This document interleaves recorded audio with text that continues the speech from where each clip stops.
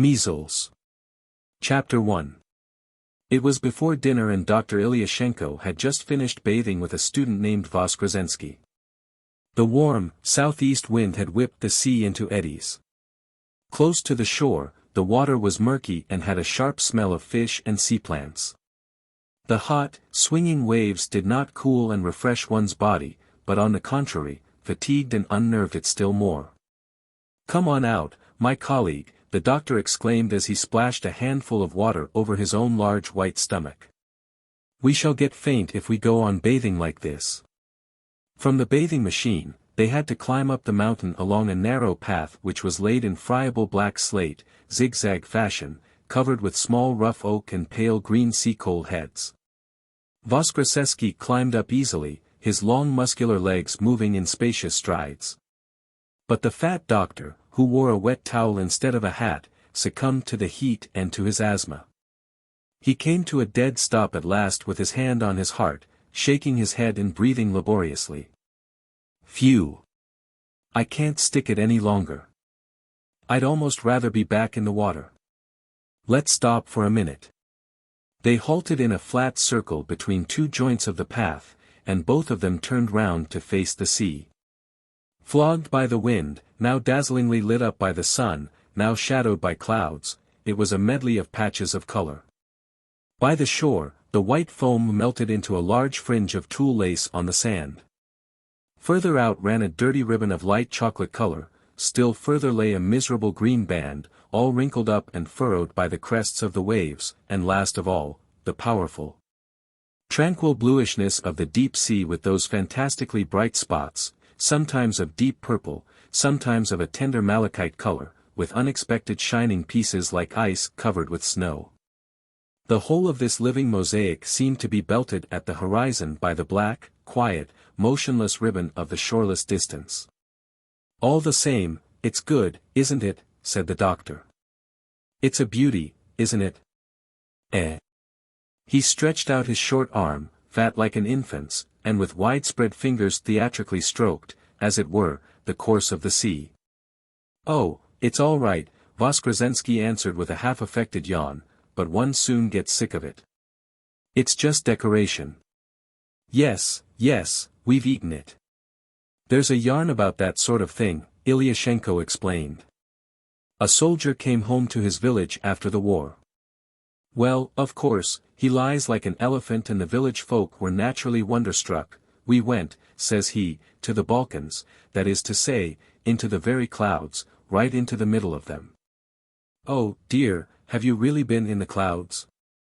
The soldier answered indifferently, "Well, what are the clouds to us? We ate them the same as jelly." Dar. Ilyashenko loved telling stories, particularly those from the life of the people and from Jewish life. Deep down in his heart, he thought that it was only through a caprice of destiny that he had not become an actor. At home he would madden his wife and children with Ostrovsky, and, when paying his patients a visit, he liked to recite Nicotine's The Driver, for which he would unfailingly rise to his feet, turn a chair round, and lean on its back with his hands turned outwards. He read in the most unnatural, internal voice, as though he were a ventriloquist, under the impression that this was how a Russian muzhik would speak. After telling the story about the soldier he immediately burst out into a free, boisterous laugh. Voskresensky forced himself to smile. "You see, doctor, the South," he began in his jaded way, as though he had difficulty in choosing his words. "I'm not fond of the South. Here everything, somehow or other, is oily, somehow. I don't know, excessive. Look at that magnolia, but forgive me for asking, is it a plant? It seems as if it had been made up out of cardboard, painted green, and varnished at the top. Then look at nature here. The sun goes up from the sea, we have the heat, in the evening it goes over the mountains and it is night at once. No birds. Nothing of our northern dawn with the smell of young grass in it, nothing of the poetry, of twilight with the beetles, the nightingales, the stamp of cattle trotting in the dust.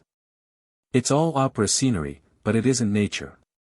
In your se, the doctor sang in a hoarse little tenor. Of course you are a Moscow town bird. And these moonlit nights, deuce take them. Voskresensky continued, as old thoughts which, up till now, he had kept to himself, stirred in him with new force. It's a perfect torment. The sea is glossy, the stones are glossy, the trees are glossy. It's a regular oleography, the stupid cicada's squall, you can't hide from the moon. It's sickening, and somehow or other you get agitated as if someone were tickling you in the nose with a straw. What a barbarian you are. Why, in that Moscow of yours they're having 25 degrees of frost, and even the policemen are almost frozen, while here the roses are in full bloom and one can bathe. And I don't like the southern people either, the student went on, following stubbornly his own thoughts. Rotten little people, lazy, sensual, with narrow foreheads, sly, dirty. They gobble up any sort of filth. Even their poetry is somehow or other oily and mawkish, in a word, I can't bear them. The doctor pulled up again, swung his arms and made round, stupefied eyes. Two, he went in a long whistle. Et2, brute. I catch in your words the spirit of our honored patron. The Russian song, the Russian shirt, eh? The Russian God, and the Russian largeness? The Jews, the Sheenies, the Poles, and the other poor devils, eh? That's enough, Ivan Nikolaevich. Stop that, Voskresensky said curtly. His face had grown suddenly pale and wrinkled as though from toothache. There is nothing to laugh at in this. You know my point of view very well. If I haven't run away from this parrot, this fool, up till now, it is only because one must eat, but it's all much more saddening than funny. It's enough that for 25 rubles a month I deny myself every day the delight of expressing what suffocates me, strangles my very throat, what lowers all my thoughts. First rate. But why get so hot about it? Oh, I'd like to tell him many things, the student exclaimed, furiously shaking his strong fist, which was whitened by the tension of the muscles. I'd like to, oh, this buffoon. Well, never mind, we're not strapped to each other for a century. Suddenly the doctor's eyes narrowed and glittered. He took hold of Voskresensky's arm and, leaning his head playfully against his shoulder, whispered, Listen, my boy, why boil up like this? What sense is there in insulting Zavalishine? It will only mean a row in a noble house, as one says, just that. You had much better combine the sweetness of vengeance with the delights of love. What about Anna Georgievna, eh? Or has that come off already? The student remained silent and tried to free his arm from the doctor's hand. But the other pressed it still more tightly and continued to whisper, his laughing eyes playing all the time. You queer fellow, you've no notion of taste. The woman is 35 years old, in full bloom, all fire, and her figure. Haven't you had enough of playing Joseph? She looks at you the way a cat looks at cream. Why be too scrupulous in your own country? Remember the aphorism, a woman with experience is like a cherry picked by a sparrow, it's all the sweeter. Ah, where is my youth? He began theatrically in a high-pitched, bleating, throaty voice. Where is my youth? Where is my thick crop of hair, my 32 teeth in my mouth, my... Voskresensky managed at last to free himself from the doctor's clutch, but he did this so roughly that they both felt awkward. Forgive me, Ivan Nikolaevich, but I simply can't listen to such meanness. It isn't bashfulness, it isn't chastity, but it merely feels dirty, and, speaking generally, I don't like it. I can't. The doctor threw up his arms mockingly and slapped his thighs. My dear fellow, you mean that you can't take a joke? Personally, I have the greatest respect for other people's convictions and, honestly, I rejoice to see among the youth of today so many who look on these matters cleanly and honestly. But why can't one joke a little without your spreading your tail like a peacock immediately? Why? Forgive me, the student said, in a muffled voice. Ah, my dear fellow, that's not why I am saying all this. The fact is, you've got into a twitching state, the whole lot of you young fellows. Look at you, a strong man with a big chest and shoulders, why, your nerves are like a schoolgirl's. By the by, look here, the doctor went on in a businesslike tone, you oughtn't to bathe quite so often, particularly in such a hot spell. Not being used to it, you know, you might bathe yourself into a serious illness. One of my patients contracted a nervous eczema through overdoses of sea bathing. They were now walking along the last open stretch of the path, which had become practically smooth. To their right, the mountain rose almost to a perpendicular, while behind them, in the distance, the boiling sea seethed endlessly. To their left, bushes of dog roses, covered with tender pink blossoms, clung to the slope. Projecting above the reddish-yellow earth and the grey corked stones that resembled the backs of recumbent animals. The student was glancing at the ground between his feet with a look of angry confusion. It has turned out so badly, he thought with a frown. Yes, somehow it has turned out stupidly. As a matter of fact, the doctor's a good sort, always attentive, patient, even-tempered. It's true that he's sometimes a bit of a clown, a chatterbox, reads nothing, uses bad language and has got slack, thanks to his easygoing practice at a health resort. But all the same, he's a good fellow and I've been brusque and rude to him. In the meanwhile, Ilyashenko was carelessly knocking off with his walking stick the little thin white flowers that smelt like bitter almonds. While he sang to himself in an undertone. In your ho, sei nu phi, rst. The sweetness of a pure and tender love. Chapter 2. They turned out onto the road. Over a high white wall, as massive as that of a fortress, rose a villa, ingeniously and stridently built after the pattern of a stylish Russian gymnasium, with seahorses and dragons on the roof. The shutters ornamented with variegated flowers and herbs, and carved doorways, with twisted little bottle-shaped colonnades on the balconies.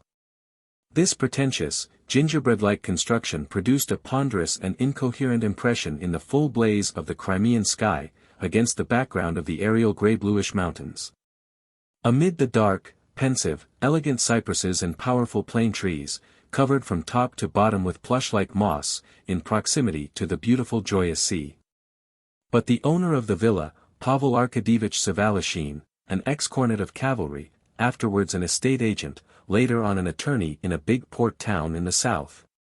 And now a well-known dealer in naphtha, a shipowner, and the president of the Stock Exchange Committee, was conscious of no incongruity. I am a Russian, and I have the right to despise all those Renaissances, Rococos, and Gothics, he would shout sometimes, striking his chest. We're not bound by what they think abroad. We've had enough of that in the past. We've bowed down to them enough. We have our own strong, original, creative power, and for a Russian gentleman like me there is only one thing to do, and that is to spit on all this foreignness. The table was already laid on the enormous lower balcony. They were waiting for Savalashin, who had just arrived from town and was changing his clothes in his bedroom. Anna Georgievna was leaning languidly back in a rocking chair, overcome with the heat. She wore a light peignoir of Moldavian stuff, gold-embroidered with large sleeves slit up underneath almost to the shoulders. She was still very handsome, with a heavy, assured, superb beauty, the beauty of a plump, well-preserved brunette of the southern type. "Good morning, doctor," she said in a deep voice, and with a slight burr. "Why didn't you guess that we wanted you yesterday? I had such a migraine." Without raising herself from the armchair, she lazily stretched out her hand to Ivan Nikolaevich, while her drooping sleeve revealed her round, full shoulder with its white vaccination mark. The small blue veins in the inner curve of the elbow, and a dark, pretty little mole slightly higher up the arm. Anna Georgievna, she insisted for some reason or other on being called Nina, instead of Anna, knew the value of her hands and liked to show them. The doctor leaned over the outstretched hand so respectfully that she had to pull it away by force. "You see what a gallant doctor we have," she said as she glanced at Voskresensky with laughing, caressing eyes. "You never kiss ladies' hands. What a bear you are. Come here, and I'll make your tie for you. You dress goodness knows how." The student came up awkwardly and, as he leaned over her, he caught through the strong aroma of her perfume the smell of her hair as the light agile fingers ran round his neck. Voskresensky was chaste in the straightforward, healthy meaning of the word. Naturally, from the time that he entered his lycée, he could not help learning everything about the most intimate relations of the sexes. But he never dreamed of doing what his comrades boasted of openly. The tranquil, healthy blood of an old church family showed itself in him. For all that, he had no sanctimonious, hypocritical anathemas for the shameless men. He would listen indifferently to what was said on the subject, and he would make no protest against those little anecdotes without which no conversation is possible in Russian intellectual society. He knew well what Anna Georgievna's constant playfulness really meant. When saying, "good morning" or "goodbye," she would keep his hand lingeringly in her soft, feminine and, at the same time, strong, fingers. Under the mask of playfulness, she liked to ruffle his hair, sometimes called him patronizingly by the diminutive of his name, and would say in front of him risky things with a double meaning. If by any chance they were looking over an album together or happened to be leaning side by side over the balcony watching a steamer out at sea, she would always press against him with her large bust, and he would feel her hot breath on his neck, while the curls of her hard hair tickled his cheek. And she roused in the student a medley of strange, mixed feelings, fear, shame, passionate desire, and disgust. When he thought about her, she seemed to him just as exaggerated and unnatural as southern nature. Her eyes seemed much too expressive and liquid, her hair much too dark, her lips unnaturally bright. The lazy, backward, unprincipled, sensual southern woman could be detected in every one of her movements, in every smile. If she came too close to him, he could even detect, through her clothes, the warmth oozing up from her large, overdeveloped body. 2 schoolboys, Voskresensky's pupils, and 3 little girls were seated at the table dangling their feet. Voskresensky glanced at them sideways as he stooped, and suddenly he felt ashamed of himself. Ashamed for them, and particularly for their mother's warm bare hands which were moving so close to his lips. Unexpectedly he drew himself up and said with a red face and a hoarse voice, "Excuse me, I'll tie it myself." Zavalashin was now on the balcony dressed in a fantastic national costume, a silk kaftan with a blue silk Russian shirt and high patent leather boots. This costume, which he always wore at home, made him resemble one of those provincial contractors who are so willing to exploit to the merchant class their large Russian nature and their clothes in the Russian style. The likeness was completed by a heavy gold chain across his stomach which tinkled with dozens of trinkets. Zavalashin came towards the group with a quick, heavy step, carrying his head high and smoothing picturesquely each side of his fluffy beard, which was turning slightly grey. As he came, the children jumped up from the table. Anna Georgievna rose slowly from her rocking chair. "Good morning, Ivan Nikolaevich."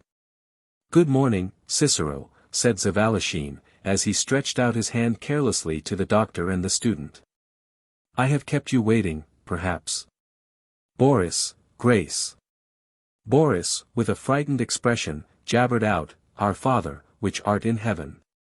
"Now, gentlemen," said Zavalashin, waving towards the table. "Doctor, some vodka." The hors d'oeuvres were laid on a small side table. The doctor approached it, walking like a buffoon, stooping a little, bowing, clicking his heels together and rubbing his hands. "A man was once offered some vodka," he began, as usual trying to be funny, and he answered, "No, thank you. Firstly, I don't drink, secondly, it's too early, and thirdly, I've had a drink already." 20th edition, observed Zavalashin. "Have some caviar." He pushed over to the doctor a large wooden bucket in which a silver fish basin of caviar was standing in ice. "How can you drink vodka in such heat?" Anna Georgievna exclaimed, with a grimace. Her husband looked at her solemnly, as he held to his lips a silver-embossed goblet. "There's no harm in vodka for a Russian man," he replied imposingly. And the doctor, having finished his glass, quacked loudly and added in the bass voice of a deacon, "This was in time, anyhow. Well, Pavel Arkadyevitch? Does Father Melody order a third one?" A man in a dress suit was serving at table. Formerly he used to wear something like a coachman's sleeveless coat. But one fine day Anna Georgievna discovered that it was improper for masters and servants to deck themselves out almost in the same costumes, and she insisted on a European dress for the footmen. On the other hand, all the dining room furniture and ornaments displayed that restless, racking style which is called Russian decadence. Instead of a table, there was a long chest, closed on every side, and as one sat in front of it was impossible to move one's feet forward. One had to keep them cramped all the time, while one's knees would be painfully knocking against the protuberances of the carved ornaments and one had to stretch to reach one's plate. The heavy, low chairs, with high backs and widespread arms, were hard and uncomfortable, like wooden stage thrones. The wooden cans for kvass, the water jugs, and the wine ewers were of such monstrous dimensions and of such absurd shapes that one had to stand up to pour out from them. And all these things were carved, burnished, and adorned with multicolored peacocks, fish, flowers, and the inevitable cock. One eats nowhere as one does in Russia, Zavalishyn began in a juicy voice, arranging his napkin in his collar with his white hairy hands. Yes, Mr. Student, I know you don't like to hear that, but unfortunately, that's how it is. Take fish, to begin with. Where in the whole world will you find another Astrakhan caviar? And the sterlets from Kama, the sturgeons, the salmon from the Dwina, the fish from Belozor? Be kind enough to tell me if you can find in France anything to match the Lataga fish or the Gachina trout. I'd just like you to find them. I beg you to do it with all my heart. Now take game, we have everything you can wish for and everything in abundance, wood hens, heath hens, duck, snipe, pheasants from the Caucasus, woodcocks. Then just think of our Cherkass meat, Rostov sucking pig, the Nizhny cucumber, the Moscow milk calf. In a word, we've got everything. Sergey, give me some more Botvinia soup. Pavel Arkadyevich ate a great deal in an unpleasant and gluttonly way. He must have had hungry days in his youth, thought the student, looking at him sideways. Sometimes, in the middle of a sentence, Zavalishyn would put too large a morsel into his mouth and then there would be a long torturing pause, during which he would chew with objectionable haste while he looked at his interlocutor with his eyes starting out of his head, grunting, moving his eyebrows and impatiently shaking his head and even his whole body. During such pauses, Voskresensky would lower his eyes so as to conceal his antipathy. Wine, doctor. Zavalishyn offered it with careless politeness. Let me recommend this little white label. It's Orianda 93. Your glass, Demosthenes. I don't drink, Pavel Arkadyevich. You'll excuse me. This is astonishing. A young man who doesn't drink and doesn't smoke. It's a bad sign. Zavalishyn suddenly raised his voice severely. A bad sign. I'm always suspicious of a young fellow who neither drinks nor smokes. He's either a miser or a gambler or a loose liver. Pardon, I'm not referring to you, Mr. Empedocles. Another glass, doctor. This is Orianda, really not half a bad sort of little wine. One asks oneself why one should get from the sausage merchants different Moselle wines and other kinds of sourness, when they make such delicious wine right at home in our own mother Russia. What do you think, Professor? He addressed the student in his provoking way. Voskresensky gave a forced smile. Everyone to his own taste. De gustibus? I know. I've had a little learning, too, in my time. Besides, somewhere or other, it doesn't matter where or how, the great Dostoevsky has expressed the same idea. Wine, of course, is nothing in itself, mere Kinderspiel, but the principle is important. The principle is important, I tell you, he suddenly shouted. If I am a true Russian, then everything round me must be Russian. And I want to spit on the Germans and the French. And on the Jews too. Isn't it so, doctor? Am I not speaking the truth? Yes. In fact, the principle, that is, of course, yes, Ilyashenko said vaguely in his bass voice and with a gesture of doubt. I'm proud of being a Russian, Zavalishyn went on with heat. Oh, I see perfectly that my convictions seem merely funny to you, Mr. Student, and, so to speak, barbarous. But what about it? Take me as I am. I speak my thoughts and opinions straight out, because I'm a straight man, a real Russian, who is accustomed to speaking his mind. Yes, I say, straight out to everyone, we've had enough of standing on our hind legs before Europe. Let her be afraid of us, not we of her. Let them feel that the last decisive powerful word is for the great, glorious, healthy Russian people and not for those cockroaches' remains.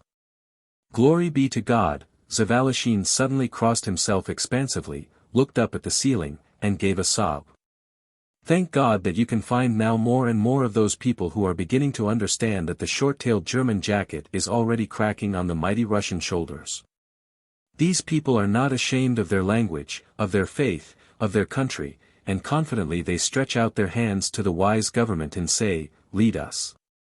"Paul, you're getting excited," Anna Georgievna remarked lazily. "I'm not getting in the least excited," her husband snarled angrily.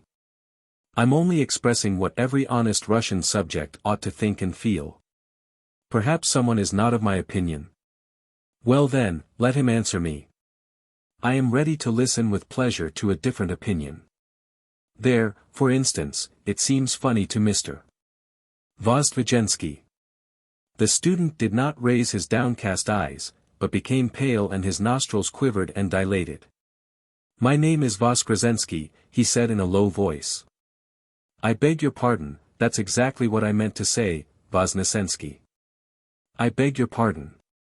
Well, I just ask you this, instead of making wry faces, hadn't you better break down my arguments, show me my error, prove that I'm not right? I say this one thing, we're spitting into our own soup. They're selling our holy, mighty, adored country to any sort of foreign riffraff. Who manage our naphtha? The Sheenies, the Armenians, the Americans.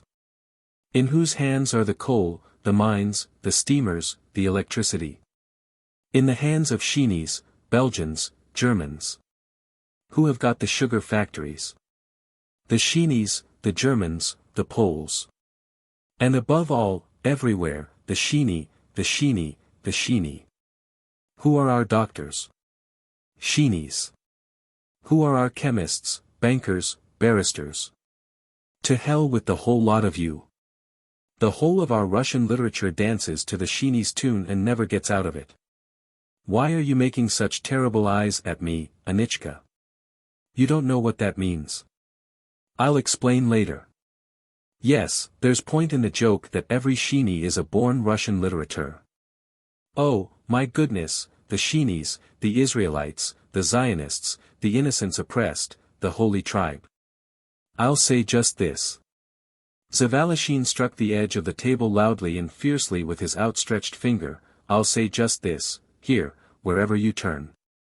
You're confronted with the mug of some noble affronted nation. Liberty, language, national rights. And we go into ecstasies under their noses. Oh, poor cultured Finland. Oh, unhappy enslaved Poland. Ah, the great tormented Jewish race. Beat us, my pigeons, despise us, trample us under your feet, sit on our backs and drive.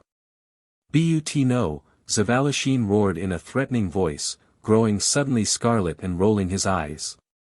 No, he repeated, striking himself on the chest with all his force. This scandal is going to end. Up till now, the Russian people has been only scratching himself, half asleep. But tomorrow, with God's blessing, he will awake. And then he will shake off from himself the mischievous radical intellectuals as a dog would a flea, and will squeeze so tightly in his mighty palm all these innocents oppressed.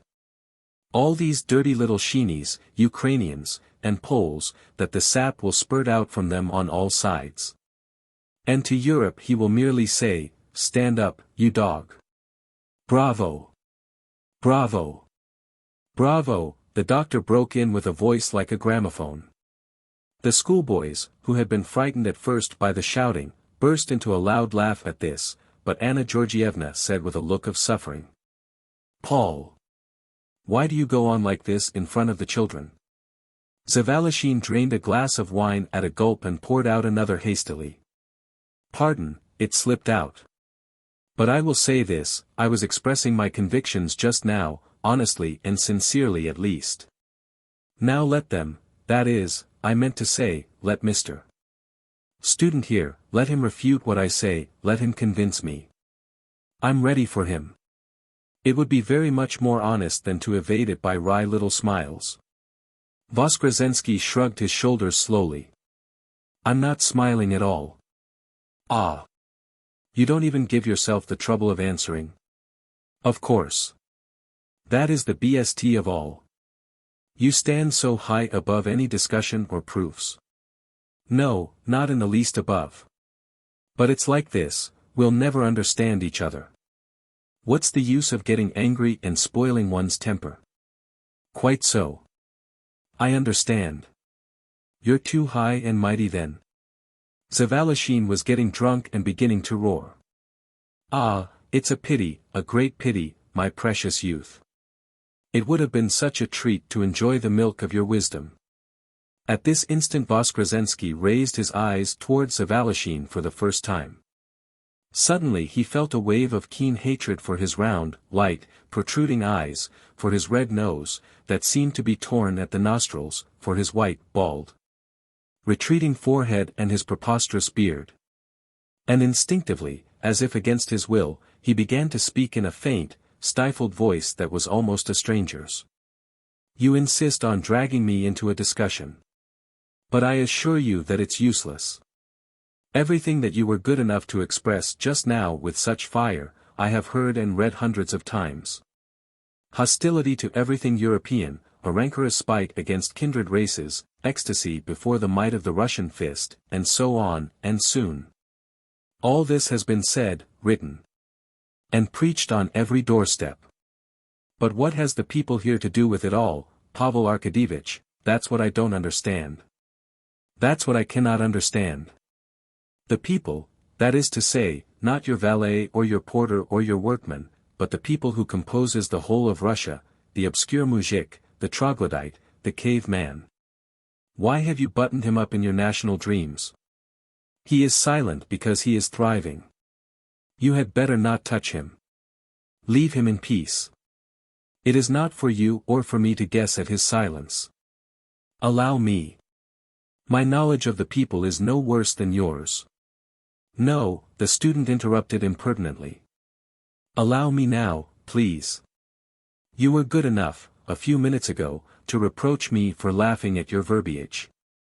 Well, I will tell you now that there is nothing funny in it, just as there is nothing terrible. Your ideal, the Al Russian Fist squeezing the sap out of all the little peoples, is dangerous to no one, but is merely repulsive, like every symbol of violence. You're not a malady, not an ulcer, you are simply an inevitable, annoying rash, a kind of measles. But your comedy of the large Russian nature, all these symbols of yours, your Russian kaftan, your patriotic tears, yes, all this is really funny. Ah, excellent. Go on, young man, in the same spirit, Zavalishine said caustically with a grimace on his lips. It's a delicious system of polemics, isn't it? Doctor? For his part Voskresensky felt in his heart that he was speaking loosely, clumsily, and confusedly, but he could not stop now. In his brain there was the sensation of a strange, cold void. His feet had become slack and heavy and his heart seemed to have fallen somewhere deep down and to be quivering there and breaking from too frequent strokes. What does the system matter? To the devil with it, he exclaimed, and this exclamation flew out unexpectedly in such a full, strong sound that he suddenly experienced a fierce and joyous pleasure. I have been too silent during these 2 months to pick and choose a system. Yes. One is ashamed and pitiful and amused in turn at your comedy, Pavel Arkadyevitch. You know the strolling minstrels who sing in the recreation gardens in summer.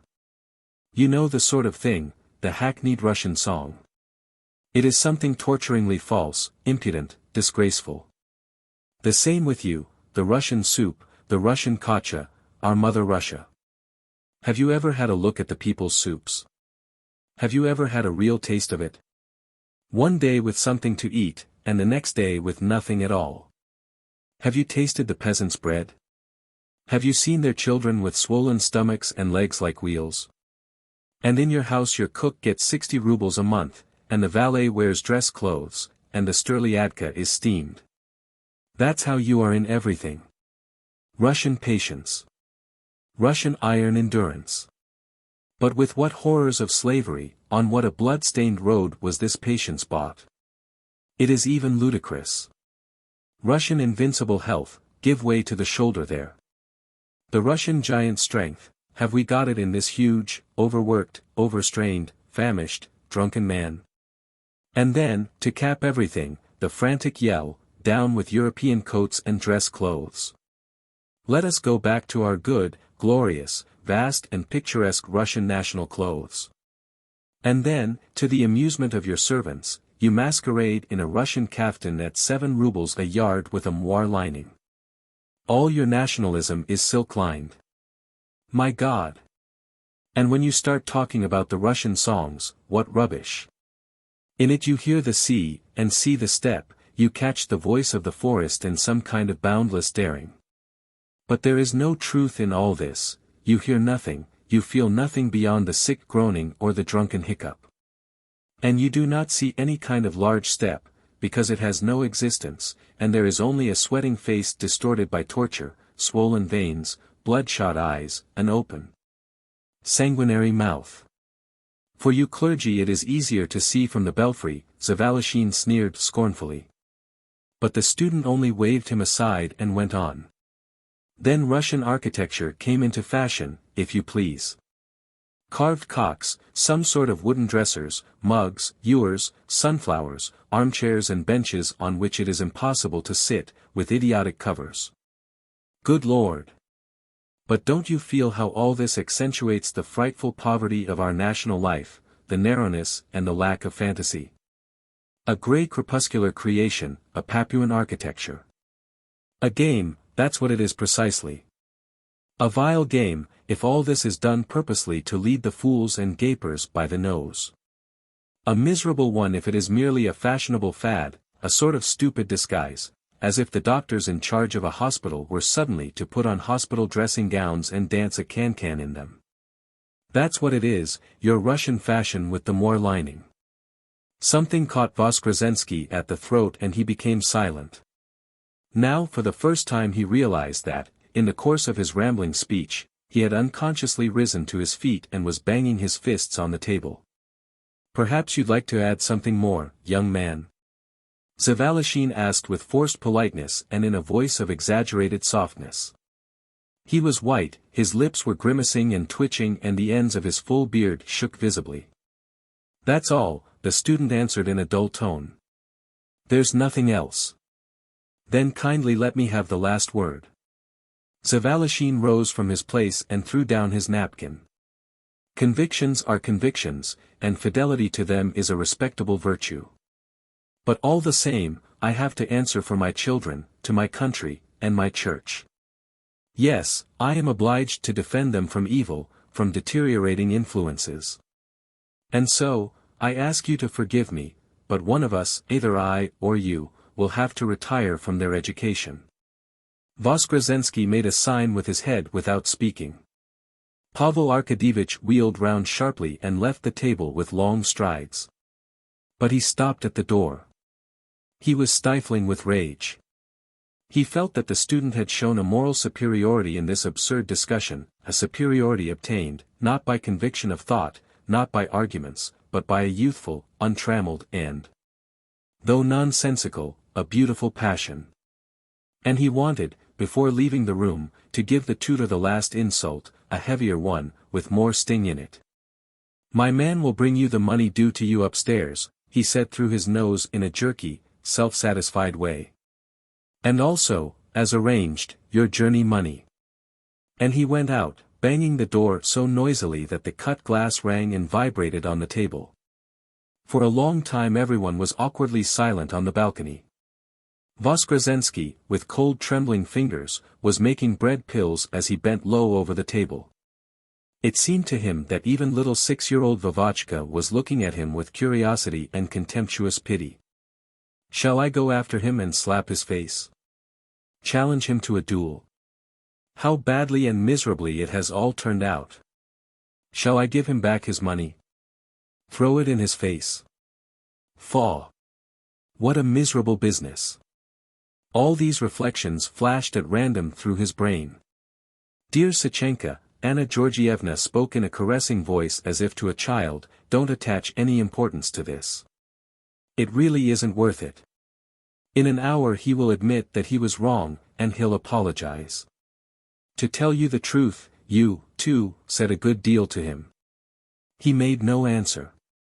He wanted, more than anything in the world, to get up at once and go somewhere far away, to hide in some dark, cool corner, but a complex, torturing indecision chained him to his place. The doctor began to speak about something or other too loudly and in an unnatural, detached tone. That's because he's ashamed on my account, Voskresensky thought to himself, and he listened, scarcely understanding the words. One of my acquaintances who knows Arabic very well used to compare Arabian sayings with our Russian ones. There are some most curious parallels. For instance, the Arabs say, honesty is a diamond, which makes a pauper the Sultan's equal. And in Russian it comes out, what about honesty if there's nothing to eat? The same about hospitality. The Arabian proverb says. Voskresensky rose suddenly. Without looking at anyone, his eyes downcast, he went awkwardly round the table and rushed across the balcony to the flower garden, where there was a sweet and heavy scent of roses. Behind him, he could hear Anna Georgievna's troubled voice. Sachenka, Alexander Petrovich, where are you going? We're having dessert at once. Chapter 3. In his room upstairs, Voskresensky changed his clothes, pulled out from under the bed his old reddish box plastered all over with labels, and began to pack. Into it he flung furiously books and lectures, squeezed in his linen, crumpled anyhow in his precipitation, and furiously tightened the ropes and straps. As his physical force, whipped up by the recent explosion of still unsatisfied anger, was spending itself, he became slightly cooler and calmer. His packing finished, he drew himself up and looked round. All of a sudden he regretted leaving his room, as if in it he were leaving a part of himself. As soon as he woke up in the morning, he had only to raise his head from the pillow to see right in front of him the dark blue stripe of the sea just level with the windows. The light, pink, transparent blind would be gently trembling from the breeze and the whole room would be so full of morning light, so impregnated by a strong and invigorating sea air, that in the early days, on waking up, the student used often to laugh aloud from some inner unconscious joy of life. Voskresensky went on to the balcony. Far out in front, a long narrow cape, rounded at the end, jutted out into the sea. This rounded part was called the battery, and behind it, circling it sharply, a small steamer was heading out to sea. Its panting snorts, like the heavy breathing of a dog, could be heard distinctly. Under the white awning, dark human figures were distinguishable. The steam launch rocked a little, but boldly clambered up each wave and rolled over it, tucking its nose gallantly into the next, while the severed water washed over its deck. And still further out, as if midway between the shore and the horizon, the black, powerful mass of a huge steamer, with funnels bent behind, was moving with perfect balance noiselessly and evenly. And there came to Voskresensky in that moment, as through a tiny little cloud of invading sorrow, that delightful, audacious longing which he always experienced when thinking of long journeys. New impressions, new faces, all the limitless stretch of the young untasted life that lay before him. Tomorrow, I, too, shall find myself on board ship with others. I'll make fresh acquaintances, look at new shores, at the sea, he thought to himself. It's good. Sachenka, where are you? Come here. It was Anna Georgievna's voice. He returned quickly to his room, buttoning on the way the collar of his Russian shirt, and arranging his hair. A formless, vague fright, a sort of dark, enervating presentiment stirred for an instant in his soul. I'm tired, Anna Georgievna was saying, slightly out of breath. How nice it is in here, so cool. She sat down on the ledge of the window. Against the background of the dazzling whitish-blue sky and the deep blue of the sea beneath, the short, full figure, in its white peignoir, outlined itself with a soft and elegant precision.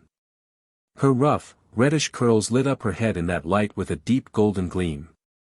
"Well, what is it, my angry sparrow?" she asked, with tender familiarity.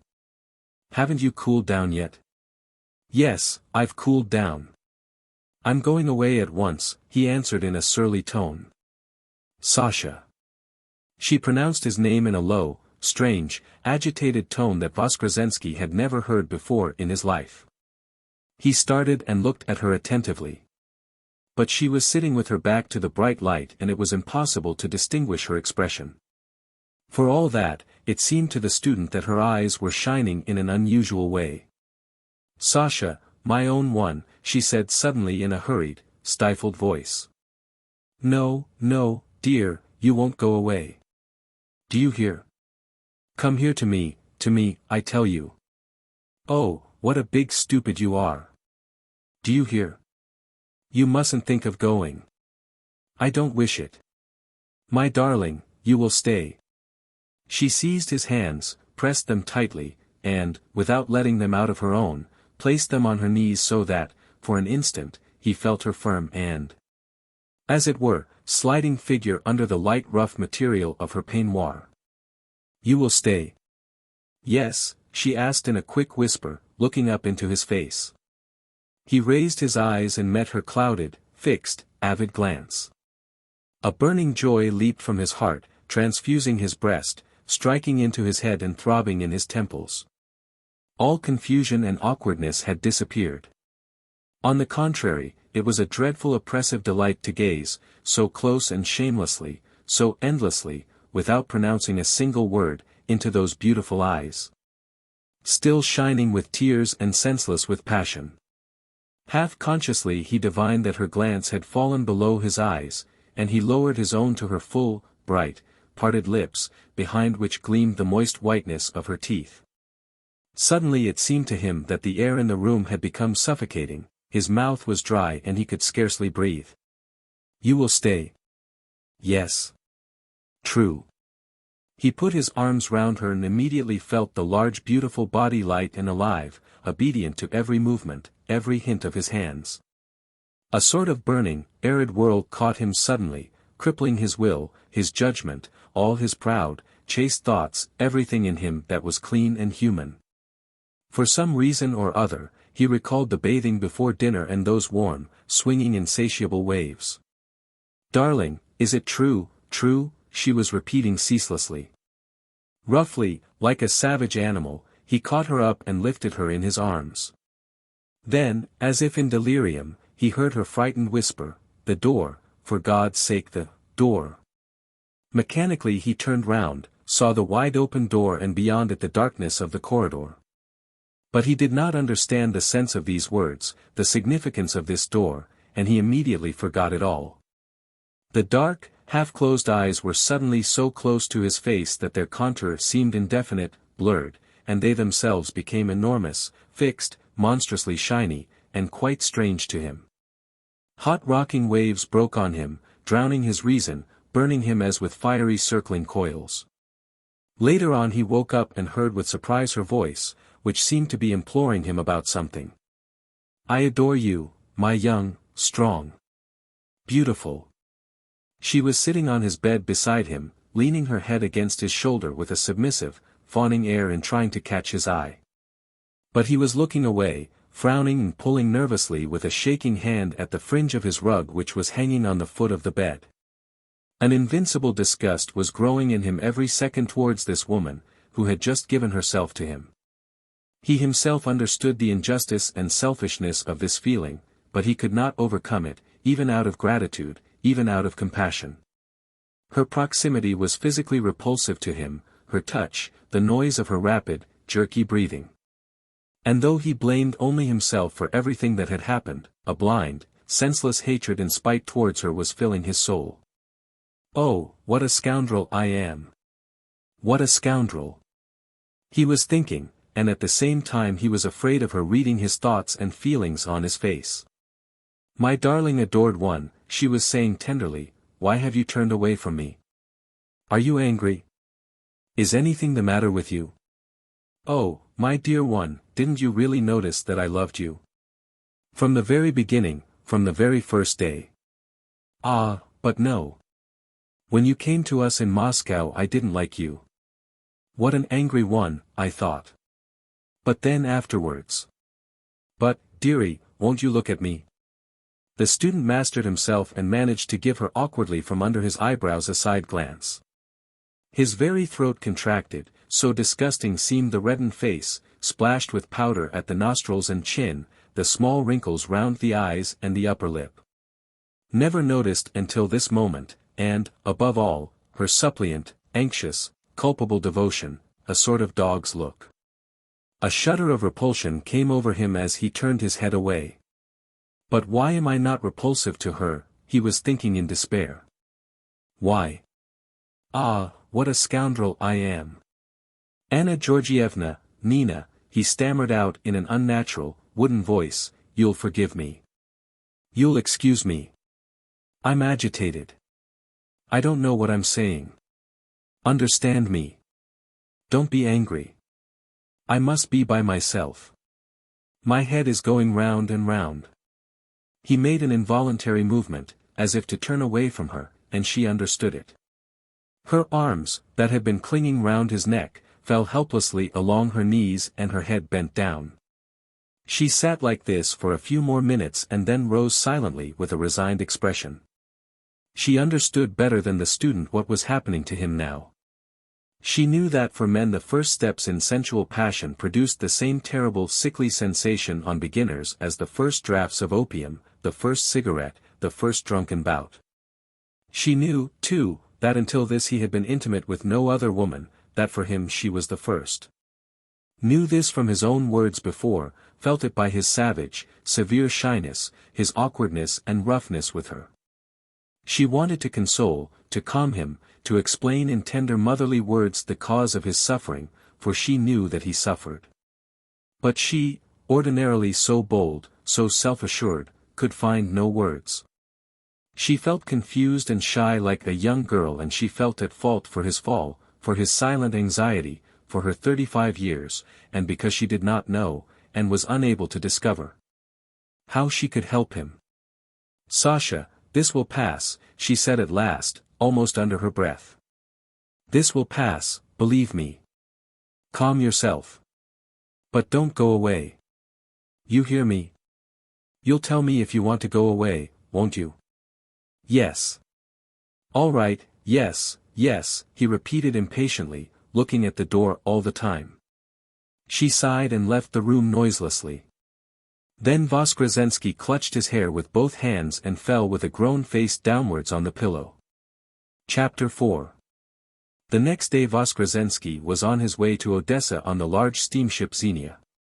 Disgracefully and weakly he had run away from the Zavalishins, unable to bear his cruel remorse, unable to force himself to meet Anna Georgievna again face to face. After lying on his bed until dusk, he had put his things together as soon as it was dark, and then noiselessly, stealthily, like a thief, he had stolen through the back entrance into the vineyard. And from there had clambered out into the road. And all the time, on his way to the post station, when driving in the diligence that was packed with silent Turks and Tartars, all through the night at the Yalta Hotel, his shame, his merciless disgust for himself, for Anna Georgievna, for everything that had happened the day before, and for his own boyish flight, never left him for a single second. It has all turned out as if it were a quarrel, as if it were out of revenge. "I have stolen something from the Zavalishins and have run away from them," he thought, angrily grinding his teeth. It was a hot windless day. The sea lay quiet, caressing, of a pale emerald round the shore, light blue further out and touched only here and there by lazy little wrinkles of purple. Beneath the steamer, it was bright green, bottomless, light and transparent as air. Side by side with the steamer raced a flight of dolphins. From above, one could see perfectly how in the depths the powerful winding movements of their bodies cut through the thin water, and how, at intervals, one after the other, in quick dark semicircles, they leaped to the surface. The shore receded slowly. Gradually the steep hills showed themselves and then became lost to view, palaces, vineyards, squat Tartar villages, white-walled villas, drowned in wavy green, and, in the background, the pale blue mountains, covered with black patches of forest, and over them the fine airy contours of the peaks. The passengers were trooping to the taffrail that faced the shore, calling out the names of the places and the names of the owners.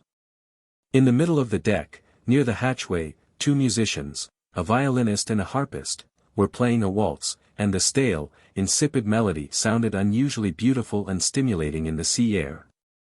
Voskresensky searched impatiently for the villa that looked like a gymnasium.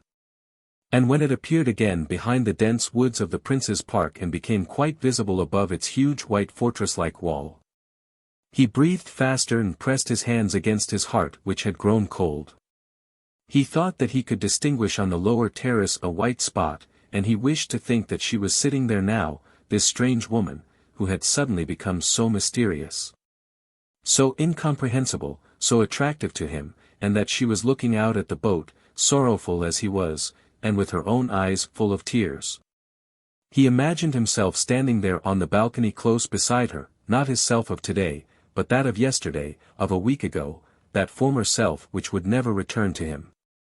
And he was sorry, unbearably, achingly sorry for that phase of life which had gone from him forever and would never return, would never repeat itself. With an unusual distinctness, his eyes veiled in a rainbow-like mist of tears, Anna Georgievna's face rose in front of him, no longer victorious or self-assured, but with a gentle, suppliant expression, self-accusing. And she seemed to him now small, hurt, weak, and close to him, as though grafted on to his heart forever. And with these delicate, sad, compassionate sensations there was blended imperceptibly, like the aroma of a fine wine, the memory of her warm naked arms, her voice trembling with sensual passion, her beautiful eyes glancing down to his lips, hiding itself behind the trees and villas, then showing itself again for a moment. The gymnasium receded further and further and then suddenly disappeared. Pressing his cheek against the taffrail, Voskresensky looked for a long time in that direction. All this, indeed, had passed like a shadow. He recalled the bitter verse of Solomon, and he cried. But these tears, the tears of youth, clear and light, and this sorrow, were blessed. Below deck, in the saloon, the lunch bell sounded. A chattering, noisy student, whose acquaintance Voskresensky had made in the port, came up behind him, tapped him on the shoulder and shouted out gaily. "I've been looking for you, my friend. You have provisions, haven't you? Let's have a glass of vodka." The Jewess. "We've passed it, a child's feeble voice rang pitifully. "Right," shouted an angry bass behind. "To the right, right, gaily and swiftly sounded a chorus in front. Someone ground his teeth, someone whistled piercingly. A band of dogs broke into a thin bark, at once angry and joyful. "Oh oh oh!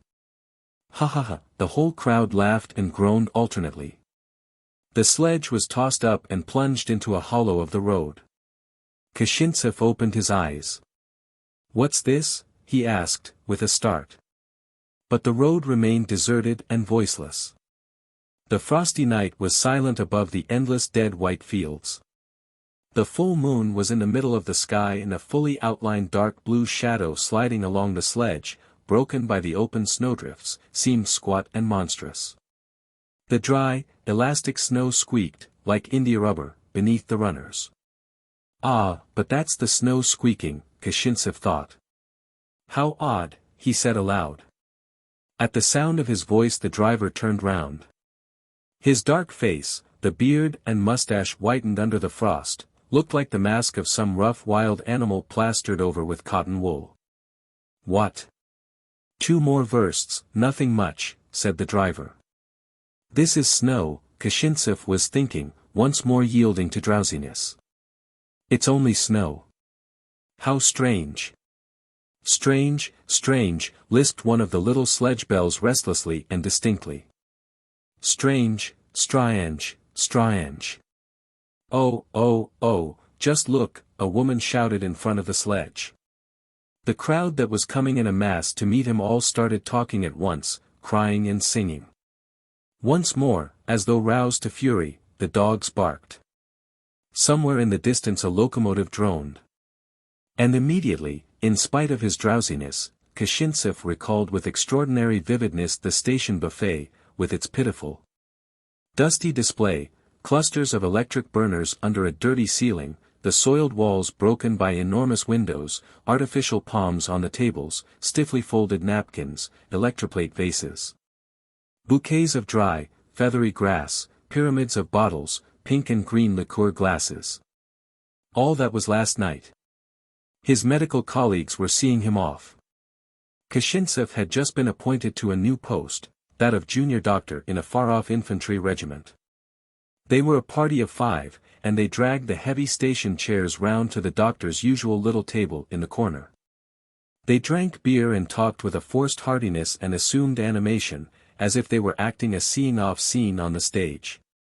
The handsome and self-assured Rule, his eyes flashing in an exaggerated way, glancing round for applause and talking so that strangers could hear him, said in his familiar, affected voice, "That's it, old man.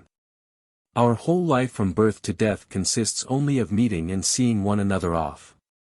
You can write this down as a souvenir in your notebook, Evening Aphorisms and Maxims of Dr. von Rule." He had scarcely finished speaking when the fat railway official, with the face of an angry bulldog, showed himself at the door, shaking his bell and shouting in a sing-song voice. With abrupt stops and chokes. First bell. Kiev, Chmarinka, Odessa. The train is on the second platform. And now, squatting uncomfortably on the low scat of the tugging sledge, Kashintsev laughed aloud from pleasure, so very bright and clear were these recollections. But immediately the tiring, relentless impression of the endlessness of this dreary road returned to him. From the moment when, in the morning, he had alighted at the small railway station to get into this post sledge, only 6 or 7 hours had elapsed. But he seemed to have been driving like this for whole weeks, or months. He seemed to have had time to change, to grow older, duller and more indifferent to everything since the day before. Somewhere on the way he had met a beggar, drunk and in rags, with a broken nose and a shoulder naked to the frost. Somewhere he had seen a long thin horse with an arched neck and a chocolate-colored, thick velvety coat plunging and refusing to be harnessed. Someone, it seemed, had said pleasantly a long, long time ago, "The road is good today, your honor, you'll be there before you have time to look round." Kashintsev at that moment had been contemplating the snow plain which was reddened by the evening sunset. But now all this was muddled and had receded into a kind of troubled, unreal distance, so that it was impossible to remember where, when, and in what order it had all happened. From time to time a light sleep would close his eyes, and then to his befogged senses there would become audible strange shrieks, grindings, barks, shouts, laughs, and mumblings. But he would open his eyes and the fantastic sounds would transform themselves into the simple squeaks of the sledge runners and the tinkling of the sledge bells. While to right and left the sleeping white fields extended, now as always, and in front of him protruded the black bent back of the driver. And still the horses' haunches moved regularly as they swished to right and left their knotted tails. "Where shall I take you, your honor, to the post office or to the shelter?" the driver asked. Kashintsev raised his head. He was driving now along a straight street in a village. The beaten-down road in front gleamed in the moonlight like burnished blue steel. On both sides of the road dark, piteous little houses, overladen by their heavy snow hats, peeped out of the deep white drifts. The village seemed to have died out of existence. Not a dog barked, there were no lights in the windows, no one could be seen on the road. There was something terrible and sad in this numbness of human habitations that, lost in the deep snow, appear to nestle fearfully against each other. "Where's that, the shelter?"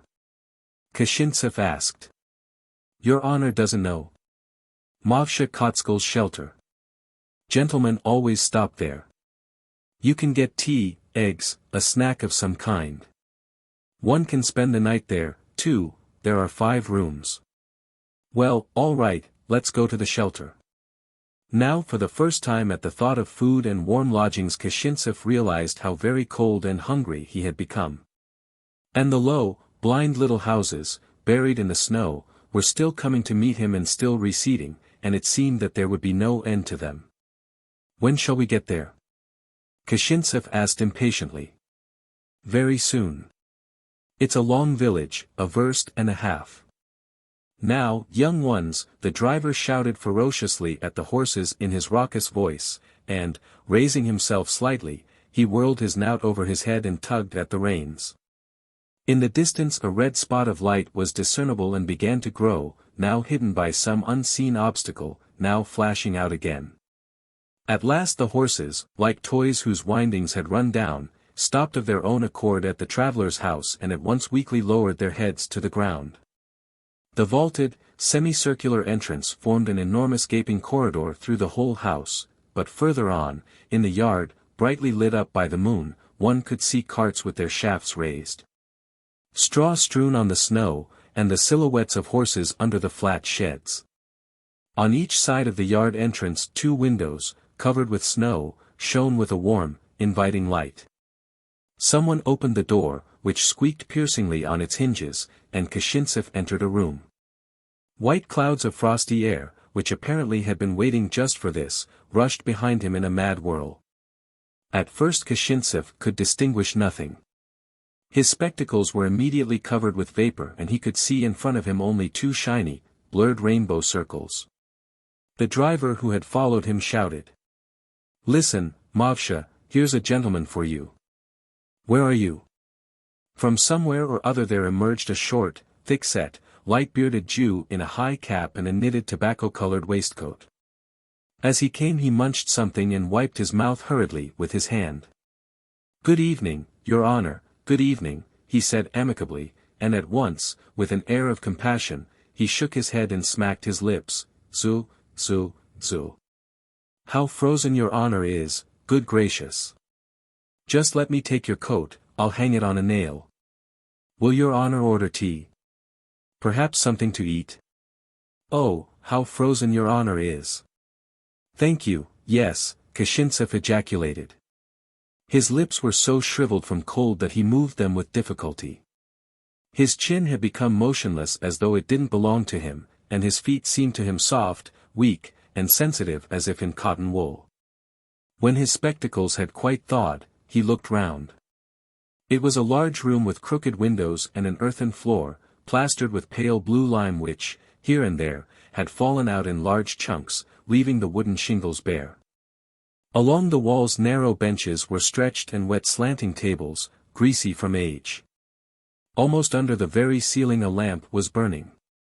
The smaller back part of the room was partitioned off by a many-colored chintz curtain, from which there emanated the odor of dirty beds, children's clothes, and some sort of acrid food. In front of the curtain a wooden counter extended. At one of the tables opposite Kashintsev sat a peasant in a brown Ukrainian overcoat and a sheepskin cap, his untidy head leaning on his sprawling elbows. He was drunk with a heavy, helpless drunkenness, and he rolled his head on the table, hiccuping and blubbering out something incomprehensible in a hoarse, soaked, bubbling voice. "What are you going to give me to eat?" Kashintsev asked. "I feel very hungry." Kotzkel hunched his shoulders up, spread his hands apart, winked with his left eye, and remained in this position for several seconds. "What am I going to give His Honor to eat?" he repeated, with a sly penetrating air. "And what does His Honor want?" "One can get everything. One can put the samovar on, one can cook eggs, one can get milk. Well, you understand yourself, Your Honor, what is to be got in such a scabby village. One can cook a chicken, but that will take a very long time. Give me eggs and milk." "And what else?" "What else?" Kotzkel seemed surprised. "I could offer Your Honor a stuffed Jewish fish. But perhaps Your Honor doesn't like Jewish cooking? You know, an ordinary Jewish fish which my wife prepares on the Sabbath. Give me fish, too. And a liqueur glass of vodka, please." The Jew closed both his eyes, shook his head, and smacked his lips with an air of consternation. "No vodka," he whispered. "You know yourself how strict they are nowadays. Are you going far, Your Honor?" "To Guillotine." "May I ask if Your Honor is in the police service?" "No, I'm a doctor, an army doctor." "Ah, His Honor is a doctor. That's very nice. On my conscience, I'm very sorry that I can't got you any vodka." "Still. Etlia," he shouted, moving away from the table, "Etlia." He disappeared behind the curtain and spoke rapidly in Yiddish as though he were angry. After this he kept on appearing and disappearing, and apparently bustled about a great deal. By this time the peasant who was sprawling at the table, raised his head and, with his wet mouth wide open and his eyes glassy, began to sing hoarsely, with a snapping gurgling in his throat. Kotsko rushed up to him and shook him, by the shoulder. "Trokim, listen, Trokim. I have asked you again and again not to yell like this. His Honor there is getting angry. Well, you've had a drink and all is well. God give you happiness, and just you go quietly home, Trokim." "Sheenies," the peasant suddenly howled in a terrible voice, and he banged his fist on the table with all his might. "Sheenies, you devil's spawn. I'll kill." He fell heavily face forward on the table, still jabbering. Kotsko, with a pale face, sprang away from the table. His lips grimaced in a scornful but at the same time troubled and helpless smile. "You see, Your Honor, what my bread's like," he said bitterly, addressing Kashintsev. "Tell me what I can do with a fellow like that. What can I do?" "Etlia," he shouted in the direction of the curtain. "When are you going to serve His Honor?" Once more he dived into the curtained part of the room and immediately returned with a dish on which lay a fish, cut in thin slices and covered with a dark sauce.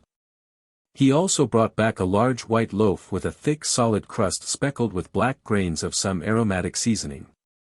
"Your Honor," Kotsko said mysteriously, "my wife in there has found some vodka. Taste it, it's a good fruit vodka. We drink it at our Easter and it's called Easter vodka. There." He drew from his waistcoat a tiny narrow-necked decanter and a liqueur glass which he placed in front of Kashintsev. The vodka was of a yellowish color and had a slight smell of cognac, but when the doctor had swallowed a glass it seemed to him that all his mouth and throat had been filled with some burning, scented gas. He felt at once in his stomach a sensation of cold, and then of a gentle warmth, and he was seized with a terrific appetite. The fish proved to be extremely good and so spiced that it made his tongue smart. How do they prepare it?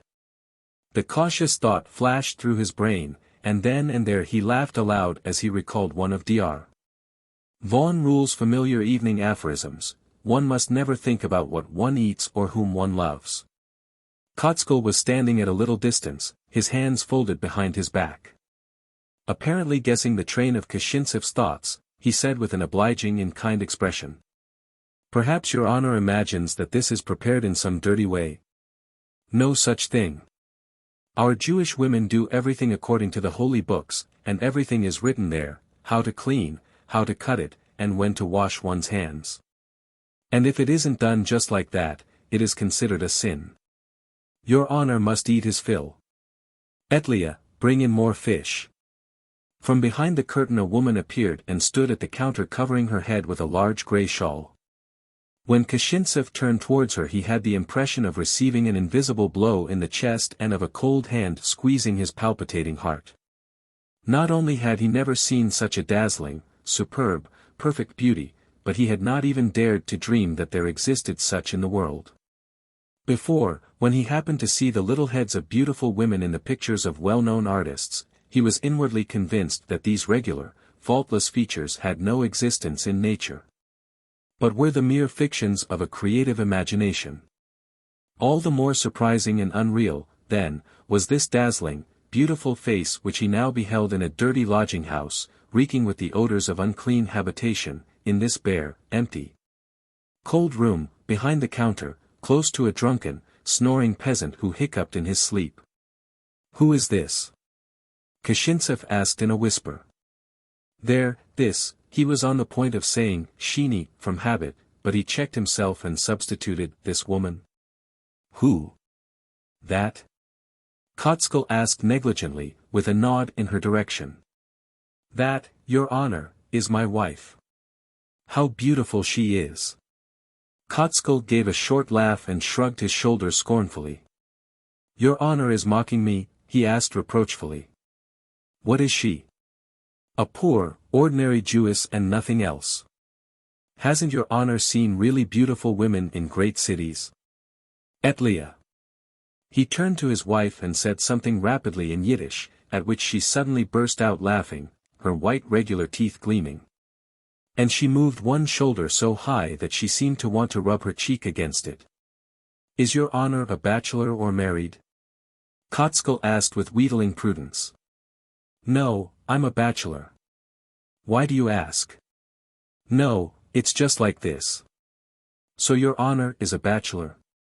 And how is it, Your Honor, that a solid, learned man like you wouldn't marry? Oh, that's a long story. For many reasons. Still, I don't think it's too late even now, I'm not so old, am I? Kotskal suddenly moved up close to the doctor, glanced round the room with a frightened air, and said, lowering his voice mysteriously.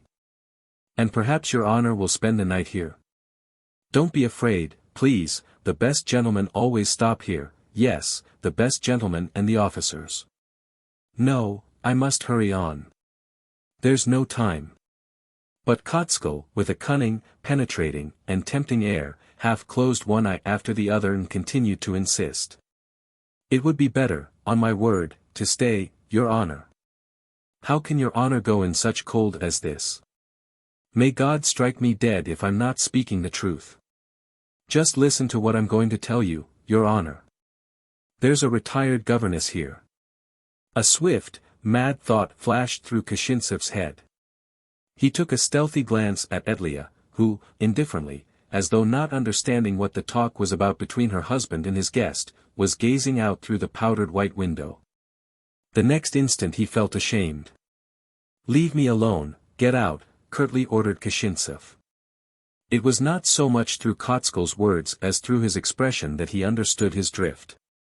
But he could not get angry as probably he would have considered it his duty to get angry under other circumstances. The warmth of the room, after a long cold journey, had made his body soft and tender. His head was swimming quietly and gently from the vodka, his face was burning pleasantly. He was inclined to sit still without moving, he experienced a languid sensation of satiety, warmth, and a slight drunkenness. He refused to think of the fact that in a few minutes he must again enter the sledge and continue his dull, endless, frosty route. And in this curious, happy, light-headed condition it gave him an inexpressible pleasure, from time to time, as if by chance, as if deceiving himself. To rest his eyes on the beautiful face of the Jewess and think about her, not merely vaguely but in formulated words, as though he were talking with some invisible person. Can one describe this face to anyone? He asked himself. Can one transmit in ordinary, pale, everyday language those amazing features, those tender, bright colors? Now she is almost facing me. How pure, how astoundingly delicate is the line that goes from the temple to the ear and then downward to the chin, marking the contour of the cheek. The forehead is low, with fine, downy hair on each side. How charming, and feminine, and effective this is. The dark eyes are enormous, so black and enormous that they appear made up, and in them, close to the pupils, living, transparent, golden dots shine like spots of light in a yellow topaz. The eyes are surrounded by a dark, scarcely defined shadow, and it is impossible to trace this dark shadow, which gives the glance such a lazy and passionate expression, into the tawny, deep color of the cheeks. The lips are red and full, and, though they are closed just now, they have the appearance of being open, of offering themselves. On the slightly shaded upper lip there is a pretty mole just at the corner of the mouth. What a straight, noble nose and what fine, proud nostrils. My dear, beautiful one. Kashintsev kept repeating to himself, and so overcome was he that he wanted to cry from the ecstasy and tenderness which had seized hold of him, compressing his chest and tickling his eyes. Above the bright, tawny color of the cheeks brown stripes of dried dirt were visible, but to Kashintsev it seemed that no kind of negligence could disfigure this triumphant, blossoming beauty. He also noticed, when she came out from behind the counter, that the hem of her short, pink chintz skirt was wet and dirty, flapping heavily at every step. On her feet were enormous worn-out boots, with flaps sticking out at each side. He noticed that sometimes, when talking to her husband, she quickly pulled the tip of her nose with 2 fingers, making, as she did so, a snorting noise, and then, just as quickly, passed her index finger under her nose. For all that, nothing vulgar, or funny, or pitiful could spoil her beauty. What does happiness consist of? Kashintsev asked himself, and answered immediately, the unique happiness is to possess a woman like this, to know that this divine beauty is yours. It's a trivial, army word, to possess, but what compared to this is all the rest of life, a career, ambition, philosophy, celebrity, convictions, social questions. In a year or 2, or 3, perhaps, I shall marry. My wife will be from a noble family, a lean girl with light eyebrows and curls on her forehead, educated and hysterical, with narrow hips and a cold, bluish figure, pimpled all over like a plucked hen. She will play the piano, talk on current questions, and suffer from feminine maladies, and both of us, mere male and female, will feel towards each other indifference if not disgust. And perhaps the whole goal, the whole purpose, the whole joy of my life, consists, by any means, true or untrue, in taking possession of a woman like this, stealing her, taking her away. Seducing her, what does it matter? Even if she is dirty, ignorant, undeveloped, greedy, God in heaven. What trifles these are compared with her miraculous beauty. Kotskal approached Kashintsev once more, thrust his hands into his trouser pockets and sighed. Do you happen to have read the papers? He asked with hesitating politeness. Is there anything new about the war? Everything is just the same. We retreat, we are being beaten. However, I haven't read the papers today, Kashintsev answered. Your honor hasn't read them. What a pity. We here, you know, live in the steppes and learn nothing of what is going on in the world. They've been writing, too, about the Zionists. Has your honor heard that there has been a congress of them in Paris? Certainly, of course. Kashintsev looked at him more closely. Under his external cunning one detected something starved and puny which spoke of poverty, humiliation, and bad food. His long neck, above his worsted scarf, was thin and of a dirty yellow color. On it 2 long strained veins, with an indentation between them, stuck out on each side of his throat. What is your ordinary occupation here? Kashintsev asked, seized with a sense of guilty pity. We yell. Kotskal shrugged his shoulders hopelessly and scornfully. What can a poor Jew do within the pale? We scratch a living somehow or other. We buy and sell when there's a market. We fight each other for the last little morsel of bread. What can one say? Is anyone interested in knowing how we suffer here? He waved his hand wearily and withdrew behind the curtain, while Kashintsev resumed once more his interrupted thoughts.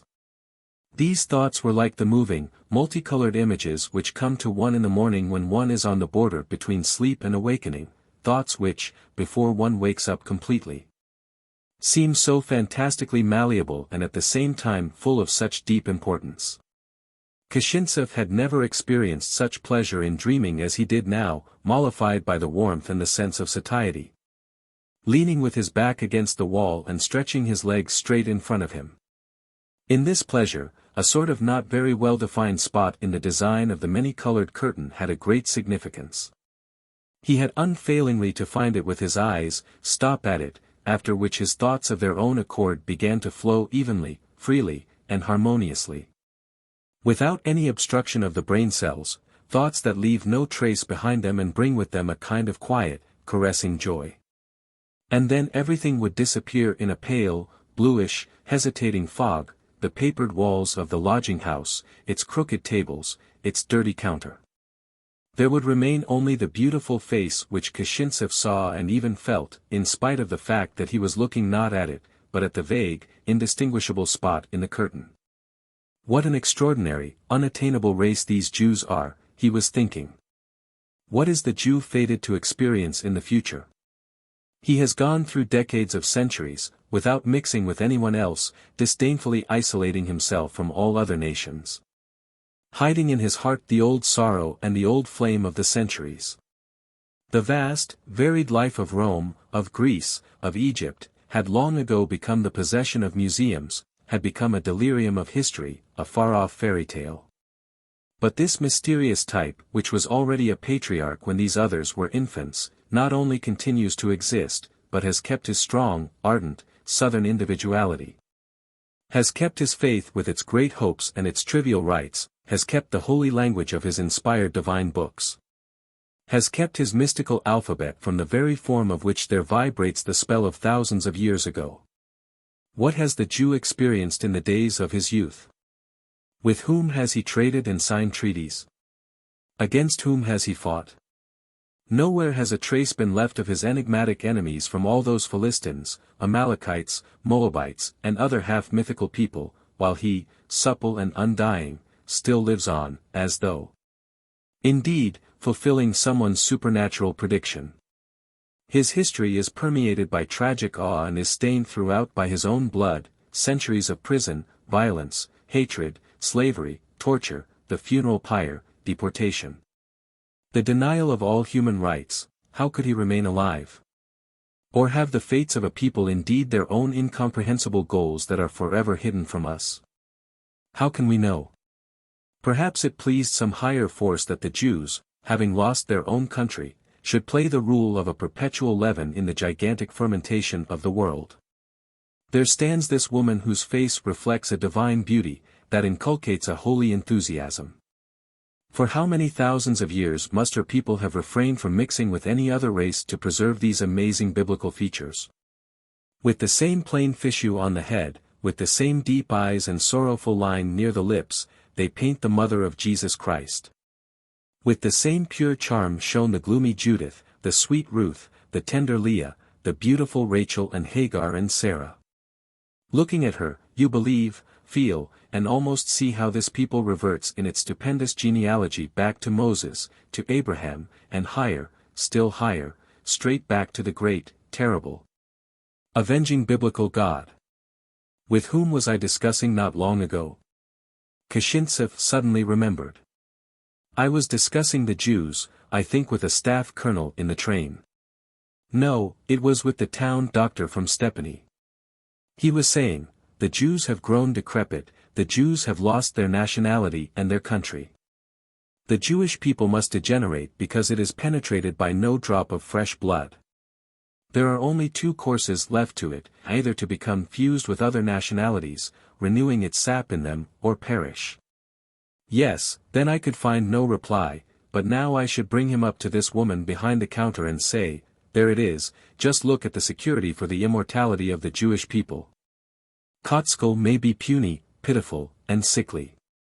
I admit that the eternal struggle for life has stamped upon his face the cruel traces of cheating, cowardice, and distrust.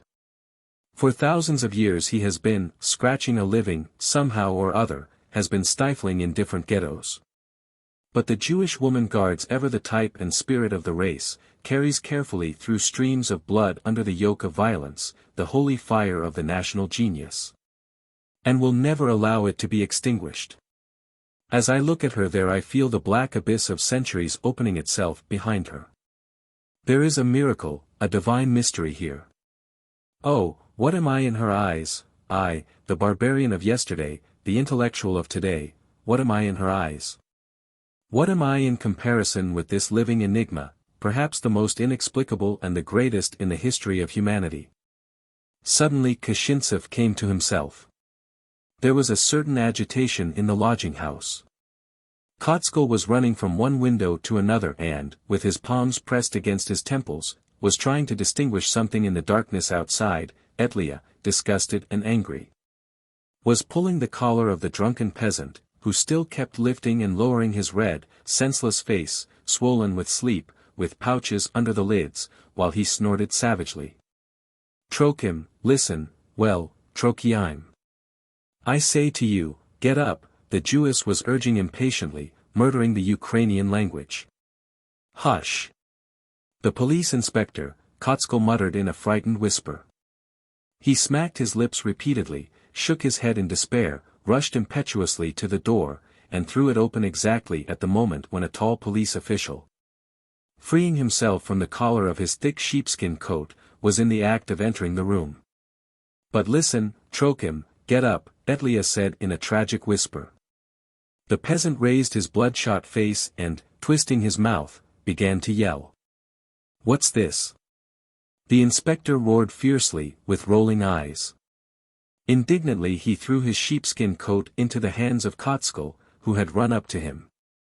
Then, puffing his chest out like a wheel, he strutted a few steps forward with the magnificent air of an opera colonel. The peasant got up, staggering and flopping against the table with his hands, his body, and his feet. Something like conscious fear flashed into his bluish, swollen face. Your high honor, he muttered, shambling helplessly where he stood.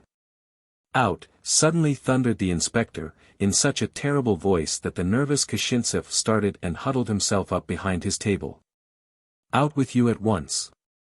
The peasant swung forward and feebly stretched his hands out so as to clutch and kiss authority's right hand, but Kotskal was already dragging him away to the door, by the back of his collar. You, shouted the inspector, fiercely flashing his eyes on Etlia, deal in vodka? Without a license. You receive horse stealers. Be sorrowful. I'll have you run in. The woman raised her shoulders in an ugly way, bent her head sideways and, with a pitiful and submissive expression, closed her eyes as if she were expecting a blow from above. Kashintsev felt that the chain of his light, agreeable, and important thoughts had suddenly broken and could not be mended. He felt awkward, ashamed of these thoughts, ashamed in his own eyes. May God punish me, Colonel, your honor, Etlia was swearing with passionate conviction. May God strike me blind and not let me see tomorrow's daylight and my own children. His honor, the colonel, knows himself. What can I do if a drunken peasant will turn in here? My husband is a sick man and I am a poor weak woman. All right. The inspector stopped her severely. That's enough. At that moment he noticed Kashintsev, and then and there tossing his head back with the air of a conqueror, he puffed his chest out and flourished his immaculate light whiskers to right and left. But suddenly a smile showed itself on his face. Basil Basilich. Old crocodile. This is a bit of luck, he exclaimed, with theatrical joviality. The deuce knows how long it is since we've seen each other. I beg your pardon. The inspector stopped abruptly at the table. I believe I have made a mistake. He brought his hand up smartly to the peak of his cap. Kashintsev, half rising, did the same rather awkwardly. Be magnanimous and forgive. I took you for my colleague the Poichinov inspector. What an absurd mistake. Once more, I beg your pardon. However, you know the uniforms are so alike that. In any case, allow me to introduce myself, the local inspector and, so to speak, the god of thunder, Irisov, Pavel Afinogenich. Kashintsev rose once more and gave his name. As everything is so unusual, permit me to sit near you, Irisov said, and again he smartly touched his cap and clicked his heels. Very pleased to meet you. You there, Kotskal, bring me the leather case in my sledge, it's underneath the seat. Forgive me, are you going far, doctor? To Gusiatine. I've just been posted there. Ah, in an infantry regiment? There are some devilish good fellows among the officers, though they drink like horses. It's a scabby little town, but, as localities go, it's residential in a way. So, we'll meet each other. Delighted. And you've just been, ha, a witness of the paternal reprimand that I was giving. Yes, partly. Kashintsev forced himself to smile. What's to be done? What's to be done? That's my character. I like to be a little severe. You know I'm no lover of all sorts of fault-finding and complaints and other absurdities of the kind. I do my own punishing myself.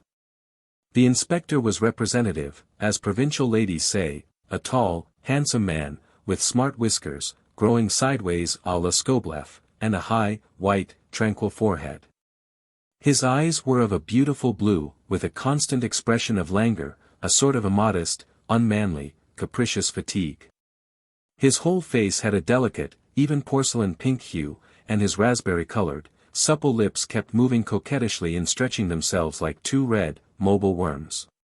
One could see by every indication that Inspector Irisov was the local beau, dandy, and lady killer, an ex-cavalry man, probably a gambler and a hard liver, who could go 3 days running without sleep and who never got drunk. He spoke quickly and distinctly, had the air of paying an exaggerated attention to the words of his interlocutor, but apparently listened only to himself. I'm a father to them all, but a strict father, the inspector went on, raising his linger impressively. Put the case here on the table, Kotskal. I'm strict, that's true. I won't allow myself to be sat on, as the others do, but then I know every one of my, subjects, so to speak, by heart. You saw that little peasant just now? He's Trokim, a peasant from Oriek, and his nickname is Kvost. Do you think that I don't know that he's a horse stealer? I know perfectly well. But until the right time I keep silent, and one fine May morning, Trokim Kvost will have disappeared from circulation.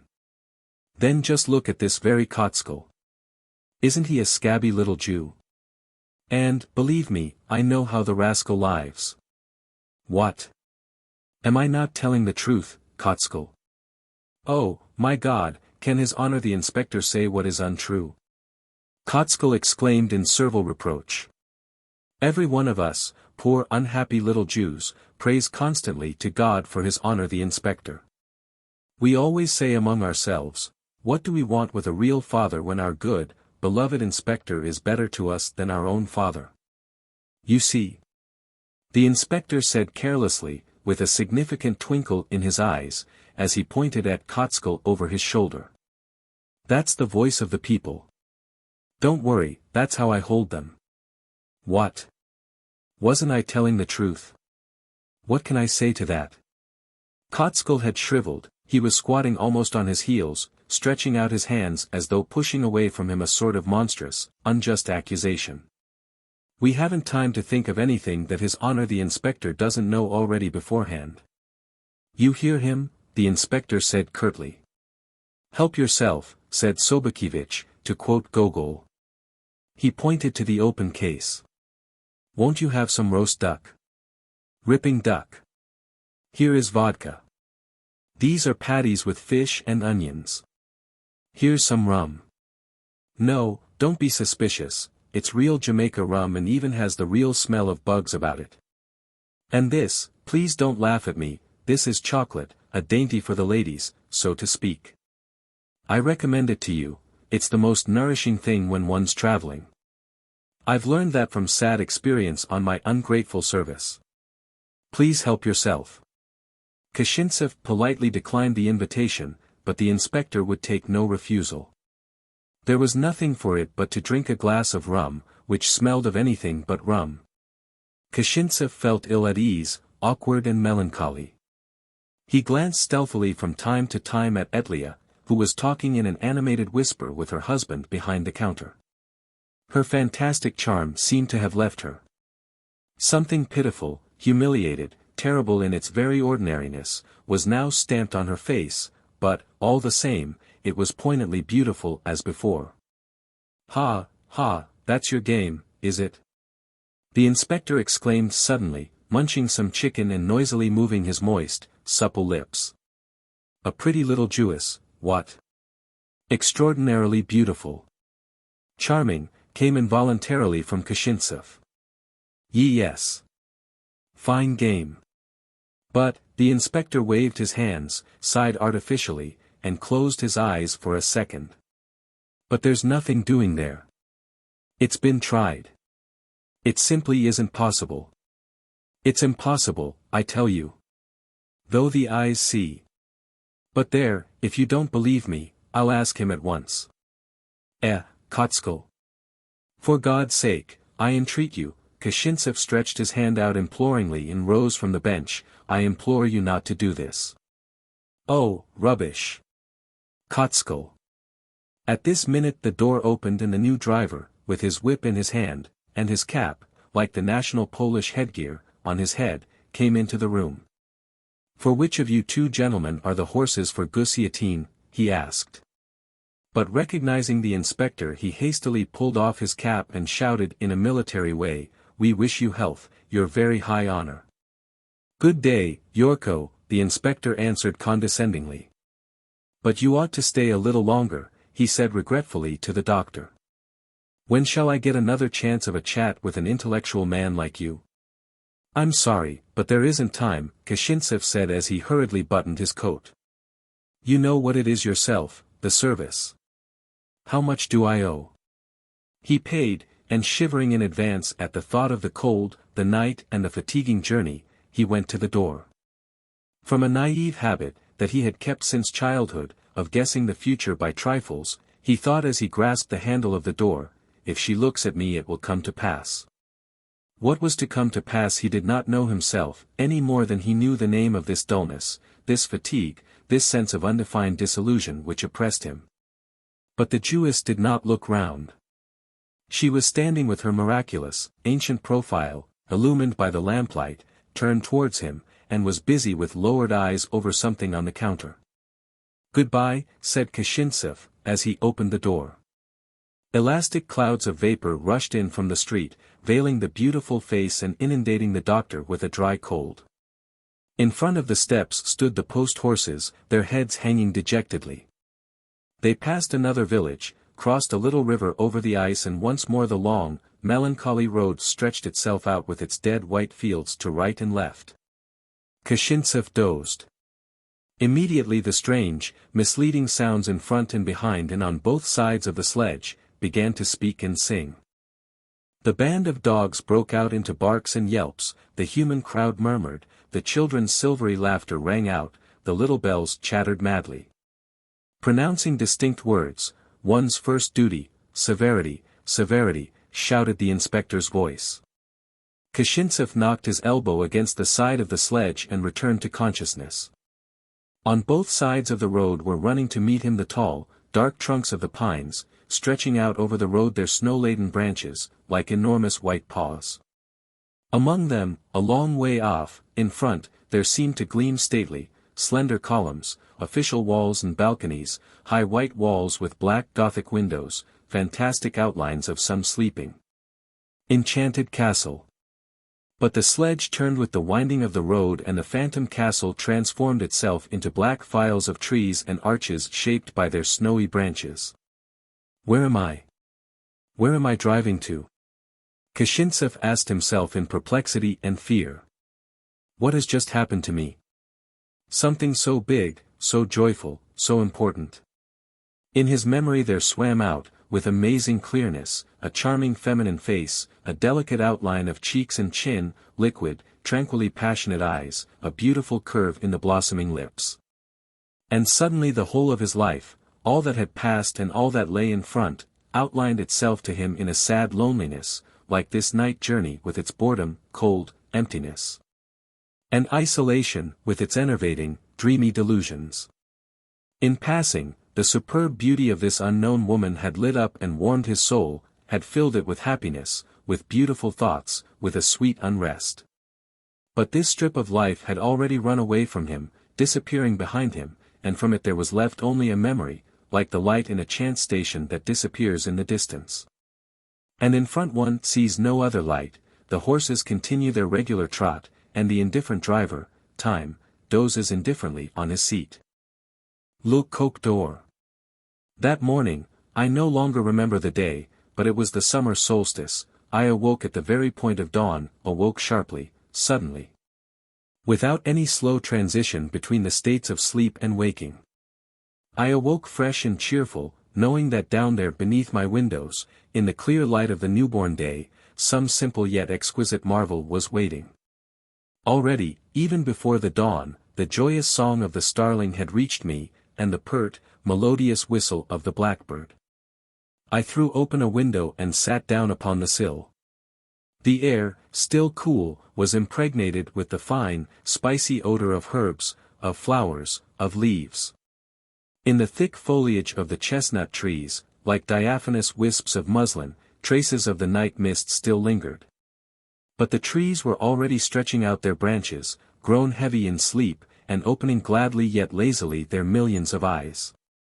Who, then, has ventured to pretend that trees can neither see nor hear? But now the starling, joyous prattler that he is, and even that bold, careless whistler, the blackbird, were silent. Perhaps they lent an astonished attention, like myself, to those strange noises, incomprehensible, unheard till now, whose powerful bursts of sound seemed to set every particle of the atmosphere to vibrating. For a few seconds I felt as though from all the earth trumpets of gold and silver were sending up to heaven appeals of unthinkable purity and sonorous beauty. At length I understood, the cocks were crowing. I recognized the vigor and the keenness of their song. Once, long ago, when I was hunting grouse in the immense Russian forests, 10 or 15 miles from any dwelling, I trained my hearing to so high a pitch that I could make out, just before the sun rose, the only two sounds that recalled mankind, the distant whistling of the locomotives and the crowing of the cocks in far-off villages. The last sounds from earth that reached my ears during the silence of balloon ascensions used to be the whistles of little boys and, more persistent still, the triumphant cries of the cocks.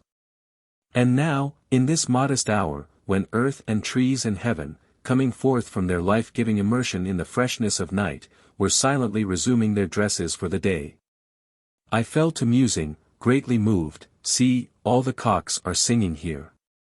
All of them, to the very last one, young and old, all those that live within the immense space lighted by the sun, and upon which, in a few moments more, the solar rays will gleam in splendor. In all the country round about, as far as ear could hear, there was not a village, not a single farm, where every cock, with his head stretched out to heaven and the feathers of his neck bristling, was not hurling forth the sounds of fine, triumphal fury. Everywhere, at Versailles, at St. Germain, at Malmaison, at Rouen, Chourisons, Garches, Marnes-la-Coquette, Vaucresson, Meudon, in every suburb, simultaneously, were ringing forth the morning songs of hundreds of thousands of inspired cocks. What human orchestra would not seem pitiable, compared to this magic chorus, in which the tone of reddish-purple was the dominant? There were instants when the nearest cocks were silent for a few moments, as if observing a rest rigorously fixed in advance. Then I would hear the wave of sound roll out, ever farther and farther, to the extreme limit of hearing, and then, as if rebounding, come rolling back to crash more loudly still upon my windows, the roofs, the summits of the trees. And these great waves of sound rolled from north to south, from east to west, in a kind of enchanted, incomprehensible fugue. So it was, no doubt, that the soldiers of ancient Rome received their victorious Caesar. The cohort stationed on the hills and summits first perceived his car of triumph and hailed him from afar with joyful shouts, while from the legions in the plain arose the iron voices of the frenzied warriors, whose ranks already were aflame with the gleam of sparkling eyes. I listened to this marvelous music with emotion, almost with inspiration. What a strange morning, what an extraordinary morning! Had it reached the cocks of the whole neighborhood, of the whole land, perhaps of all the universe? Who knows? Were they not celebrating, in this morning hour, the year's longest day? Were they not praising all the charms of summer? The warmth of solar rays, the glowing sands, the odorous, savory herbs, the gladness of their victories in love. The gallant joy of combat, when two robust, spur-armed bodies struggled furiously in air, when the supple wings met with dull blows, when the sharp beaks buried themselves in flesh, and when in a cloud of billowing dust there flew plumes and drops of blood. Or were they, perhaps, glorifying the many-thousandth anniversary of the ancestral rooster, the progenitor of all the cocks in the world, invincible warrior, sovereign monarch of immeasurable fields, rivers, and forests? Or perhaps, I said to myself, before beginning the longest day of his summer's work, the sun is late by the millionth part of a second. And with all the impatience of devotees, the cocks, the sun's adorers, deifiers of light and warmth, are crying to their God to unveil his fiery face. Behold, the sun! No living being, man, beast, or bird, has ever known how to seize the moment of his first appearance, to note the instant when everything in the world grows from pale to rose and from rose to gold. Already the golden flame has penetrated everything, heaven, air, and earth. In an ecstatic effort of their highest forces, the innumerable choir, glorying in their happiness, raise a marvelous hymn. And now, I believe, the solar rays themselves resound, like golden bugles, and the hymn of the cocks glows like the face of the sun. The great cock of gold swings up across the firmament in fiery solitude. One is ready to recall again the ancient myth of the phoenix, the fabulous bird that consumed himself to ashes in the fiery glow of evening to rise again from ashes the next morning. Amid the smoking, glowing coals of the east, the cocks of earth fall silent, one by one, first those near at hand, then those more distant, until at last, almost beyond the limit of my hearing, I hear a faint, sweet pianissimo, which presently dies away. All day long I was held by the spell of that grand and beautiful music. In the afternoon I went to see some friends. In the middle of the court strutted an enormous gamecock. In the glowing light of the sun, the gold of his tunic, the green and blue reflections of his cuirass of burnished steel, the satin of his red and white ribbons, flamed in dazzling light. Cautiously approaching, I bent above him to ask, "Was it you, glorious cock, that sang so beautifully this morning, at the dawn?" He cast an oblique glance of dissatisfaction upon me, turned aside, scratched in the sand to right and left, and grumbled something in a great, hoarse voice. I am not sure I understood aright, and yet I think he said, "What's that to you?" I took no offense. I am, I know, a man, a poor and feeble man. My dry heart cannot know the sacred ardors of the cock, worshipping his golden god. Yet is it not permitted to me also to adore, modestly, but after the best fashion that I know, the fair, good sun, eternal, fruitful Sulamith. Set me as a seal upon thy heart, as a seal upon thy arm, for love is strong as death, jealousy is cruel as the grave, the coals thereof are coals of fire, which hath a most vehement flame. 14. The Song of Songs. Chapter 1. King Solomon had not yet attained middle age, 45. Yet the fame of his wisdom and comeliness, of the grandeur of his life and the pomp of his court, had spread far beyond the limits of Palestine. In Assyria and Phoenicia, in Lower and Upper Egypt. From ancient Tabriz to Yemen and from Ismar unto Persepolis. On the coast of the Black Sea and upon the islands of the Mediterranean, all uttered his name in wonder, for there was none among the kings like unto him in all his days. In the 480th year after the children of Israel were come out of Egypt, in the 4th year of Solomon's reign over Israel, in the month of Ziph. 15 did the king undertake the erection of the great temple of the Lord in Mount Moriah, and the building of his palace in Jerusalem. 80,000 stone squarers and 310,000 that bear burdens wrought without cease in the mountains, and in the outskirts of the city. While 10,000 hewers that cut timber, out of a number of 30,000, were sent each month, by courses, to Lebanon, where they spent a month in labor so arduous that they rested for 2 months thereafter. Thousands of men tied the cut trees into flots, and hundreds of seamen brought them by sea to Jaffa, where they were fashioned by Tyrians, skilled to work at turning and carpentry. Only at the rearing of the pyramids of Khephren, Khufu, and Menchers, at Gizeh, had such an infinite multitude of laborers been used. 3,600 officers oversaw the works. While Azariah, the son of Nathan, was over the officers, a cruel man and an active, concerning whom had sprung up a rumor that he never slept, devoured by the fire of an internal, incurable disease. As for the plans of the palace and the temple, the drawings of the columns, the forecourt, and the brazen sea, the designs for the windows, the ornaments of the walls and the thrones, they had all been created by the master builder Hiramabia of Sidon, the son of a worker in brass of the tribe of Naphtali. After 7 years, in the month of Bul, 16 the temple of the Lord was completed, and after 13 years, the palace of the king also.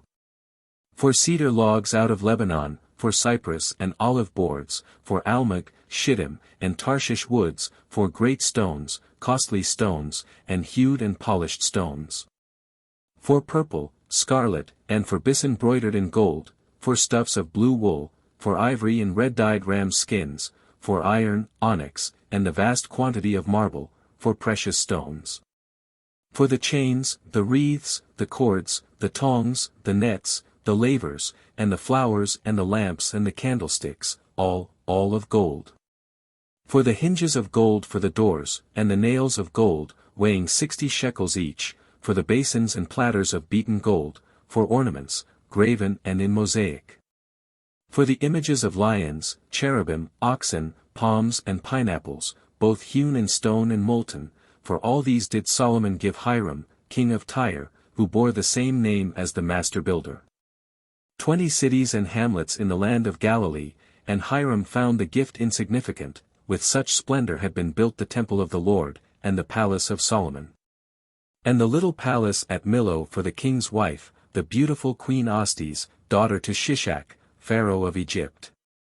While the redwood which later went for the balustrades and stairs of the galleries, for the musical instruments and for the bindings of the sacred books, had been brought as a gift to Solomon by the Queen of Sheba, the wise and beautiful Baucis, together with such a quantity of aromatic incense, sweet-smelling oils, and precious perfumes, as had never been seen before in the land of Israel.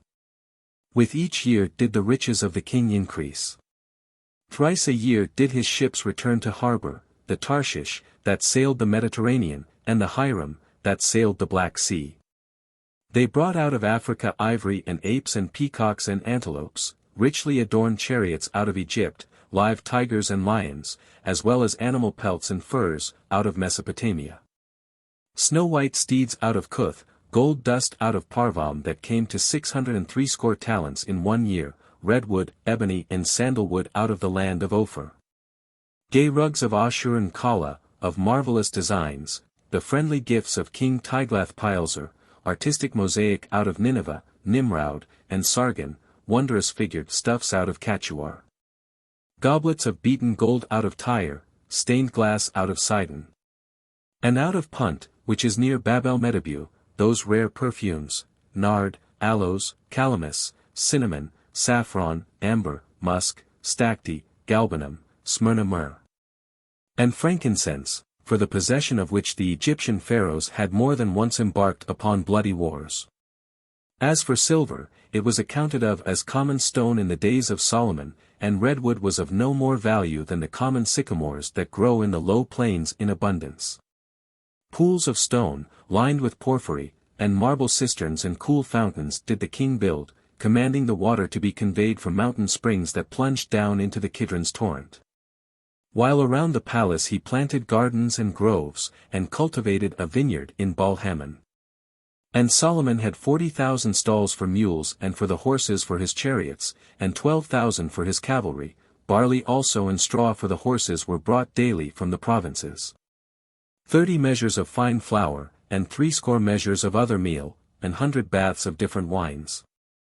10 fat oxen, and 20 oxen out of the pastures, and 300 sheep, not counting harts and roebucks, and fallow deer, and fatted fowl, all this, passing through the hands of 12 officers, went daily for the table of Solomon, as well as for his court, his retinue, and his guard.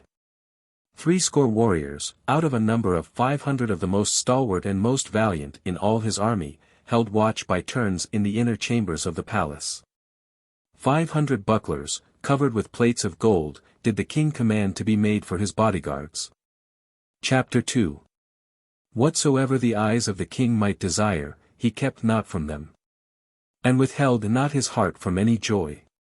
700 wives had the king, and 300 concubines, without counting slaves and dancers. And all of them did Solomon charm with his love, for God had endowed him with such an inexhaustible strength of passion as was not given to ordinary men. He loved the white-faced, black-eyed, red-lipped Hittites for their vivid but momentary beauty, that bursts into blossom just as early and enchantingly, and fades just as rapidly as the flower of the narcissus. The swarthy, tall, vehement Philistines, with wiry, curly locks, who wore golden, tinkling armlets upon their wrists, golden hoops upon their shoulders, and broad anklets, joined by a thin little chain, upon both ankles. Gentle, diminutive, lithe Amorites formed without a blemish, whose faithfulness and submissiveness in love had passed into a proverb. Women out of Assyria, who put their eyes in painting to make them seem more elongated, and who ate out with acid blue stars upon their foreheads and cheeks. Well-schooled, gay and witty daughters of Sidon, who knew well how to sing and dance, as well as to play upon harps, lutes and flutes, to the accompaniment of tabors. Xanthocrois women of Egypt, indefatigable in love and insane in jealousy. Voluptuous Babylonians, whose entire body underneath their raiment was as smooth as marble, because they eradicated the hair upon it with a special paste. Virgins of Bactria, who stained their nails and hair a fiery red color, and wore wide, loose trousers. Silent, bashful Moabites, whose magnificent breasts were cool on the sultriest nights of summer. Carefree and profligate Ammonites, with fiery hair, and flesh of such whiteness that it glowed in the dark. Frail, blue-eyed women with flaxen hair, and skin of a delicate fragrance, who were brought from the north, through Baalbek, and whose tongue was incomprehensible to all the dwellers in Palestine. The king loved many daughters of Judea and Israel besides. Also shared he his couch with Baucis Makeda, the queen of Sheba, who had surpassed all women on earth in beauty, wisdom, riches, and her diversified art and passion. And with Abishag the Shunammite, who had warmed the old age of David, a kindly, quiet beauty, for whose sake Solomon had put to death his elder brother Adonijah, at the hands of Benaiah, the son of Jehoiada. And also with the poor maiden of the vineyard, by the name of Sulamith, whom alone among all women the king had loved with all his heart. Solomon made himself a litter of the best cedar wood, with pillars of silver, with armrests of gold in the form of recumbent lions, with a covering of purple Tyrian stuff. While the entire inner side of the covering was ornamented with gold embroidery and with precious stones, the love gifts of the women and virgins of Jerusalem. And when well-built black slaves bore Solomon among his people on grand festal days, truly was the king glorious, like the lilies that are in the valley of Sharon. Pale was his face, his lips like unto a vivid thread of scarlet, his wavy locks a bluish black, and in them, the adornment of wisdom, gleamed grey hairs, like to the silver threads of mountain streams, falling down from the dark crags of Hermon. Grey hairs glistened in his dark beard also, curled, after the custom of the kings of Assyria, in regular, small rows. As for the eyes of the king, they were dark, like the darkest agate, like the heavens on a moonless night in summer. While his eyelashes, that spread upward and downward like arrows, resembled dark rays around dark stars. And there was no man in all the universe who could bear the gaze of Solomon without casting down his eyes. And the lightnings of wrath in the eyes of the king would prostrate people to the earth. But there were moments of heartfelt merriment, when the king would grow intoxicated with love, or wine, or the delight of power, or when he rejoiced over words of wisdom or beauty, fitly spoken. Then his lashes would be softly half-lowered, casting blue shadows upon his radiant face, and in the king's eyes would kindle the warm flames of a kindly, tender laughter. Just like the play of black diamonds. And whosoever might behold this smile was ready to yield up body and soul for it, so indescribably beautiful was it. The mere name of King Solomon, uttered aloud, stirred the hearts of women, like the fragrance of spilt myrrh that recalls nights of love. The king's hands were soft, white, warm and beautiful, like a woman's. But they held such an excess of life energy that, by the laying on of his palms upon the temples of the sick, the king cured headaches, convulsions, black melancholy, and demoniacal possession. Upon the index finger of his left hand the king wore a gem of blood-red asteria that emitted 6 pearl-colored rays. Many centuries did this ring number, and upon the reverse side of its stone was graven an inscription, in the tongue of an ancient, vanished people, all things pass away. And so great was the sway of Solomon's soul that even beasts submitted to it. Lions and tigers crawled at the feet of the king, rubbing their muzzles against his knees, and licking his hands with their rough tongues, whenever he entered their quarters. And he, whose heart found joy in the dazzling play of precious stones, in the fragrance of sweet-smelling Egyptian resins, in the soft touch of light stuffs, in sweet music, in the exquisite taste of red, sparkling wine playing in a chaste Ninuanian chalice, he also loved to stroke the coarse manes of lions, the velvety backs of black panthers, and the tender paws of young, speckled leopards. Loved to hear the roar of wild beasts, to see their powerful and superb movements, and to feel the hot feral odor of their breath. Thus did Jehoshaphat, the son of Ahilud, the historian of his days, depict King Solomon. Chapter 3. Because thou hast not asked for thyself long life. Neither hast asked riches for thyself, nor hast asked the life of thine enemies, but hast asked for thyself understanding to discern judgment. Behold, I have done according to thy words. Lo, I have given thee a wise and understanding heart, so that there was none like thee before thee, neither after thee shall any arise like unto thee. Thus spake God unto Solomon, and through his word did the king come to know the structure of the universe and the working of the elements, to fathom the beginning, end, and midst of all ages. To penetrate the mystery of the eternal, wave-like and rotating recurrence of events. From the astronomers of Byblos, Acre, Sargon, Borsippa and Nineveh did he learn to watch the yearly orbits of the stars and the changes in their positions. He knew also the nature of all animals and divined the feelings of beasts. He understood the source and direction of winds, the different properties of plants, and the potency of healing herbs. The designs in the heart of man are deep waters, but even them could the king fathom. In the words and voice, in the eyes, in the motions of the hands, he read the innermost mysteries of souls as plainly as the characters of an open book. And because of that, from all ends of Palestine, there came to him a vast multitude of people, imploring judgment, advice, help, the settlement of some dispute, as well as the solving of incomprehensible portents and dreams. And men would marvel at the profundity and finesse of Solomon's answers. 3,000 proverbs did Solomon compose, and his songs were 1,005. He dictated them to 2 skilled and rapid scribes, Elihoreph and Ahiah, the sons of Shisha, and afterwards collated what both had written. Always did he clothe his thoughts in choice expressions, for a word fitly spoken is like an apple of gold in a bowl of translucent sardonyx. 17 And also for that the words of the wise are as goads, and as nails fastened by the masters of assemblies, which are given from one shepherd.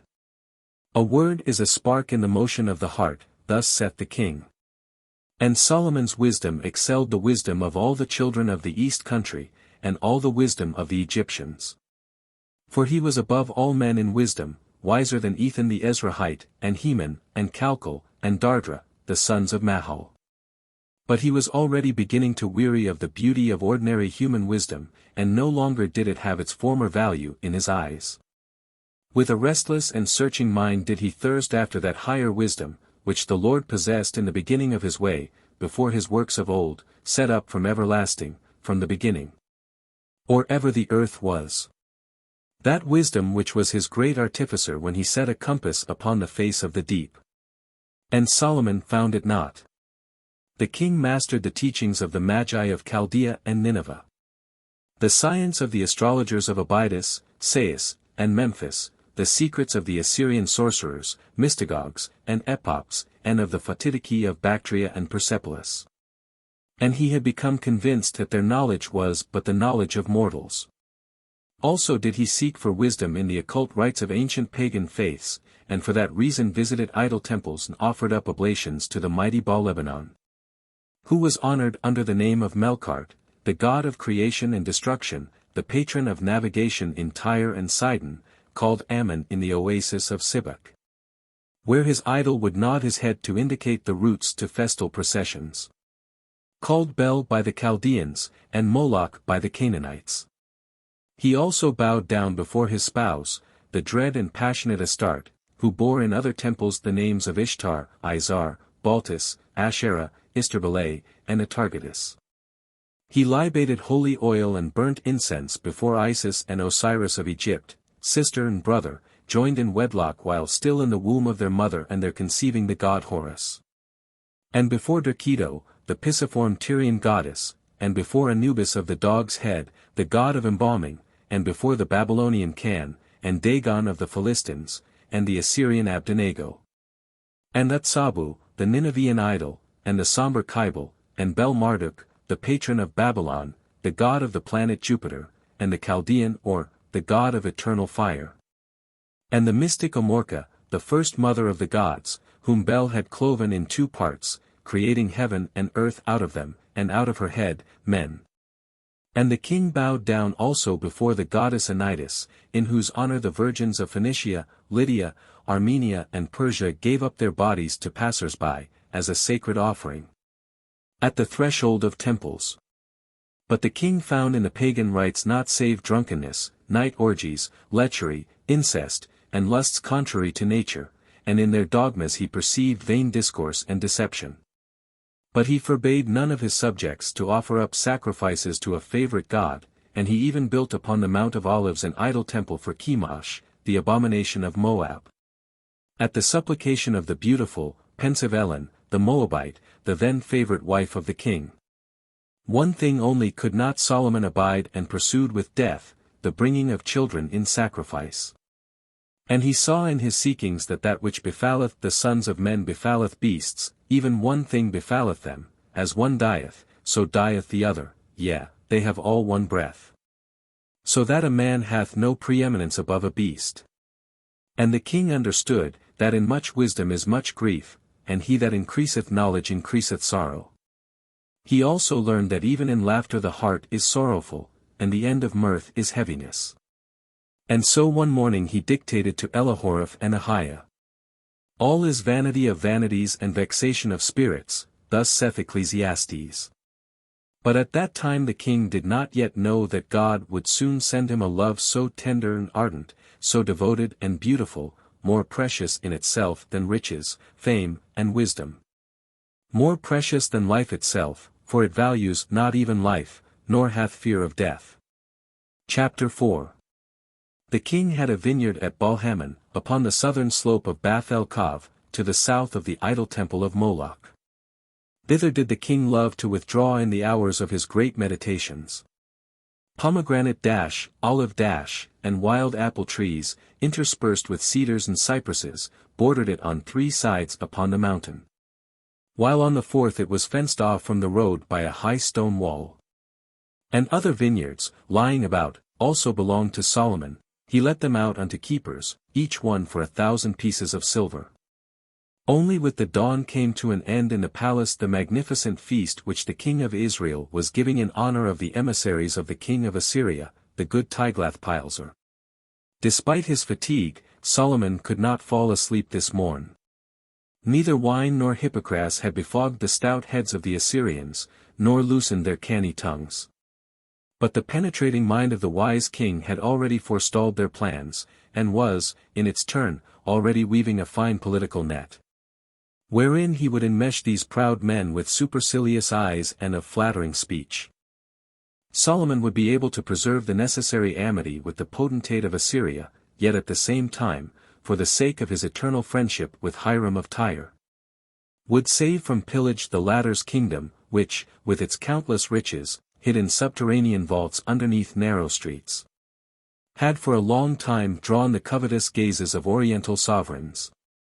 And so at dawn Solomon had commanded himself to be borne to Mount Bath el-Cove, had left the litter far down the road, and is now seated alone upon a simple wooden bench, above the vineyard, under the shade of the trees, still hiding in their branches the dewy chill of night. The king has on a simple white mantle, fastened at the right shoulder and at the left side by 2 Egyptian clasps of green gold, in the shape of curled crocodiles, the symbol of the god Sebek. The hands of the king lie motionless upon his knees, while his eyes, overshadowed by deep thought, unwinking, are directed toward the east, in the direction of the Dead Sea, there, where from the rounded summit of Anais the sun is rising in the flame of dawn. The morning wind is blowing from the east and spreads the fragrance of the grape in blossom, a delicate fragrance, like that of mignonette and mulled wine. The dark cypresses sway their slender tops pompously and pour out their resinous breath. The silvery green leaves of the olives hurriedly converse among themselves. But now Solomon arises and hearkens carefully.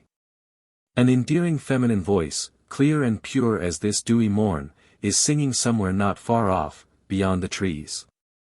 The simple and tender motive runs on and on, of its own accord, like a ringing rill in the mountains, repeating the 5 or 6 notes, always the same. And its unpretentious, exquisite charm calls forth a smile in the eyes of the touched king. Nearer and nearer sounds the voice. Now it is already here, alongside, behind the spreading cedars, behind the dark verdure of the junipers. Then the king cautiously parts the branches with his hands, quietly makes his way between the prickly branches, and comes out upon an open place. Before him, beyond the low wall, rudely built of great yellow stones, the vineyard spreads upward. A girl, in a light garment of blue, walks between the rows of vines, bending down over something below, and again straightening up, and she is singing. Her ruddy hair flames in the sun. The breath of the day is coolness. And the shadows flee away. Turn, my beloved. And be thou like a roe or a young hart. Within the clefts of the rocks. Thus sings she, tying up the grapevines, and slowly descends, nearer and nearer the stone wall behind which the king is standing. She is alone, none sees nor hears her. The scent of the grapes in blossom, the joyous freshness of the morning, and the warm blood in her heart are like wine unto her. And now the words of the naive little song are borne spontaneously upon her lips and are carried away by the wind, to be forgotten forever. Take us the foxes. The little foxes. That spoil the vines. For our vines have tender grapes. In this manner does she reach the very wall, and, without noticing the king, turns about and walks on, climbing the hill lightly, along the neighboring row of vines. Now her song sounds less distinctly. Make haste, my beloved. And be thou like to a roe or a young hart. Upon the mountains of spices. But suddenly she grows silent and bends so low to the ground that she cannot be seen behind the vines.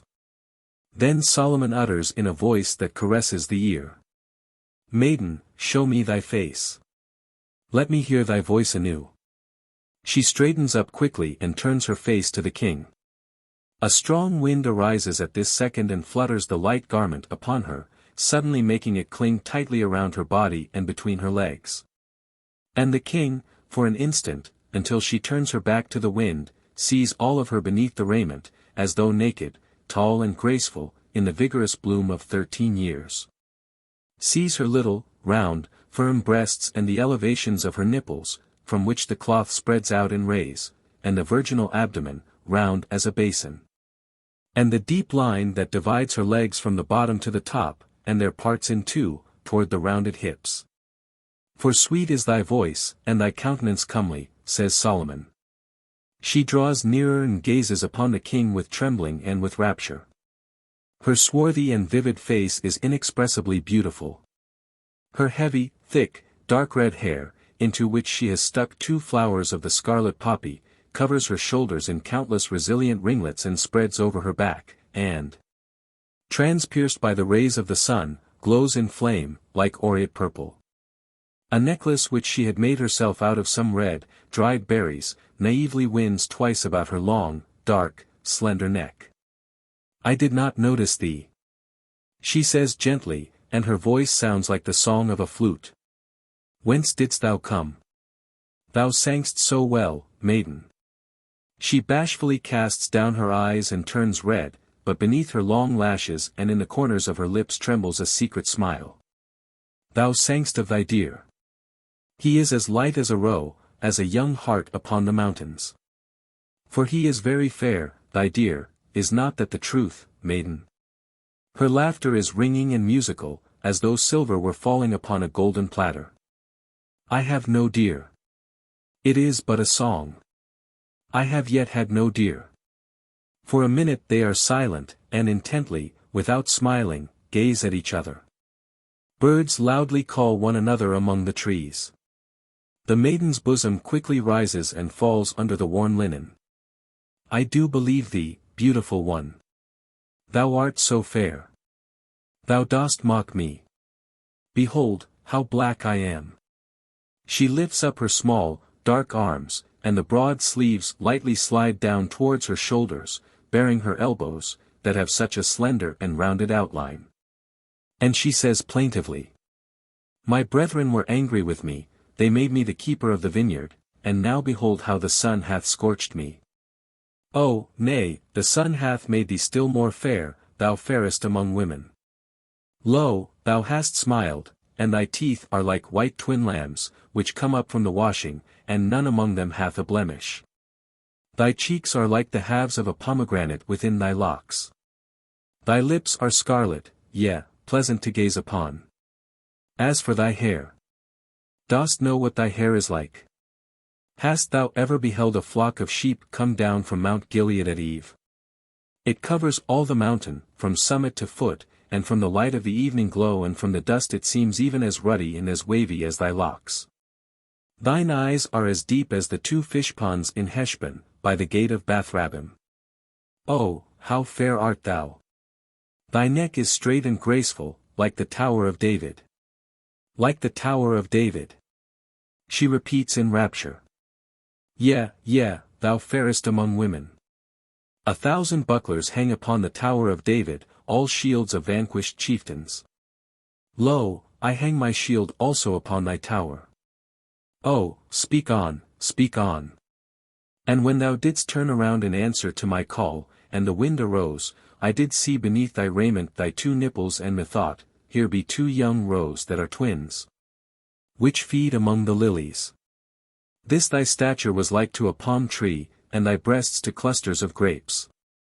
The girl cries out faintly, hides her face with her palms, and her bosom with her elbows, and blushes so that even her ears and neck turn crimson. And I saw thy hips. They are shapely, like a precious vase, the work of the hands of a cunning workman. Take away thy hands, therefore, maiden. Show me thy face. She submissively let her hands drop. A deep, golden radiance glows from the eyes of Solomon and casts a spell over her, makes her head dizzy, and in a sweet, warm tremor streams over the skin of her body. Tell me, who art thou? She says slowly, in perplexity. Never have I seen any like to thee. I am a shepherd, my beauty. I graze my splendid flocks of white lambs upon the mountains, where the green grass is pied with narcissi. Wilt thou not come with me, unto my pasture? But she quietly shakes her head. Canst thou think that I will believe this? Thy face has not grown rough from the wind, nor is it scorched by the sun, and thy hands are white. Thou hast on a costly chiton, and the buckle upon it is worth the yearly rental that my brothers bring for our vineyard to Adoniram, the king's tax-gatherer. Thou hast come from yonder, from beyond the wall. Thou art, surely, one of the men near to the king. Meseems I saw thee once upon the day of a great festival. I even remember running after thy chariot. Thou hast guessed it, maiden. It is hard to be hid from thee. And verily, why shouldst thou be a wanderer nigh the flocks of the shepherds? Yea, I am one of the king's retinue. I am the chief cook of the king. And thou didst see me when I rode in the chariot of Amminadab on the gala day of Passover. But why dost thou stand distant from me? Draw nearer, my sister. Sit down here upon the stones of the wall and tell me something of thyself. Tell me thy name. Sulamith, she says. Then, Sulamith, why have thy brothers grown wroth with thee? I am ashamed to speak of it. They received monies from the sale of their wine, and sent me to the city to buy bread and goat cheese. But I. And thou didst lose the money. Nay, still worse. She bends her head low and whispers. Besides bread and cheese I bought a little of attar of roses, oh, so little. From the Egyptians in the old city. And thou didst keep this from thy brethren. Yea. And she utters in a barely audible voice. Attar of roses hath so goodly a smell. The king caressingly strokes her little rough hand. Surely, thou must be lonesome, all alone in thy vineyard. Nay, I work, I sing. At noon food is brought me, and at evening one of my brothers relieves me. At times I dig for the roots of the mandragora, that look like little mannikins. The Chaldean merchants buy them from us. It is said they make a sleeping potion out of them. Tell me, is it true that the berries of the mandragora help in love? Nay, Sulamith, only love can help in love. Tell me, hast thou a father or a mother? Only a mother. My father died 2 years ago. My brethren are all older than I, they are from the first marriage, only my sister and I have sprung from the second. Is thy sister as comely as thou? She is little. She is but 9. The king laughs quietly, embraces Sulamith, draws her to him, and whispers into her ear. Therefore, she hath no such breast as thine. A breast as proud, as warm. She is silent, burning with shame and happiness. Her eyes glow and grow dim, with the mist of a happy smile over them. The king feels the riotous beating of her heart within his hand. The warmth of thy garments hath a goodlier smell than myrrh, than nard, he is saying, avidly touching her ear with his lips. And when thou breathest, the smell of thy nostrils is like that of apples unto me. My sister, my beloved, thou hast ravished my heart with one glance of thy eyes, with one chain of thy neck. Oh, gaze not upon me, implores Sulamith. Thine eyes stir me. But of her own accord she bends backward and lays her head upon Solomon's breast. Her lips glow over the gleaming teeth, her eyelids tremble with intense desire. Solomon's lips cling greedily to her enticing mouth. He feels the flame of her lips and the slipperiness of her teeth, and the sweet moistness of her tongue, and he is all consumed of an unbearable desire, such as he has never yet known in his life. Thus passes 1 minute, then 2. What dost thou with me, says Sulamith faintly, closing her eyes. But Solomon passionately whispers near her very mouth. Thy lips, O my spouse, drop as the honeycomb, honey and milk are under thy tongue. Oh, come away with me, speedily. Here, behind the wall, it is dark and cool. None shall see us. The green is soft here underneath the cedars. Nay, nay, leave me. I desire it not, I cannot. Sulamith, thou dost desire it, thou dost desire it. Come to me, my sister, my beloved. Someone's steps resound below, upon the highway, below the wall of the vineyard, but Solomon detains the frightened girl by her hand. Tell me, quickly, where dwellest thou? This night shall I come to thee, he is hurriedly saying. Nay, nay, nay. I shall not tell thee this. Let me go. I shall not tell thee. I shall not let thee go, Sulamith, till thou dost tell. My desire is unto thee.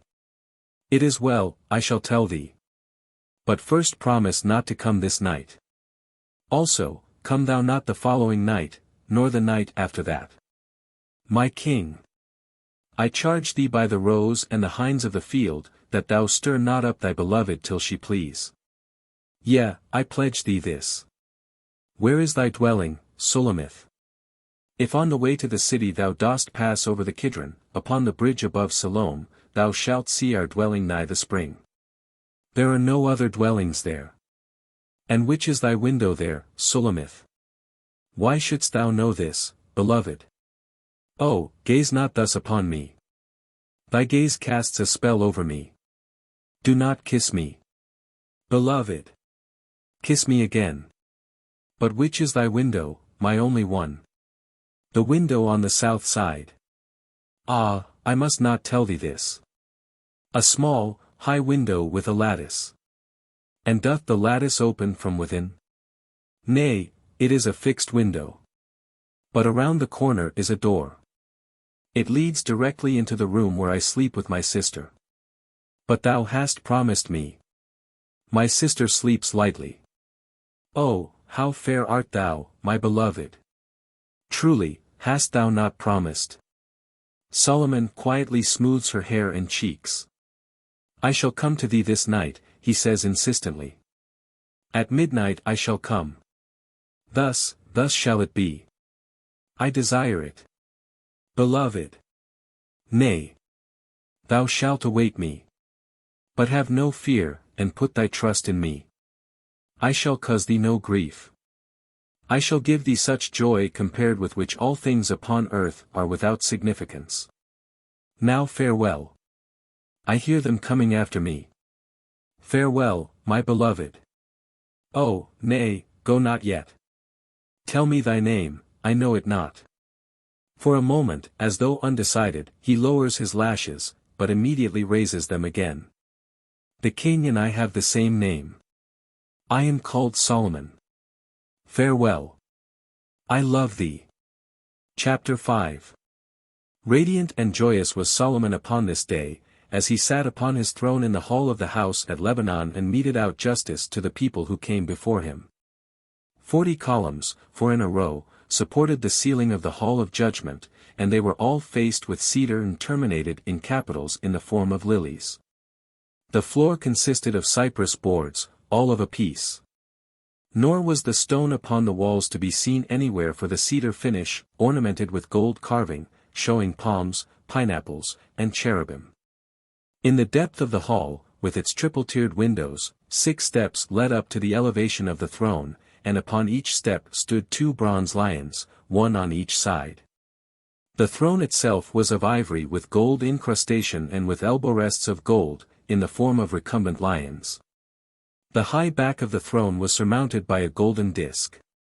Curtains of violet and purple stuffs hung from the ceiling down to the floor at the entrance to the hall, dividing off the entry, where between the columns thronged the plaintiffs, supplicants, and witnesses, as well as the accused and the criminals under a strong guard. The king had on a red chiton, while upon his head was a simple, narrow crown of 60 beryls, set in gold. At his right hand stood the throne for his mother, Bathsheba. But of late, owing to her declining years, she rarely showed herself in the city. The Assyrian guests, with austere, black-bearded faces, were seated along the walls upon benches of jasper. They had on garments of a light olive color, broidered at the edges with designs of red and white. While still at home, in their native Assyria, they had heard so much of the justice of Solomon that they tried to let no single word of his slip by, in order to tell later of the judgment of the king of the Israelites. Among them sat the commanders of Solomon's armies, his ministers, the governors of his provinces, and his courtiers. Here was Benaiah, at one time executioner to the king. The slayer of Joab, Adonijah, and Shimei, a short, corpulent old man, with a sparse, long, grey beard. His faded, bluish eyes, rimmed by red lids that seemed turned inside out, had a look of senile dullness. His mouth was open and moist, while his fleshy, red lower lip drooped down impotently, and was slightly trembling. Here also were Azariah, the son of Nathan, a jaundiced, tall man, with a lean, sickly face and dark rings under his eyes, and the good-natured, absent-minded Jehoshaphat, historiographer. And Ahishar, who was over the court of Solomon, and Zabud, who bore the high title of the king's friend, and Ben-Abinadab, which had Taphath, the eldest daughter of Solomon, to wife. And Ben-Jeber, the officer over the region of Argob, which is in Bashan, to him pertain 80 cities, surrounded by walls, with gates of brass and bars. And Baana, the son of Hushai, at one time famed for his skill in casting a spear to the distance of 30 parasangs, and many others. 60 warriors, their helmets and shields gleaming, stood in a rank to the left of the throne and the right. Their head officer this day was the handsome Eliab, of the black locks, son of Ahilut. The first to come before Solomon with his complaint was one Achier, a lapidary by trade. Working in Bel of Phoenicia he had found a precious stone, had cut and polished it, and had asked his friend Zechariah, who was setting out for Jerusalem, to give the stone to his, Achier's, wife. After some time Achier also returned home. The first thing that he asked about upon beholding his wife was the stone. But she was very much amazed at her husband's question, and repeated under oath that she had received no stone of any sort. Whereupon Achier set out for an explanation to his friend Zechariah, but he asseverated, and also to an oath, that he had, immediately upon arrival, given the stone over as instructed. He even brought witnesses, who affirmed having seen Zachariah give the stone in their presence to the wife of Achior. And now all four, Achior, Zachariah, and the two witnesses, were standing before the throne of the king of Israel. Solomon gazed into the eyes of each one in turn and said to the guard, "Lead each one to a separate chamber, and lock up each one apart." And when this was done, he ordered 4 pieces of unbaked clay to be brought. "Let each one of them," willed the king, "fashion out of clay that form which the stone had." After some time the molds were ready. But one of the witnesses had made his mold in the shape of a horse's head, as precious stones were usually fashioned. The other, in the shape of a sheep's head. Only 2 of them, Achior and Zachariah, had their molds alike, resembling in form a woman's breast. And the king spake. Now it is evident even to one blind that the witnesses are bribed by Zachariah. And so, let Zachariah return the stone to Achior, and together with it pay him 30 shekels, of this city, of law costs, and give 10 shekels to the priests for the temple. As for the self-revealed witnesses, let them pay into the treasury 5 shekels each for bearing false witness. 3 brothers then drew nigh to Solomon's throne. They were at court about an inheritance. Their father had told them before his death, that ye may not quarrel at division, I myself shall apportion ye in justice. When I die, go beyond the knoll that is in the midst of the grove behind the house, and dig therein. There shall ye find a box with 3 divisions. Know, that the topmost is for the eldest brother. The middle one for the second, the lowest for the youngest. And when, after his death, they had gone, and had done as he had willed, they had found that the topmost division was filled to the top with golden coins. Whereas in the middle one were lying only common bones, and in the lowest naught but pieces of wood. And so among the younger brothers arose envy for the eldest, and enmity, and in the end their life had become so unbearable that they decided to turn to the king for counsel and judgment. And even here, standing before the throne, they could not refrain from mutual recriminations and affronts. The king shook his head, heard them out, and spake. Cease quarreling. A stone is heavy, and the sand weighty, but a fool's wrath is heavier than them both. Your father was, it is plain to see, a wise man and a just, and he has expressed his wishes in his testament just as clearly as though it had been consummated before 100 witnesses. Is it possible that ye have not surmised at once, ye sorry brawlers, that to the eldest brother he left all his monies, to the second, all his cattle and all his slaves? While to the youngest, his house and plough land? Depart, therefore, in peace, and be no longer enemies among yourselves. And the 3 brothers, but recently enemies, with beaming faces bowed to the king's feet and walked out of the hall of judgment arm in arm. And the king decided also another suit at inheritance, begun 3 days ago. A certain man, dying, had said that he was leaving all his goods to the worthier of his 2 sons. But since neither one of them would consent to call himself the worse one, they had therefore turned to the king. Solomon questioned them as to their pursuits, and, having heard them answer that they were both hunters with the bow, he spake. Return home. I shall order the corpse of your father to be stood up against a tree. We shall first see which one of you shall hit his breast more truly with an arrow, and then decide your suit. Now both brothers had returned in the custody of a man sent by the king for their surveillance. He it was whom the king questioned about the contest. I have fulfilled all that thou hast commanded, said his man. I stood the corpse of the old man against a tree, and gave each brother his bow and arrows. The elder was the first to shoot. At a distance of 120 ells he hit just the place where, in a living man, the heart beats. A splendid shot, said Solomon. And the younger? The younger. Forgive me, O king, I could not insist upon thy command being fulfilled exactly. The younger did make his string taut, but suddenly lowered the bow to his feet, turned around, and said, weeping, Nay, this I cannot do. I will not shoot at the corpse of my father. Therefore, let the estate of his father belong to him, decided the king. He has proven the worthier son. As for the elder, if he desire, he may join the number of my bodyguards. I have need of such strong and rapacious men, sure of hand and true of eye, and with a heart grown over with wool. Next 3 men came before the king. Carrying on a mutual traffic in merchandise, they had amassed much money. And so, when the time had come for them to journey to Jerusalem, they had sewn up the gold in a leathern belt and had set out on their way. On the road they had spent a night in a forest, and, for safe keeping, had buried the belt in the ground. But when they awoke in the morning, they found no belt in the place where they had put it. They all accused one another of the secret theft, and since all 3 seemed to be men of exceeding cunning, and subtle of speech, the king therefore said unto them, Ere I decide your suit, hearken unto that which I shall relate to you. A certain fair maiden promised her beloved, who was setting out upon a journey, to await his return, and to yield her virginity to none save him. But, having gone away, he within a short while married another maiden, in another city, and she came to know of this.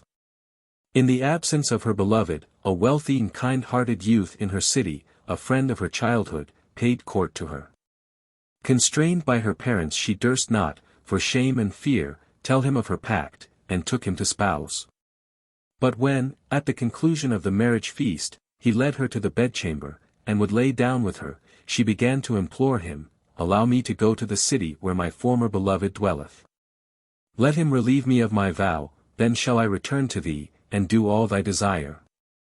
And since the youth loved her exceedingly, he did agree to her request, allowed her to go, and she went. On the way a robber fell upon her, dishevelled her, and was about to ravish her. But the maiden fell down on her knees before him, and, in tears, implored him to spare her virtue, telling the robber all that had befallen her, and her reason for travelling to a strange city. And the robber, having heard her out, was so astounded by her faithfulness to her word, and so touched by the goodness of her bridegroom, that not only did he let the girl depart in peace, but also returned to her the valuables he had taken. Now I ask you, who of all these 3 did best before the countenance of God, the maiden, the bridegroom, or the robber? And one of the plaintiffs said that the maiden was the most worthy of praise, for her steadfastness to her oath. Another marveled at the great love of her bridegroom. The third, however, found the action of the robber the most magnanimous one. And the king said to the last, Therefore, it is even thou who hast stolen the belt with the common gold, for thou art by nature covetous, and dost desire that which is not thine. But this man, having given his travelling staff to one of his companions, spake, raising his hands aloft as though for an oath. I witness before Jehovah that the gold is not with me, but him. The king smiled and commanded one of his warriors, Take this man's rod and break it in half. And when the warrior had carried out Solomon's order, gold coins poured out upon the floor, for they had been concealed within the hollowed-out stick. As for the thief, he, struck by the wisdom of the king, fell down before his throne and confessed his misdeed. There also came into the house of Lebanon a woman, the poor widow of a stonecutter, and she spake. I cry for justice, O king. For the last 2 denarii left me I bought flour, put it into this large earthen bowl, and started to carry it home. But a strong wind suddenly arose and did scatter my flour. O wise king, who shall bring back this my loss? I now have not wherewith to feed my children. When was this? Asked the king. It happened this morning, at dawn. And so Solomon commanded that there be summoned to him several merchants, whose ships were to set out this day with merchandise for Phoenicia, by way of Jaffa. And when, in alarm, they appeared in the hall of judgment, the king asked them, Did ye pray God, or the gods, for a favorable wind for your ships? And they answered, Yea, O king. We did so. And our offerings were pleasing to God, for he did send us a propitious wind. I rejoice on your account, said Solomon. But the same wind has scattered a poor woman's flour that she was carrying in a bowl. Do ye not deem it just, if ye have to recompense her? And they, made glad that the king had summoned them only for this, at once filled the bowl by casting into it small and large silver coin. And when, with tears, she began to thank the king, he smiled radiantly and said, "Wait, this is not yet all. This morning's wind has bestowed joy upon me as well, which I did not expect. And therefore, to the gifts of these merchants, I shall add my kingly gift also." And he commanded Adoniram, the treasurer, to put on top of the money of the merchants enough gold coin to cover the silver entirely out of sight. Solomon desired to see none unhappy on this day. He distributed more rewards, pensions, and gifts than he sometimes did within a whole year, and he pardoned Ahimaaz, the governor of the land of Naphtali, against whom his wrath had flamed before, because of his lawless levies.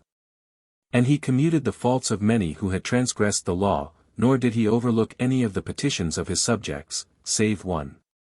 When the king was passing out from the house at Lebanon through the small southern door, one in a garment of yellow leather stood up in his path, a squat, broad-shouldered man, darkly ruddy and morose of face, with a black, bushy beard, with a neck like a bull's, and an austere gaze from underneath shaggy, black eyebrows. This was the high priest of Moloch's temple. He uttered but one word in a supplicating voice. "King." In the bronze belly of his god were 7 divisions, one for meal, another for doves, the third for sheep, the fourth for rams, the fifth for calves, the sixth for beeves. But the 7th, meant for living infants brought by their mothers, had long stood empty at the interdict of the king. Solomon walked in silence past the priest, but the latter stretched out his hands after him and exclaimed with supplication, "King! I adjure thee by thy joy. Show me this kindness, O king, and I shall reveal to thee what danger threatens thy life." Solomon made no reply.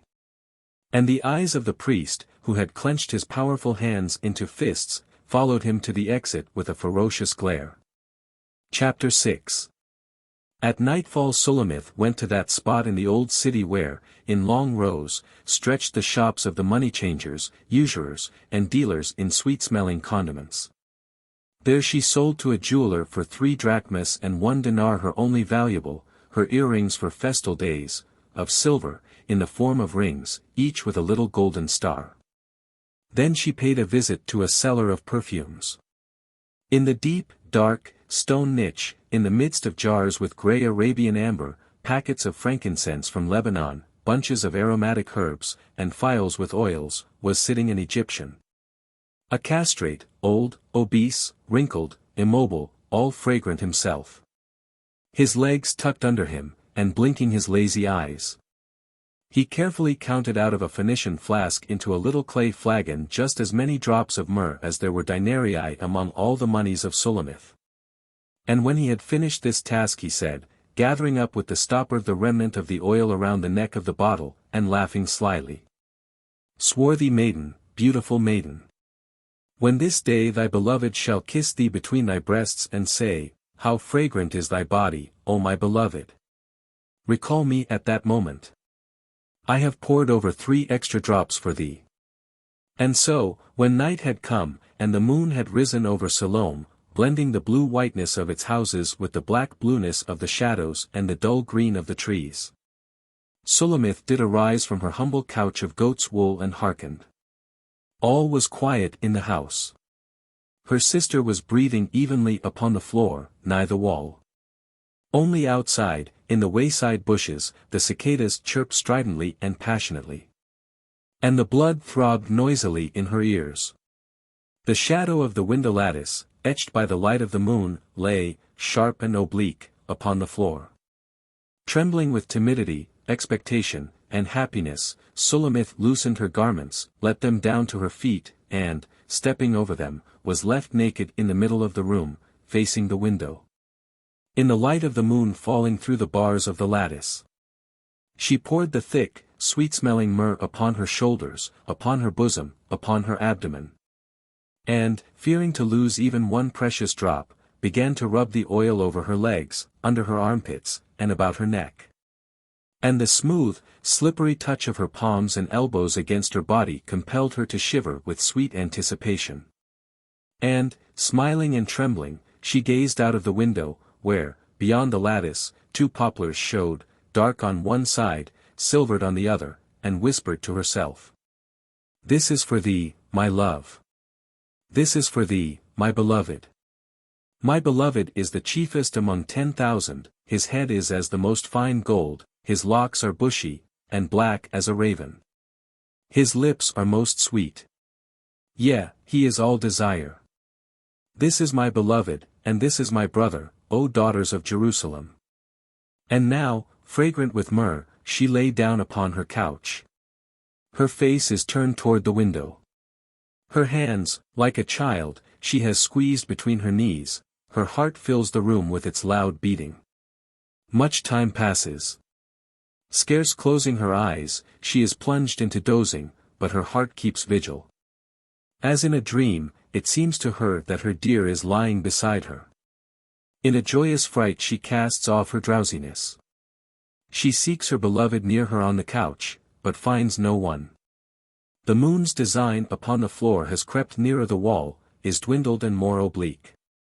The cicadas are calling. The brook of Kidron babbles on monotonously, the doleful chant of a night watchman is heard in the city. What if he comes not today, thinks Sulamith. I did implore him, and what if he hath suddenly obeyed me?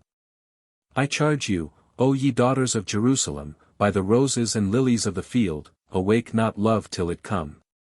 But now my love hath come to me. Make haste, my beloved. Thy bride awaits thee. Make haste like to a young hart upon the mountains of spices. The sand crunches in the yard under light steps. And the soul of the maiden deserts her. A cautious hand knocks at the window. A dark face shows on the other side of the lattice. The low voice of her beloved is heard. Open to me, my sister, my dove, my undefiled. For my head is filled with dew. But a charmed numbness has suddenly taken possession of Sulamitha's body. She wants to rise, and cannot, wants to move her hand, and cannot. And, without understanding what is taking place with her, she whispers, gazing through the window. Ah, his locks are filled with the drops of the night. But I have put off my chiton. How shall I put it on? Rise up, my love, my fair one, and come away. The morn is nigh, flowers appear on the earth, and the vines with the tender grape give a goodly smell. The time of the singing of birds is come, and the voice of the turtle dove is heard from the mountains. I have washed my feet, whispers Sulamith, how shall I defile them? The dark head disappears from the window lattice, the resounding steps pass around the house and cease at the door.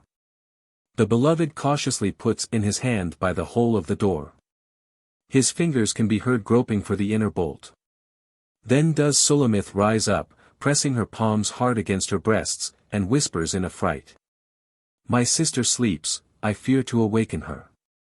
She irresolutely dons her sandals, puts a light chiton upon her naked body, throws a veil over it, and opens the door, leaving marks of myrrh upon the handles of the lock. But there is no longer anyone upon the road that glimmers whitely in its solitude between the dark bushes in the grey murk of morning. The beloved had not waited, and was gone. Not even his steps were to be heard. The moon has dwindled and paled, and floats on high. In the east, above the waves of the mountains, the sky is putting on a chilly pink before the dawn. In the distance the walls and towers of Jerusalem glimmer whitely. My beloved! King of my life! Sulamith calls into the humid darkness. I am here. I await thee. Return. But none responds. I will run upon the highway, I shall overtake my beloved, Sulamith says to herself. I will go about the city in the streets and in the broad ways, I will seek him whom my soul loveth. Oh that thou wert as my brother, that sucked the breast of my mother. When I should find thee without, I would kiss thee, yea, I should not be despised. I would lead thee, and bring thee into my mother's house. Thou wouldst instruct me, I would cause thee to drink of the juice of my pomegranates. I charge you, daughters of Jerusalem, if ye find my beloved, that ye tell him I am smitten by love. Thus does she commune with herself, and with light, docile steps runs upon the road toward the city. At the dung gates near the wall, 2 watchmen that had gone about the city at night are sitting and dozing in the chill of the morning. They awaken and stare with astonishment at the running girl. The younger arises and blocks her way with outstretched arms. "Stay, stay, thou fair," exclaims he with laughter. "Whither so fast? Thou hast passed the night on the sly in the bed of thy dear and art yet warm from his embraces, whereas we have been chilled through by the dampness of the night. It would be but fair if thou wert to sit a while with us." The elder also arises and wants to embrace Sulamith. He does not laugh, he breathes heavily, fast, and with wheezing. He is licking his blue lips with his tongue. His face, made hideous by great scars of healed leprosy, seems frightful in the pallid murk. He speaks in a voice hoarse and snuffling. "Yea, of a truth. What is thy beloved more than other men, sweet maiden? Shut thy eyes, and thou canst not tell me apart from him. I am even better, for, of a certainty, I am more experienced than he." They clutch at her bosom, her shoulders, her arms and raiment. But Sulamith is lithe and strong, and her body, anointed with oil, is slippery. She tears herself away, leaving in the hands of the watchman her outer veil, and runs back still faster along the same road. She has experienced neither offense nor fear, she is all swallowed up in thoughts of Solomon. Passing by her house, she sees the door out of which she had just gone still left open, a gaping black quadrangle in the white wall. But she merely catches her breath, shrinks within herself, like a young cat, and runs by on her tiptoes with never a sound. She crosses the bridge of Kidron, avoids the outskirt of the village of Salome, and by a stony road gradually climbs the southern slope of Bath el Cove, into her vineyard. Her brother is still sleeping among the vines, wrapped up in a woolen blanket all wet from the dew. Sulamith rouses him, but he cannot awaken, enchained by the morning sleep of youth. As yesterday, the dawn is flaming over Anais. A wind springs up. The fragrance of the grape in blossom streams through the air. "I shall come away and look upon that place of the wall where my beloved hath stood," Sulamith is saying. "I shall feel with my hands the stones that he hath touched. I shall kiss the ground beneath his feet." She glides lightly between the vines. The dew falls from them, chilling her feet and spattering her elbows. And now a joyous cry from Sulamith fills the vineyard. The king is standing beyond the wall. With a radiant face he stretches out his arms to meet her. More lightly than a bird Sulamith surmounts the enclosure, and, without words, with a moan of happiness, entwines the king. Several minutes pass thus. Finally, tearing his lips away from her mouth, Solomon speaks, enraptured, and his voice trembles. "Behold, thou art fair, my love, behold, thou art fair. Oh, how fair art thou, my beloved!" Tears of delight and gratefulness, blessed tears, sparkle upon Sulamith's pale and beautiful face. Languishing with love, she sinks to the ground and whispers words of madness in a barely audible voice. "Our bed is green. The beams of our house are cedars. Kiss me with the kisses of thy mouth, for thy love is better than wine." After a brief space Sulamith is lying with her head upon Solomon's breast. His left arm is embracing her. Bending to her very ear, the king is whispering something to her, the king is tenderly apologizing, and Sulamith reddens from his words and closes her eyes. Then, with an inexpressibly lovely smile of confusion, she says, "My mother's children made me the keeper of the vineyard. But mine own vineyard have I not kept." But Solomon takes her little swarthy hand and presses it fervently to his lips. "Thou dost not regret this, Sulamith?" "Oh nay, my king, my beloved. I regret it not. Wert thou to arise this minute and go from me, and were I condemned never to see thee after, I would to the end of my life utter thy name with gratitude, Solomon. Tell me one thing else, Sulamith. Only, I beseech thee, speak the truth, my undefiled. Didst thou know who I am? Nay, Even now I know it not. Methought. But I am shamed to confess it. I fear thou wilt laugh at me. They tell, that here, upon Mount Bath el Cove, pagan gods do oft wander. Many of them, it is said, are beautiful. And methought, art thou not Hor, the son of Osiris? Or else some other god? Nay, I am but a king, beloved. But here, upon this spot, I kiss thy dear hand, scorched of the sun, and swear to thee that never yet, neither in the time of first love longings, nor in the days of my glory, has my heart flamed with such an insatiable desire as that which is awakened within me by thy mere smile. By the mere touch of thy flaming locks, the mere curve of thy purple lips. Thou art comely as the tents of Kedar, as the curtains in the temple of Solomon. Thy caresses intoxicate me. Behold thy breasts, they are fragrant. Thy nipples are as wine. Oh, yeah, gaze, gaze upon me, beloved. Thy eyes arouse me.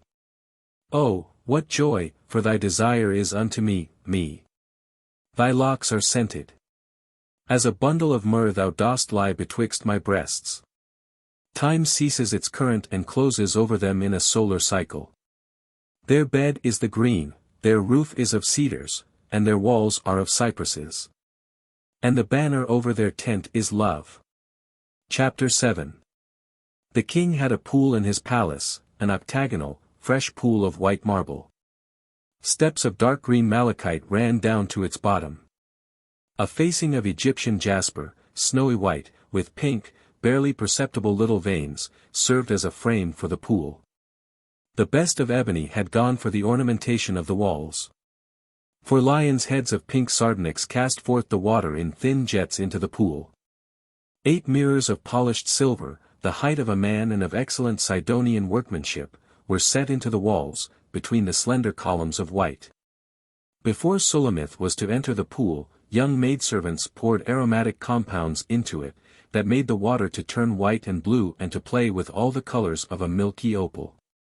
The female slaves disrobing Sulamith gazed with delight upon her body, and, when they had disrobed her, they led her up to a mirror.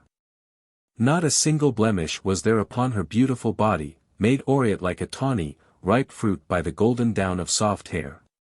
And she, gazing upon her naked self in the mirror, turned red and thought, "All this is for thee, my king."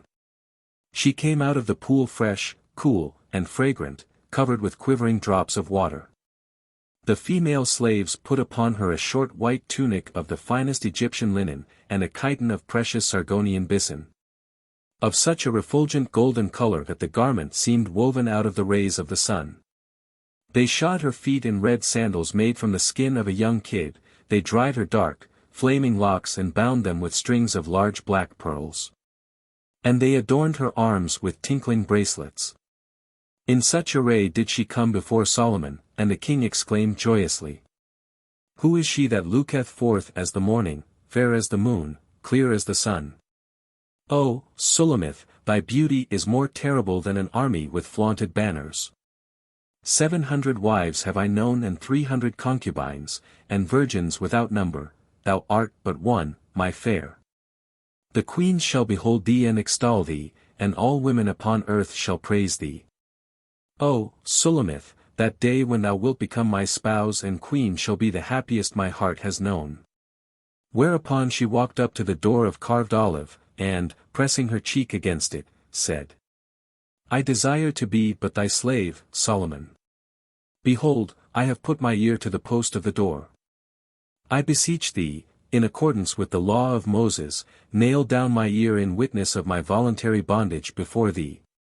Then Solomon did command to be brought out of his treasure house precious pendants of deep red carbuncles, fashioned to resemble elongated pears. He himself put them upon the ears of Sulamith, and said, "I am my beloved's, and my beloved is mine." And, taking Sulamith by the hand, the king brought her to the banqueting house, where his companions and familiars were already awaiting him. Chapter 8. 7 days had sped since Sulamith had stepped into the palace of the king. 7 days had she and the king taken joyance in love, yet could not be sated therewith. Solomon loved to adorn his beloved with precious things. How beautiful are thy little feet in sandals! He would exclaim in rapture, and, getting down on his knees before her, he would kiss each toe in turn. And put upon them rings with stones so splendid and rare that their like was not to be found even upon the ephod of a high priest. Sulamith would listen, entranced, whenever he discoursed upon the inner nature of stones, their magic properties and secret significations. Here is anthrax, the sacred stone from the land of Ophir, the king would say. It is hot and moist. Behold, it is red, like blood, like the evening glow, like the blown flower of the pomegranate, like thick wine from the vineyards of En-Gedi, like thy lips, my Sulamith. In the morning after a night of love. This is the stone of love, wrath, and blood. Upon the hand of a man languishing in a fever or made drunk by desire, it waxes warmer and glows with a red flame. Put it upon thy hand, my beloved, and thou shalt see it enkindle. If it be brayed to a powder and taken in water, it imparts a glow to the face, allays the stomach, and mocketh the soul to rejoice. He that weareth it attaineth power over men. It is a curative for the heart, brain, and memory. But it ought not be worn nigh children, for it doth arouse the passions of love around it. Here is a transparent stone, the color of copper verdigris. In the land of the Ethiopians, where it is gotten, it is called Mnadisphsa. It was given me by the father of my wife, Queen Ostes, by Shishak, the pharaoh of Egypt, into whose hands it came through a captive king. Thou sayest, it is not beautiful. Yet is its value beyond computation, for but 4 men on earth possess the stone Mnadisphsa. It possesses the unusual property of attracting silver to it, just like a covetous man that loveth the metal. I give it thee, my beloved, for that thou art not covetous. Gaze upon these sapphires, Sulamith. Some of them resemble in color cornflowers among wheat, others, an autumn sky, others still, the sea in fine weather. This is the stone of virginity, chill and pure. During far and difficult voyages it is placed in the mouth to allay thirst. It also cureth leprosy and all malignant growths. It bestoweth clarity to thoughts. The priests of Jupiter in Rome wear it upon the index finger. The king of all stones is the stone shamir. The Greeks name it adamas, which signifieth, the invincible. It is the hardest of all substances on earth and remains uninjured in the fiercest of fires. It is the light of the sun, concentrated in the ground and cooled by time. Admire it, Sulamith, it playeth with all colors, but in itself remaineth translucent, like a drop of water. It shineth in the darkness of night, but laseth its radiance, even in the daytime, upon the hand of a murderer. The shamir is tied to the hand of a woman tortured in heavy travail with child. And it is also put upon the left hand by warriors setting out for battle. He that weareth the shamir findeth favor with kings and hath no dread of evil spirits. The shamir driveth the mottled color off the face, purifieth the breath, giveth quiet slumber to lunatics, and induceth a sweat curative of near proximity to poison. The shamir stones are male and female, buried deep in the ground they are capable of multiplying. The moonstone, pale and mild, like the shining of the moon, it is the stone of the Chaldean and Babylonian magi. Before divination it is placed under the tongue, and it imparts to them the gift of seeing the future. It hath a strange tie with the moon, for during a new moon it groweth chill and shineth more brightly. It is beneficial to woman during that year when from a child she is becoming a woman. Wear thou this ring with a smaragd constantly, my beloved, for the smaragd is the favorite stone of Solomon, king of Israel.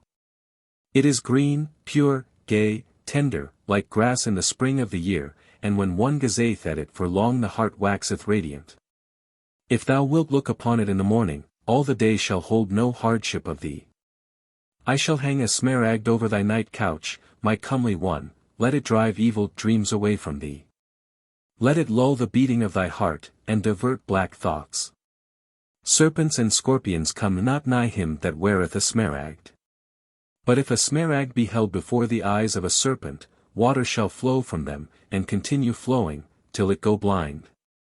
Pounded smaragd, together with camel's milk, is given an empoisoned man, that the poison may go off in transpiration, mixed with attar of roses, smaragd cureth the bites of venomous reptiles. While ground with saffron and applied to ailing eyes it eradicates night blindness. It also helps in dysentery and the black cough that is incurable by any human means. The king also bestowed upon his beloved Libyan amethysts, whose color resembled early violets, that put forth in forests at the foot of the Libyan mountains, amethysts. Possessed of the wondrous property of curbing wind, mollifying wrath, preserving from intoxication, and helping at the trapping of wild beasts. Turquoise of Persepolis, that bringeth happiness in love, in death connubial quarrels, turneth away the wrath of kings, and is propitious in the breaking and selling of horses. And cat's eye, that guardeth the property, reason, and health of its possessor. And the pale beryllion, blue-green, like sea-water near shore, a good traveling companion for pilgrims and a remedy against cataract and leprosy. And the varicolored agate, he that weareth it hath no dread of the evil machinations of enemies, and avoideth the danger of being crushed in an earthquake.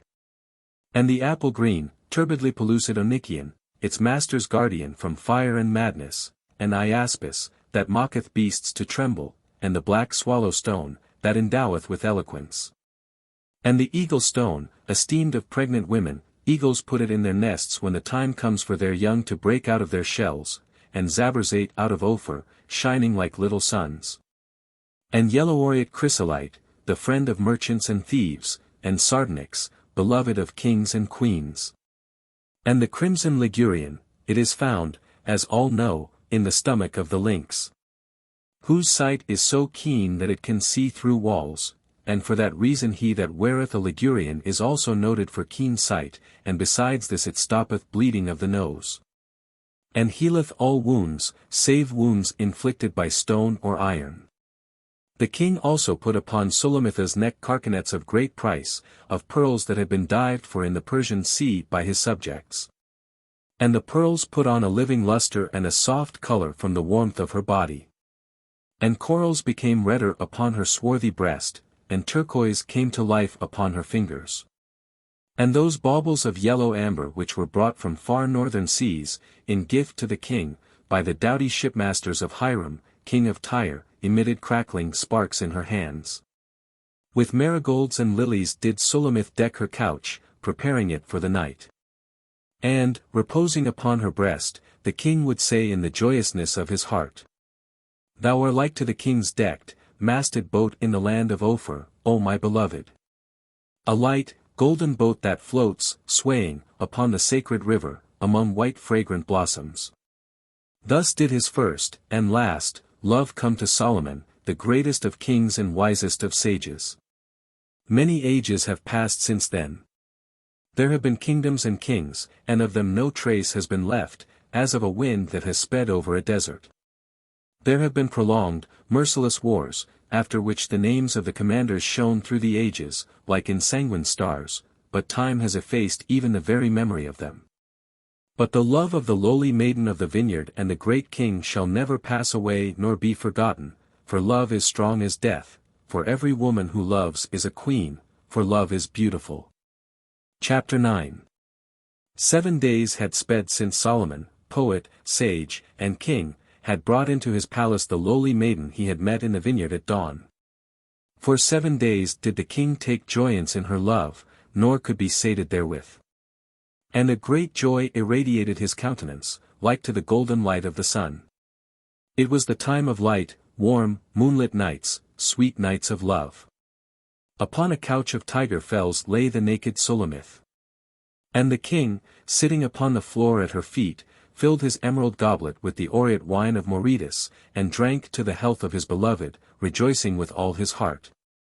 And narrated to her the sage, strange legends of Eld. And Sulamith's hand rested upon his head, stroking his wavy black hair. Tell me, my king, Sulamith had once asked, is it not wonderful that I fell in love with thee so instantly? I now call all things to mind, and meseems I began belonging to thee from the very first moment, when I had not yet had time to behold thee, but had merely heard thy voice. My heart began to flutter and did open to meet thee, as a flower opens to the south wind on a night in summer. How hast thou taken me so, my beloved? And the king, quietly bending his head toward the soft knees of Sulamith, smiled tenderly and answered. Thousands of women before thee, O my comely one, have put this question to their beloveds. And hundreds of ages after thee will they be asking their beloveds about this. There be three things which are too wonderful for me, yea, for which I know not, the way of an eagle in the air, the way of a serpent upon a rock, the way of a ship in the midst of the sea. And the way of a man with a maid. This is not my wisdom, Sulamith, these are the words of Aga, son of Jakeh, heard from him by his disciples. But let us honor the wisdom of others also. Yea, said Sulamith pensively, mayhap it is even true that man shall never comprehend this. Today, during the banquet, I wore a sweet-smelling cluster of stacte upon my breast. But thou didst leave the table, and my flowers ceased to give out their smell. Meseems, thou must be beloved, O king, of women, and men, and beasts, and even of flowers. I oft ponder, yet comprehend not, how can one love any other save thee? And any save thee, Sulamith. Every hour do I render thanks to God for that he has set thee in my path. I remember, I was sitting upon a stone of the wall, and thou didst put thy hand on mine. Fire ran through my veins, my head was dizzied. I said within me, behold, there is my Lord, my King, my beloved. I remember, Sulamith, how thou didst turn around to my call. Under the thin raiment I saw thy body, thy beautiful body, that I love as I love God. I love it, covered with its golden down, as though the sun had left its kiss upon it. Thou art graceful, like to a filly in the Pharaoh's chariot, thou art fair like the chariot of Aminadab. Thy eyes are as two doves, sitting by the rivers of waters. O, beloved, thy words stir me. Thy hand sears me sweetly. O, my king, thy legs are as pillars of marble. Thy belly is like an heap of wheat, set about with lilies. Surrounded, irradiated, by the silent light of the moon, they forgot time and place. And thus hours would pass, and they with wonder beheld the rosy dawn peeping through the latticed windows of the chamber. Sulamith also said once. Thou hast known, my beloved, wives and virgins without number, and they were all the fairest women on earth. I become ashamed whenever I consider myself, a simple, unschooled girl, and my poor body, scorched of the sun. But, touching her lips with his, the king would say, with infinite love and gratefulness. Thou art a queen, Sulamith. Thou wast born a true queen. Thou art brave and generous in love. 700 wives have I, and 300 concubines, and virgins without number have I known, but thou, my timid one, art my only one, thou fairest among women. I have found thee like as a diver in the Gulf of Persia, that filleth a great number of baskets with barren shells and pearls of little price. Ere he get from the bed of the sea a pearl worthy a king's crown. My child, a man may love thousands of times, yet he loveth but once. People without number think they love, yet only to two of them doth God send love. And when thou didst yield thyself up to me among the cypresses, under the rafters of cedars, upon the bed of green, I did with all my soul render thanks to God, so gracious to me. Sulamith also asked once. I know that they all loved thee, for not to love thee is impossible. The Queen of Sheba did come to thee from her domain. They say, that she was the wisest and fairest of all women that had ever been on earth. As in a dream, I recall her caravans. I know not why, but since my earliest childhood I have been drawn to the chariots of the great. I was then perhaps 7, perhaps 8. I remember the camels in golden harness, covered with caparisons of purple, laden with heavy burdens. I remember the mules with the little bells of gold between their ears. I remember the droll monkeys in silvern cages, and the wondrous peacocks. There was a multitude of servants in garments of white and blue, marching. They led tame tigers and panthers upon ribbands of red. I was but 8 then. O child, thou wert but 8 then, said Solomon with sadness. Didst thou love her more than me, Solomon? Wilt tell me something of her? And the king told her all pertaining to this amazing woman. Having heard much of the wisdom and beauty of the king of Israel, she had come to him from her domain with rich gifts, desiring to prove his wisdom and subdue his heart. This was a magnificent woman of 40, who was already beginning to fade. But through secret, magic means she contrived to make her body, that was growing flabby, seem graceful and supple, like a girl's, while her face bore an impress of an awesome, inhuman beauty. But her wisdom was ordinary wisdom, and the petty wisdom of a woman to boot. Desiring to test the king with riddles, she at first sent to him 50 youths of tenderest age, and 50 maidens. They were all so cunningly dressed that the keenest eye could not have discerned their sex. I shall call thee wise, O king, said Baucis, if thou shalt tell me which of them is woman, and which man. But the king burst out laughing, and ordered that every he and she sent him be brought a separate basin of silver, and a separate ewer of silver, for laving. And whereas the boys bravely splashed in the water and cast it in handfuls at their faces, drying their skin vigorously, the girls acted as women always do at their ablutions. They lathered each hand gently and solicitously, bringing it closely to their eyes. In so easy a manner did the king solve the first riddle of Baucis Makeda. Next she sent Solomon a large diamond, the size of a hazelnut. This stone had a thin, exceedingly tortuous flaw, that perforated its entire body with a narrow, intricate path. The task was to put a silken thread through the jewel. And the wise king let into the opening a silk worm, which, having passed through, left the finest of silken webs in its wake. Also, the beauteous Baucis sent King Solomon a precious goblet of carved sardonyx, of magnificent workmanship. This goblet shall be thine, she had commanded that the king be told, if thou feest it with moisture taken neither from earth nor heaven. And Solomon, having filled the goblet with froth falling from the body of a fatigued steed, ordered it to be carried to the queen.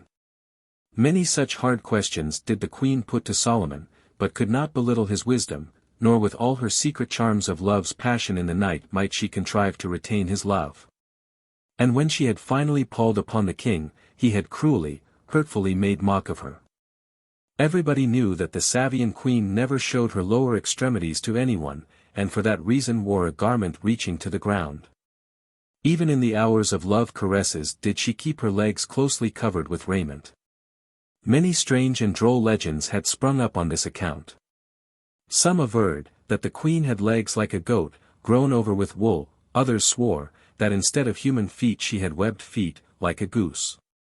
And they even related how the mother of Baucis had once, after bathing, sat down upon sand where just before a certain god, temporarily metamorphosed into a gander, had left his seed. And that through this she had borne the beauteous queen of Sheba. And so Solomon one day commanded to be built, in one of his chambers, a transparent floor of crystal, with an empty space beneath it, which was filled with water and stocked with live fish. All this was done with such extraordinary art that one not forewarned could never possibly notice the glass, and would take an oath that a pool of clear, fresh water lay before him. And when all was in readiness, Solomon invited his regal guest to an interview. Surrounded by all the pomp of her retinue, she paced through the chambers of the house at Lebanon, and came up to the treacherous pool. At the other end of it sat the king, resplendent with gold and precious stones, and with a welcoming look in his dark eyes. The door opened before the queen, and she took a step forward, but cried out and. Sulamith claps her palms and laughs, and her laughter is joyous and childlike. She stoops and lifts up her raiment, asks Sulamith. Yea, my beloved, she acted as any among women would have acted. She raised up the hem of her garment, and although this lasted for but a moment, not only I but all my court saw that the beauteous Savian queen, Baucis Makeda, had ordinary human legs, but crooked and grown over with coarse hair. On the very next day she set off, without bidding me farewell, and departed with her magnificent caravan. I had not meant to offend her. I sent after her a trustworthy runner, whom I ordered to give to the queen a bundle of a rare mountain herb, the best means for the extirpation of hair upon the body. But she returned to me the head of my emissary in a bag of costly purple. Solomon also told his beloved many things out of his life, which none other among men and women knew, and which Sulamith carried with her into the grave. He told her of the long and weary years of his wanderings, when, fleeing from the wrath of his brethren, he was forced to hide under an assumed name in foreign lands, enduring fearful poverty and privations. He told her how, in a far-off, unknown country, while he was standing in the marketplace, in expectation of being hired to work somewhere, the king's cook had approached him and said, "Stranger, help me carry this hamper of fish into the palace." Through his wit, adroitness, and skilled demeanor, Solomon so pleased the officers of the court, that in a short while he had made himself at home in the palace. And when the head cook died he had taken his place. Further, Solomon told of how the king's only daughter, a beautiful, ardent maiden, had fallen in love with the new cook and had confessed her love to him. How they fled from the palace one night, and had been retaken and brought back, how Solomon had been condemned to die, and how, by a miracle, he succeeded in escaping from the dungeon. Avidly did Sulamith listen to him, and, when he grew silent, amidst the stillness of the night their lips joined, their arms entwined each other, and breast touched breast. And when morning drew near, and Sulamith's body seemed a foamy pink, and the fatigue of love encircled her splendid eyes with blue shadows, she would say with a tender smile, "Stay me with flagons. Comfort me with apples, for I am sick with love." Chapter 10. In the temple of Isis, upon Mount Bath el Cove, the first part of the great mystery, to which the faithful of the lesser initiation were admitted, was just over. The priest on duty, an ancient elder in white vestment, with shaven head, and neither mustache nor beard, had turned from the elevation of the altar toward the people, and pronounced in a quiet, tired voice, "Dwell in peace, my sons and daughters. Wax perfect through deeds. Extol the name of the goddess. And may her blessings be over ye forever and aye." He raised his hands on high over the people, in benediction. And immediately all the initiates into the lesser rank of the mysteries prostrated themselves on the floor, and then, arising, softly and in silence made their way to the exit. Today was the 7th day of the month Faminoth, sacred to the mysteries of Osiris and Isis. Since evening the solemn procession had thrice made the circuit of the temple with lamps, palm leaves, and amphorae, with the occult symbols of the gods and the sacred images of the phallus. In the midst of the procession, upon the shoulders of the priests and the minor prophets, was reared the closed naos of costly wood, ornamented with pearl, ivory, and gold. Therein dwelt the goddess herself, she, the invisible, the bestower of fecundity, the mysterious, mother, sister, and wife of gods. The evil Seth had enticed his brother, the divine Osiris, to a feast. Through craftiness he made him to lie down in a magnificent sarcophagus, and, having clapped down the lid over him, cast the sarcophagus with the body of the great god into the Nile. Isis, who had just given birth to Horus, with yearning and tears searches all the world over for the body of her spouse, and for long cannot find it. Finally, slaves inform her that the body had been borne out to sea by the waves, and that it had been cast up at Byblos, where an enormous tree had sprung up about it, enclosing within its trunk the body of the god and his floating dwelling. The king of that domain had commanded a mighty column to be made out of the enormous tree, not knowing that within it reposed the god Osiris himself, the great bestower of life. Isis goes to Byblos. She arrives there fatigued with sultriness, thirst, and the toilsome, stony road. She liberates the sarcophagus out of the midst of the tree, carries it with her, and buries it in the earth near the city wall. But Seth again secretly steals away the body of Osiris, cuts it up into 14 parts, and strews them over all the towns and settlements of Upper and Lower Egypt. And again with great grief and lamentations Isis set out in search of the sacred members of her spouse and brother. Her sister, the goddess Nephthys, and the mighty Thoth, and the son of the goddess, the radiant Horus, Horus of the horizon, all joined their plaints to her weeping. Such was the hidden meaning of the present procession in the first half of the sacred service. Now, upon the departure of the common believers, and after a short rest, the second part of the great mystery was about to be consummated. In the temple were left only those initiated into the higher degrees, mystagogues, epops, prophets and sacrificators. Boys in white vestments bore about, upon salvers of silver, flesh, bread, dried fruits, and sweet wine of Pelusium. Others poured hippocras out of narrow-necked Tyrian vessels, a drink given in those days to condemned criminals before execution, to arouse their manhood. But which also possessed the great virtue of generating and sustaining in men the fire of a sacred madness.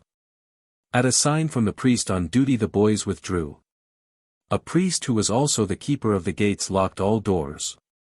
Then he attentively made the rounds of all those who remained, scrutinizing their faces and testing them with secret words that constituted the pass orders for this night. 2 other priests drew a silvern thurible upon wheels down the length of the temple and around each of its columns. The temple filled with the blue, thick, heady, aromatic fumes of incense, and through the layers of smoke grew barely visible the varicolored flames of the lamps made of translucent stones. Lamps set in carved gold and suspended from the ceiling upon long chains of silver. In the times of Eld this temple of Osiris and Isis was known for its small extent and its poverty, and was hollowed out like a cavern in the heart of the mountain. A narrow subterranean corridor led to it from without. But in the days of the reign of Solomon, who had taken under his protection all religions save those which permitted the offering of children in sacrifice, and thanks to the zeal of Queen Ostis, an Egyptian-born, the temple had expanded in depth and height, and had become adorned with rich offerings. The former altar still remained inviolate in its primordial, austere simplicity, together with a great number of small chambers surrounding it and serving for the keeping of treasures, sacrificial objects, and priestly appurtenances, as well as for special secret purposes during the most occult mystic orgies. But then, the outer court was truly magnificent, with its pylons in honor of the goddess Hathor, and with a 4-sided colonnade of 24 columns. The inner, subterranean, hypostylic hall for worshippers was built still more magnificently. Its mosaic floor was all adorned with cunningly wrought images of fishes, beasts, amphibians and reptiles. While the ceiling was overlaid with blue lazur, and upon it shone a sun of gold, glowed a moon of silver, innumerable stars twinkled, and birds soared upon outspread wings. The floor was the earth, the ceiling the sky, and they were joined by round and many-sided columns, like mighty tree trunks. And since all the columns were surmounted by capitals in the form of the tender flowers of lotus or the slender cylinders of the papyrus, the ceiling they supported did in reality seem as light and ethereal as the sky. The walls to the height of a man were faced with plates of red granite, brought at the desire of Queen Ostis out of Thebes, where the local master workers could impart to the granite a smoothness like that of a mirror, together with an amazing polish. Higher, to the very ceiling, the walls, as well as the columns, were gay with graven and limned images with the symbols of the gods of both Egypts. Here was Sebek, honored in Phaim in the form of a crocodile, and Thoth, the god of the moon, depicted as an ibis in the city of Khmunu. And the sun god Horus, to whom a small idol temple was consecrated in Edfu, and Basta Bubastis, in the form of a cat, Shu, the god of the air, as a lion, Ta, an apis. Hathor, the goddess of mirth, a heifer, Anubis, the god of embalming, with the head of a jackal, and Menthu out of Hermon, and the Coptic Minu, and Neith of Sais, the goddess of the sky. And, finally, in the form of a ram, the dread god whose name was never uttered, and who was called Kendiamenshu, which signifieth, the dweller in the west. The half-dark altar reared above the entire temple, and the gold upon the walls of the sanctuary that hid the images of Isis gleamed within its depths. 3 gates, a large one in the middle, and 2 small ones flanking it, opened into the sanctuary. Before the middle one stood a small sacrificial altar with a sacred stone knife of Ethiopian obsidian. Steps led up to the altar, and upon them were disposed young priests and priestesses with timpani and sistrums, with flutes and tabors. Queen Ostis was reclining within a little, secret chamber.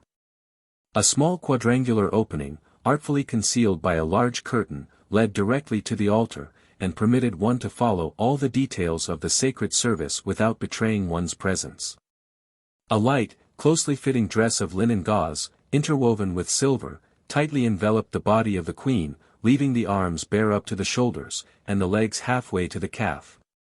Her skin gleamed pinkly through the diaphanous material, and one could see the pure lines and elevations of her graceful body, which, despite the queen's age of 30, still had lost none of its liveness, beauty and freshness. Her hair, stained a blue color, was spread loosely over her shoulders and back, and was adorned with innumerable little aromatic pomanders.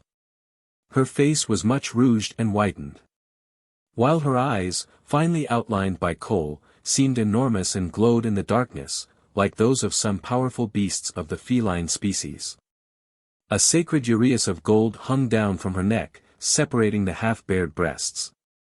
Ever since Solomon had cooled toward Queen Ostis, tired of her unbridled sensuality, she, with all the ardor of southern love-passion, and with all the jealousy of a woman scorned, had given herself up to those secret orgies of perverted lust that constituted the highest cult of the castrate's service of Isis. She always showed herself surrounded by priests castrates, and, even now, as one of them fanned her head with measured strokes of a fan made of peacock feathers, others were seated upon the floor drinking in the beauty of the queen with eyes of insane bliss. Their nostrils were dilating and quivering from the scent of her body wafted to them, and they sought with trembling fingers to touch unperceived the hem of her light raiment, barely stirring in the breeze. Their excessive, never satiated sensuousness spurred on their imagination to its utmost limits. Their inventiveness in the pleasures of Kybal and Asherah surpassed all human possibilities. And being jealous of the queen toward one another, toward all men, women, and children, being jealous of her own self, they adored her even more than Isis, and, loving her, hated her as an inexhaustible, fiery fountainhead of delectable and cruel sufferings. Dark, evil, fearful, and fascinating rumors were current about Queen Ostis in Jerusalem. The parents of beautiful boys and girls hid their children from her gaze. Men dreaded to utter her name upon the conjugal couch, as an omen of defilement and disaster. But agitating, irresistible curiosity drew all souls to her, and gave all bodies up into her power. They who had but once experienced her ferocious, sanguinary caresses could never more forget her, and became her lifelong, pitiful, spurned slaves. Ready, for a renewed possession of her, to commit every sin, to endure every degradation and crime, they came to resemble those unfortunates who, having once tasted of the bitter drink of the poppy from the land of Ophir, the drink that bestoweth sweet dreams, will never more draw away from it, bowing down before it only and honoring it alone, until exhaustion and madness cut short their life. The fan swayed slowly in the sultry air. In silent rapture the priests contemplated their dread sovereign. But she seemed to have forgotten their presence. Having moved the curtain slightly aside, she was ceaselessly gazing across toward that part of the altar where at one time, out of the dark fissures of the ancient curtains of beaten gold, was to be seen the beautiful, radiant countenance of the King of Israel. Him alone did the spurned queen, the cruel and lecherous Ostis, love with all her flaming and depraved heart. His glance of a fleeting moment, a kind word of his, the touch of his hand, did she seek everywhere, and found not. Upon triumphal levees, court banquets, and upon the days of judgment, did Solomon pay his respects, due a queen and the daughter of a king, but his soul was not quick unto her. And the proud queen would often command herself to be borne at set hours past the house at Lebanon, to glimpse, even though afar and unnoticed, through the heavy stuffs of her litter, the proud, unforgettably splendid visage of Solomon, in the midst of the throng of courtiers. And long since her flaming love had grown so closely joined to searing hatred that Ostis herself was unable to tell them apart. In former days Solomon also had visited the temple of Isis on great festal days, had brought the goddess offerings, and had even accepted the title of her Hierophant, second after that of the Pharaoh of Egypt. But the horrible mysteries of the sanguine sacrifice of fecundation had turned his mind and heart from the service of the Mother of Gods. He that is castrated through ignorance or by force, or through accident or disease, is not abased before God, the king hath said. But woe be unto him that doth maim himself with his own hand. And now for a whole year his couch in the temple had remained vacant. And in vain did the flaming eyes of the queen now gaze feverishly at the unstirred hangings. In the meanwhile, the wine, hypocras, and the stupefying burnt perfumes were already having a perceptible effect upon those gathered within the temple. Cries, and laughter, and the ring of silver vessels falling upon the stone floor came with greater frequency. The grand, mysterious moment of the sanguinary sacrifice was approaching. Ecstasy was overcoming the faithful. With an abstracted gaze the queen surveyed the temple and the believers. Many honored and illustrious men of Solomon's retinue and many of his generals were here, Ben-Geber, ruler over the region of Argob, and Ahimaaz, who had Bamath, the daughter of the king, to wife. And the witty Bendekar, and Zabud, who bore, in accordance with Eastern customs, the high title of the king's friend. And the brother of Solomon by the first marriage of David, Deliah, a debilitated, half-dead man, who had prematurely fallen into idiocy through excesses and drinking. They were all, some through faith, some through ulterior designs, others out of adulation, and still others for lecherous purposes, the adherents of Isis. And now the eyes of the queen rested, long and attentively, intent in thought, on the comely, youthful face of Eliab, one of the officers of the king's bodyguards. The queen knew why his swarthy face was aflame with such a vivid color, why his eyes were directed with such passionate yearning hitherward, upon the curtains. Scarce stirring from the touch of the queen's beautiful hands. Once, almost in jest, submitting to a momentary caprice, she had made Eliab to pass a whole night of felicity with her. In the morning she had let him depart, but ever since, for many days running, she had beheld everywhere, in the palace, in the temple, in the streets, two enamored, submissive, yearning eyes. That followed her entranced. The dark eyebrows of the queen contracted, and her green, elongated eyes suddenly darkened from a fearful thought. With a barely perceptible motion of her hand she ordered the castrate to lower the fan and said quietly, "Get hence, all of you. Hush, thou shalt go and summon to me Eliab, the officer of the king's guard. Let him come alone." Chapter 11. 10 priests, in white vestments, maculated with red, stepped out to the center of the altar. Following them came 2 other priests, clad in feminine garments. It was their duty today to represent Nephthys and Isis, bewailing Osiris.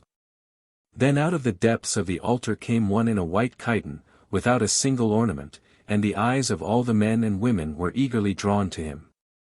This was the very same desert anchorite who had undergone a heavy trial of 10 years wrestling with the flesh upon the mountains of Lebanon, and was now to bring a great, voluntary bloody sacrifice to Isis. His face, emaciated by hunger, wind-beaten and scorched, was stern and pallid, the eyes austerely cast down, and a supernatural horror was wafted from him upon the throng. Finally, the chief priest of the temple also made his appearance, a centenarian ancient, with a tiara upon his head, with a tiger skin upon his shoulders. In an apron of brocaded samite adorned with the tails of jackals. Turning to the worshippers, he uttered in a senile voice, meek and tremulous, "Sutten di hotpu. The king bringeth the sacrifice." And then, turning around to the sacrificial altar, he took from the hands of an acolyte a white dove with little red feet, cut off the bird's head, took the heart out of her breast, and sprinkled the sacrificial altar and the consecrated knife with her blood.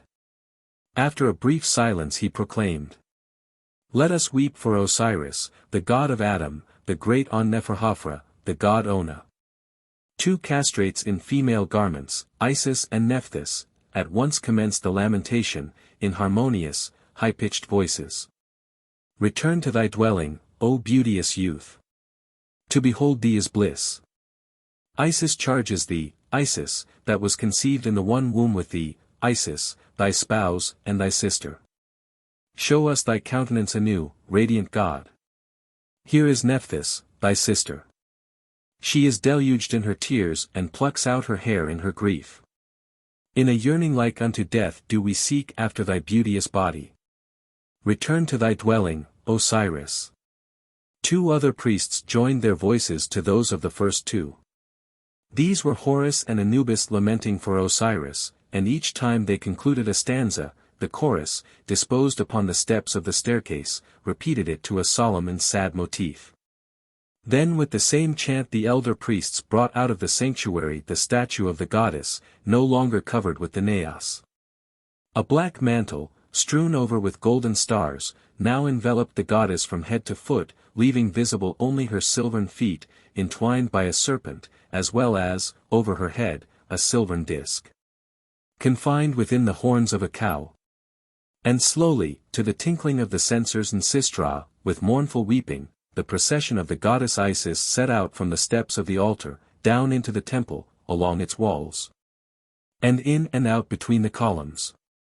Thus did the goddess gather up the scattered members of her spouse, that she might resuscitate him with the aid of Thoth and Anubis. Glory to the city of Abydos, that preserved thy fair head, Osiris. Glory to thee, city of Memphis, where we did find the right hand of the great god, the hand of war and protection.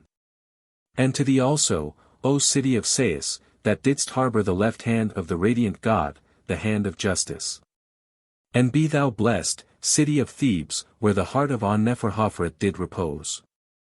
Thus did the goddess make the round of the entire temple, coming back to the altar, and more passionate and loud did the singing of the chorus become. A sacred exaltation was taking possession of the priests and those praying.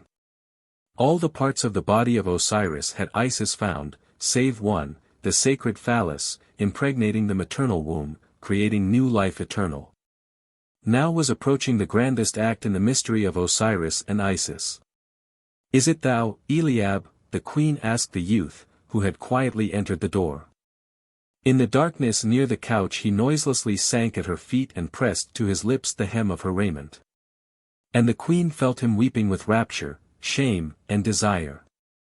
Lowering her hand upon his curly, tousled head, the queen uttered, "Tell me, Eliab, all that thou knowest of the king and this girl of the vineyard. How thou dost love him, O queen!" said Eliab with a bitter moan. "Speak," commanded Ostes. "What can I tell thee, queen? My heart is rent by jealousy. Speak. Never yet has the king loved any as he loveth her. He doth not part from her for an instant. His eyes shine with happiness. He lavishes favors and gifts all about him. He, the Abimelech 18 and sage, he, like a slave, lieth at her feet and, like a dog, taketh not his eyes off her. Speak. Oh, how thou dost torture me, queen. And she is all love, all tenderness and caresses. She is meek and abashed, she sees and knows not save her love. She arouses wrath, envy, or jealousy in none. Speak." Furiously moaned out the queen, and, clutching with her pliant fingers the black curls of Eliab, she pressed his head against her body, scratching his face with the silver embroidery of her diaphanous chiton. And in the meanwhile, at the altar, around the image of the goddess covered with its black pall, the priests and priestesses were careering in a holy frenzy, with shouts resembling barking, to the clashing of timpani and the jarring strum of sistrums. Certain ones among them were flaying themselves with many-tailed whiplashes of rhinoceros hide, others were inflicting long, slashing wounds upon their own breasts and shoulders with short knives. Others still were tearing their mouths with their fingers, tearing at their ears, and excoriating their faces with their nails. In the midst of this mad round dance, at the very feet of the goddess, with inconceivable rapidity the anchorite from the mountains of Lebanon was whirling on one spot, in snowy white, waving raiment. The head priest alone remained motionless. In his hand he was holding the sacred sacrificial knife of Ethiopian obsidian, ready to pass it over at the ultimate, frightful moment. The phallus! The phallus! The phallus! The maddened priests were crying in an ecstasy. "Where is thy phallus, O radiant god? Come, fecundate the goddess. Her bosom languishes with desire. Her womb is like a desert in the sultry months of summer. And now a fearful, insane, piercing scream for an instant drowned all sound of the chorus. The priests quickly parted, and all those in the temple beheld the anchorite of Lebanon, utterly nude, horrible with his tall, gaunt, yellow body. The high priest held out the knife to him. The temple grew unbearably still. And he, quickly stooping, made some motion, straightened up, and with a wail of pain and rapture suddenly cast at the feet of the goddess a formless, bloody piece of flesh. He was tottering. The high priest carefully supported him, putting his arm around his back. Led him up to the image of Isis, painstakingly covered him with the black pall, and left him thus for a few moments, in order that in secret, unseen of the others, he might imprint his kiss upon the lips of the impregnated goddess. Immediately thereafter he was laid upon a stretcher and borne from the altar. The priest who kept the gates went outside the temple. He struck an enormous copper disc with a wooden mallet, proclaiming to all the universe that the great mystery of the fecundation of the goddess had been consummated. And the high, singing sound of the copper floated away over Jerusalem. Queen Ostis, her body still quivering without cease, threw back Eliab's head. Her eyes were aflame with an intense, red fire. And she spake slowly, word by word. Eliab, wouldst have me make thee king over Judea and Israel? Wouldst thou be sovereign over all Syria and Mesopotamia, over Phoenicia and Babylon? Nay, queen, I desire thee alone. Yea, thou shalt be my lord. All my nights shall belong to thee. My every word, my every glance, my every breath shall be thine. Thou knowest the shibboleth. Thou shalt go this day into the palace and slay them. Thou shalt slay them both. Thou shalt slay them both. Eliab was fain to speak. But the queen drew him to her, and her burning lips and tongue clung to his mouth. This lasted excruciatingly long. Then, suddenly tearing the youth away from her, she said curtly and imperiously. Go. I go, answered Eliab, submissively. Chapter 12. And it was the 7th night of Solomon's great love. Strangely quiet and deeply tender were the caresses of the king and Sulamith on this night. Some pensive melancholy, some cautious timidity, some distant premonition, seemed to have cast a slight shadow over their words, their kisses and embraces.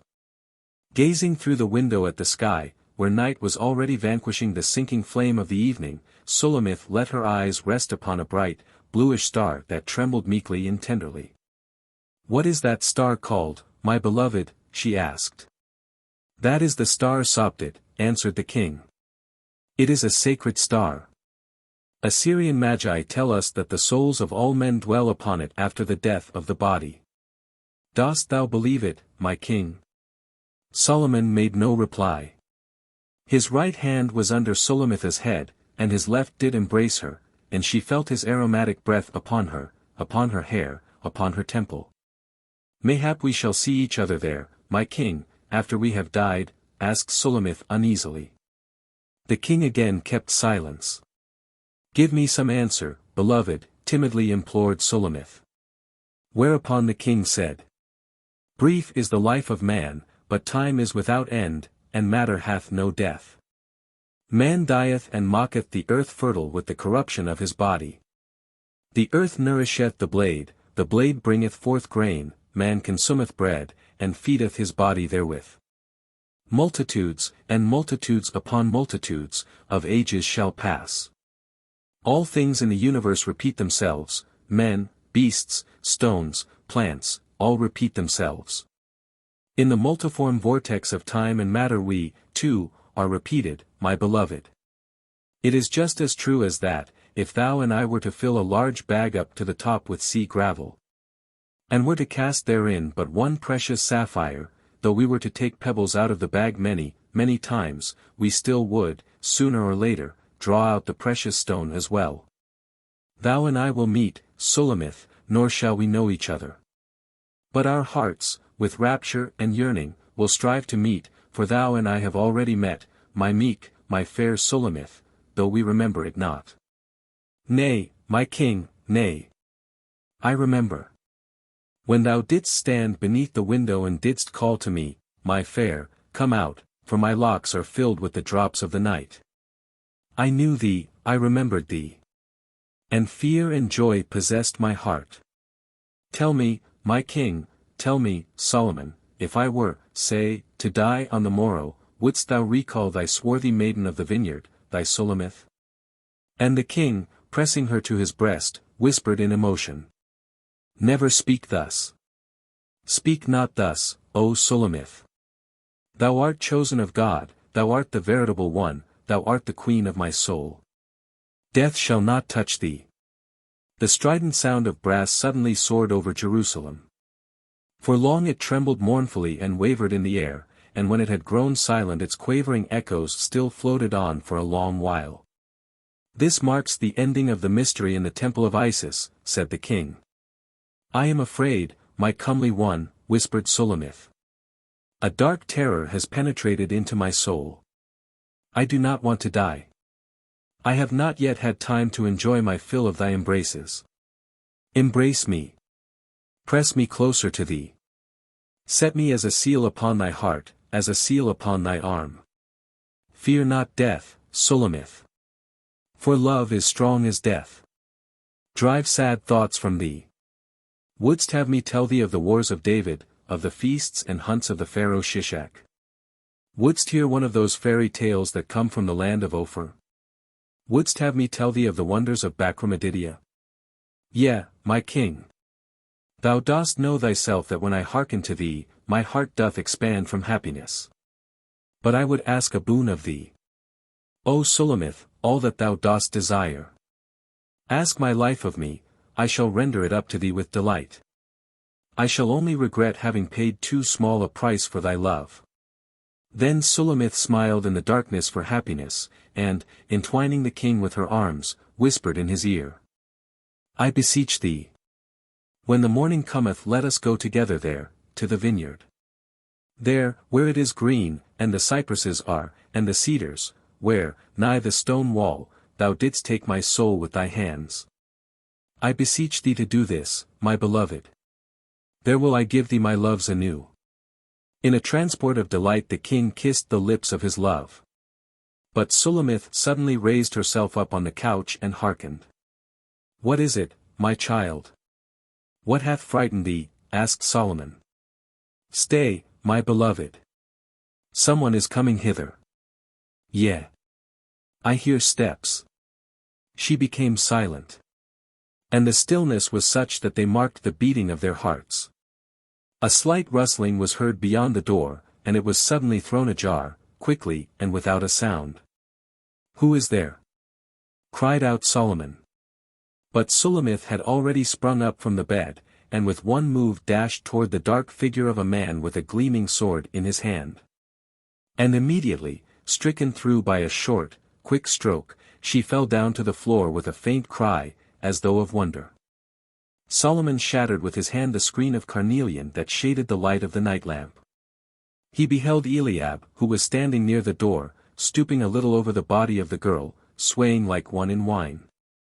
The young warrior raised his head under Solomon's gaze, and, when his eyes met the wrathful, awesome eyes of the king, he blanched and groaned.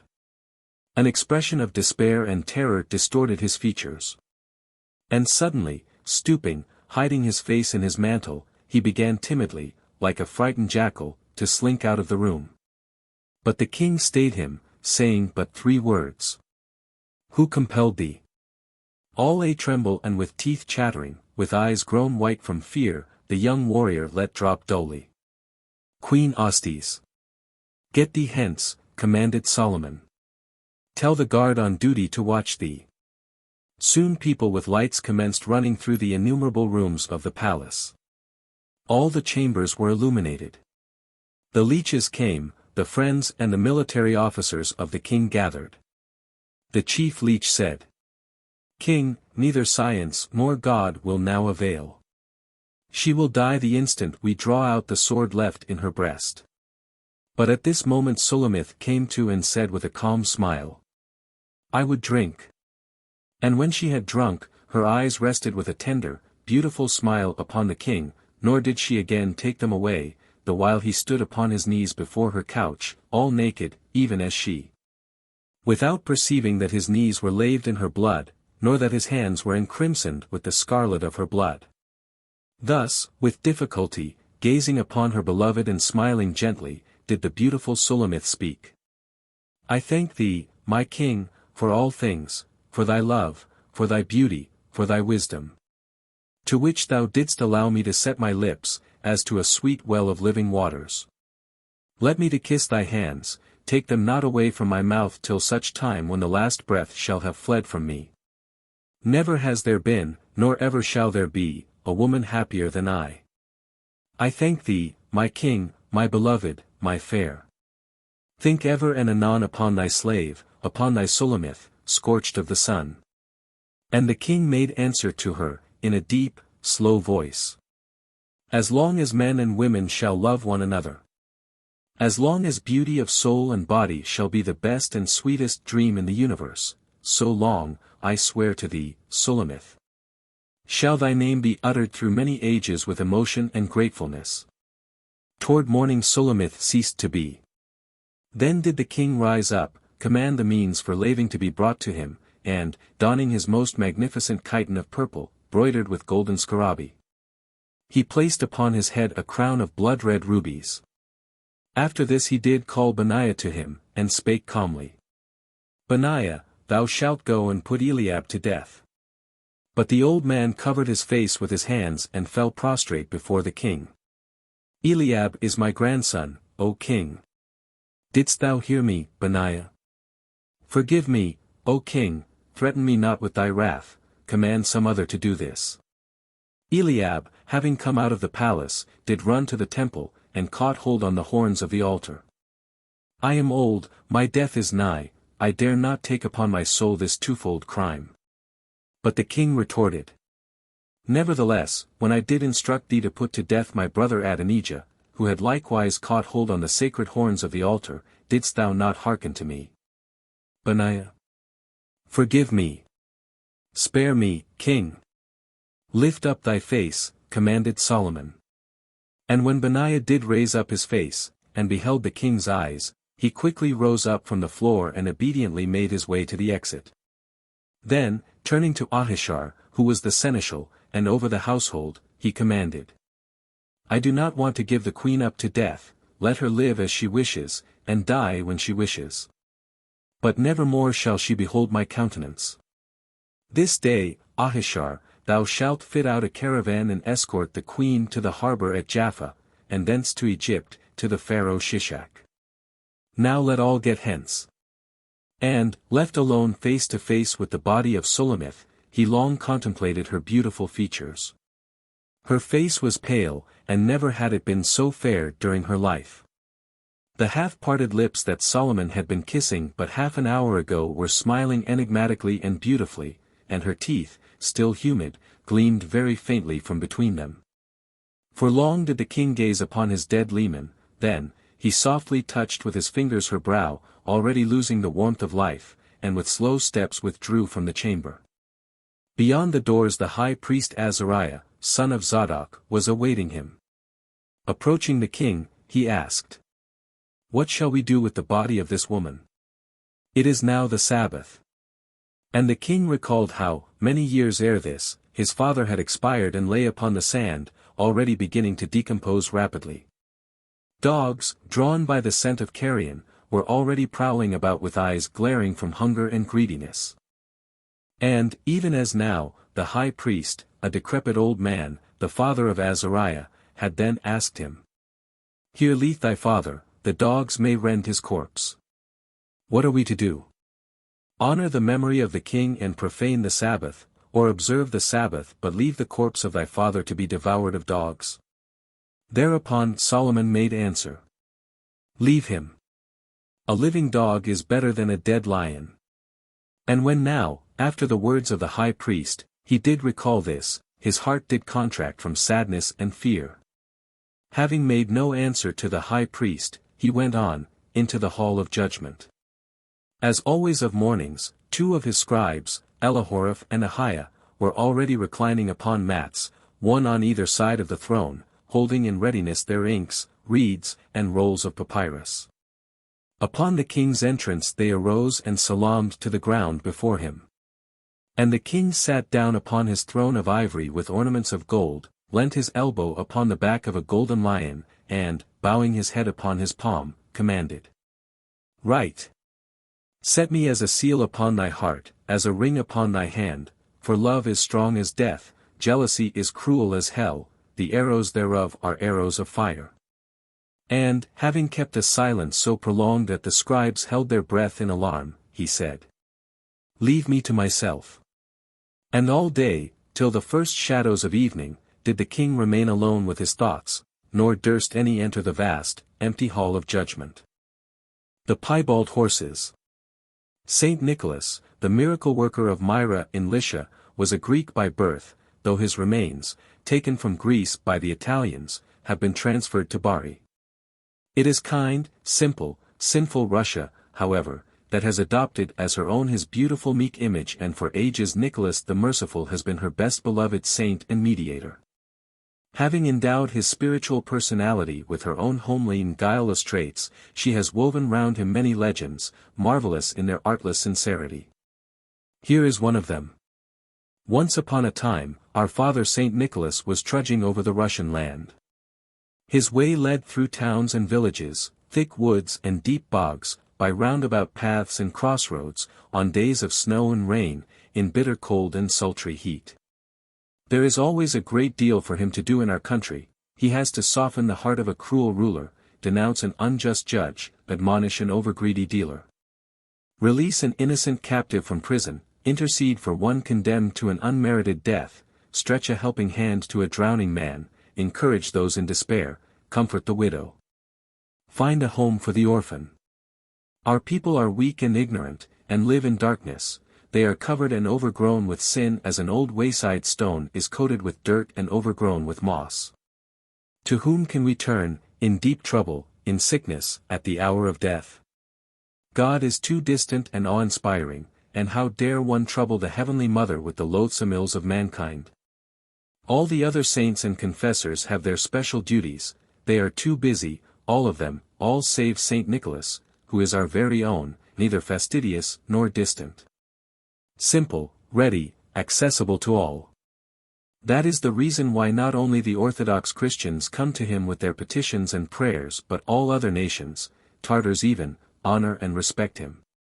People as wicked as bandits and horse thieves, even they venture to trouble him with their prayers. And so is he. Nicholas was tramping over wide old Russia when suddenly a heavenly messenger appeared to him. You have pushed so deep into this wilderness, Holy Father, that it was hard work finding you, and meanwhile all your church affairs are being neglected and a frightful disaster is at hand. Wicked Arius the giant has risen against orthodoxy, trampling the holy books and reviling the holy rites. He boasts loudly that on Holy Week he, Arius the giant, will step into the center of the Nikitsky Cathedral, and before the whole congregation, he will overthrow the true faith. Hasten, Father Nicholas, to the rescue. There is no hope save in you. I will go, spoke the blessed saint. Do not tarry, dear one. There is so little time left, and you know yourself the distance is long. I will start today, now, directly. You can fly away in peace. The blessed saint knew a stage driver named Vasily, a God-fearing man and a first-rate driver. A better one could not be found for such a long journey. To him the saint repaired. Dress yourself, Vasily, give your horses a good drink, and off we go.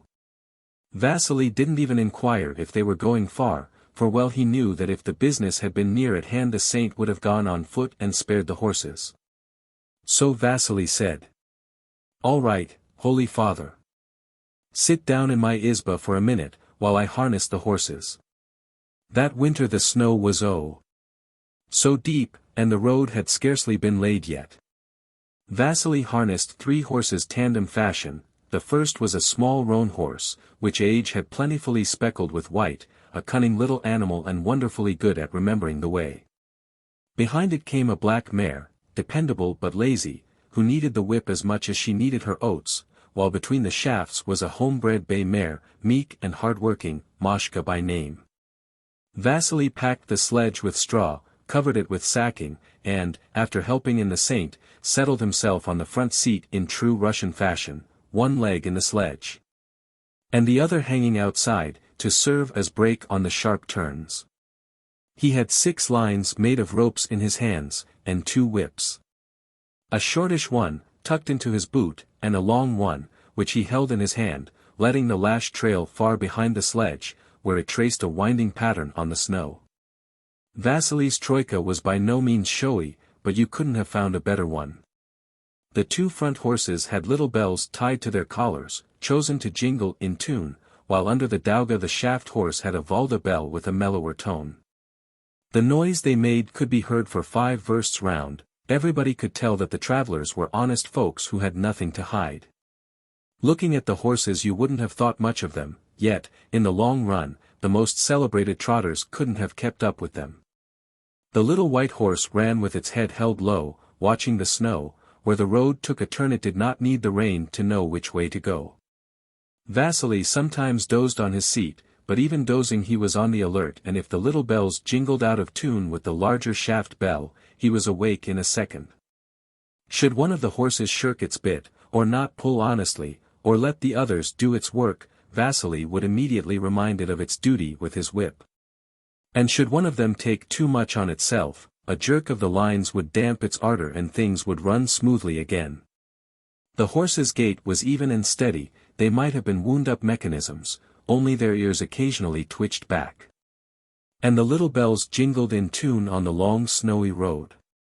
Several times they met robbers. Suddenly, from under a bridge, would appear some young highwayman and bar the way. "Stop! Pull up your horses, driver. Whom have you there? A rich nobleman? A prosperous trader? A fat priest?" And Vasily would answer, "Open your eyes, you stupid louts. Can't you see who sits there?" The bandits would look closer and fling themselves on their knees. "Forgive us, scoundrels that we are, blessed saint. What fools to have made such a mistake. Forgive us, be merciful." "God will forgive," would answer Street Nicholas. "Still, you should not attack, and rob, and kill people. Fearful will be the answer you will have to give in the next world. Oh, we are sinners, Father, desperate sinners. But you, most merciful one, remember us, vile wretches, in your prayers. And may you travel in peace. Peace to you, too, in your camp, dear robbers." Thus did Vasily drive the saint for many days and nights. They stopped to feed the horses at the houses of other stage drivers, friends of Vasily's. He had friends and acquaintances everywhere. Thus they passed through the government of Saratov, through the lands given to the colonists, through Little Russia, and beyond, where foreign lands began. Meanwhile, Arius the giant had come forth from his lofty mansion and stooping, put his ear to the damp ground. He listened long, then rose, blacker than a thunder cloud, and called his servants. "My men, my faithful men. I felt that St. Nicholas was on his way here, and it is Vasily, the stage driver, who is bringing him. If Nicholas should arrive before Holy Week, we are lost, all of us, like so many black beetles. Do all you can, do all you know how, to delay him for a day or 2. If you don't, I will have your heads cut off. Not one shall escape. But the one who is smart enough to do my bidding, I will cover with gold and precious stones and give as wife my only, my beautiful daughter, Heresy." And the servants ran, they flew, to carry out his orders. Meanwhile Vasily and the saint were crossing foreign lands. The population was queer and uncivil and wouldn't speak Russian. They were tattered and swarthy, with faces that looked as if they had been scraped and eyes that glared from under their brows like the eyes of wolves. One day's journey away. Tomorrow they would be at the Nikitsky Cathedral in time for Massachusetts. They stopped for the night in a village, in the izba of the local stage driver, a stern man, rough and unsociable. The travelers asked for oats to feed the horses. I haven't any oats left, was the answer.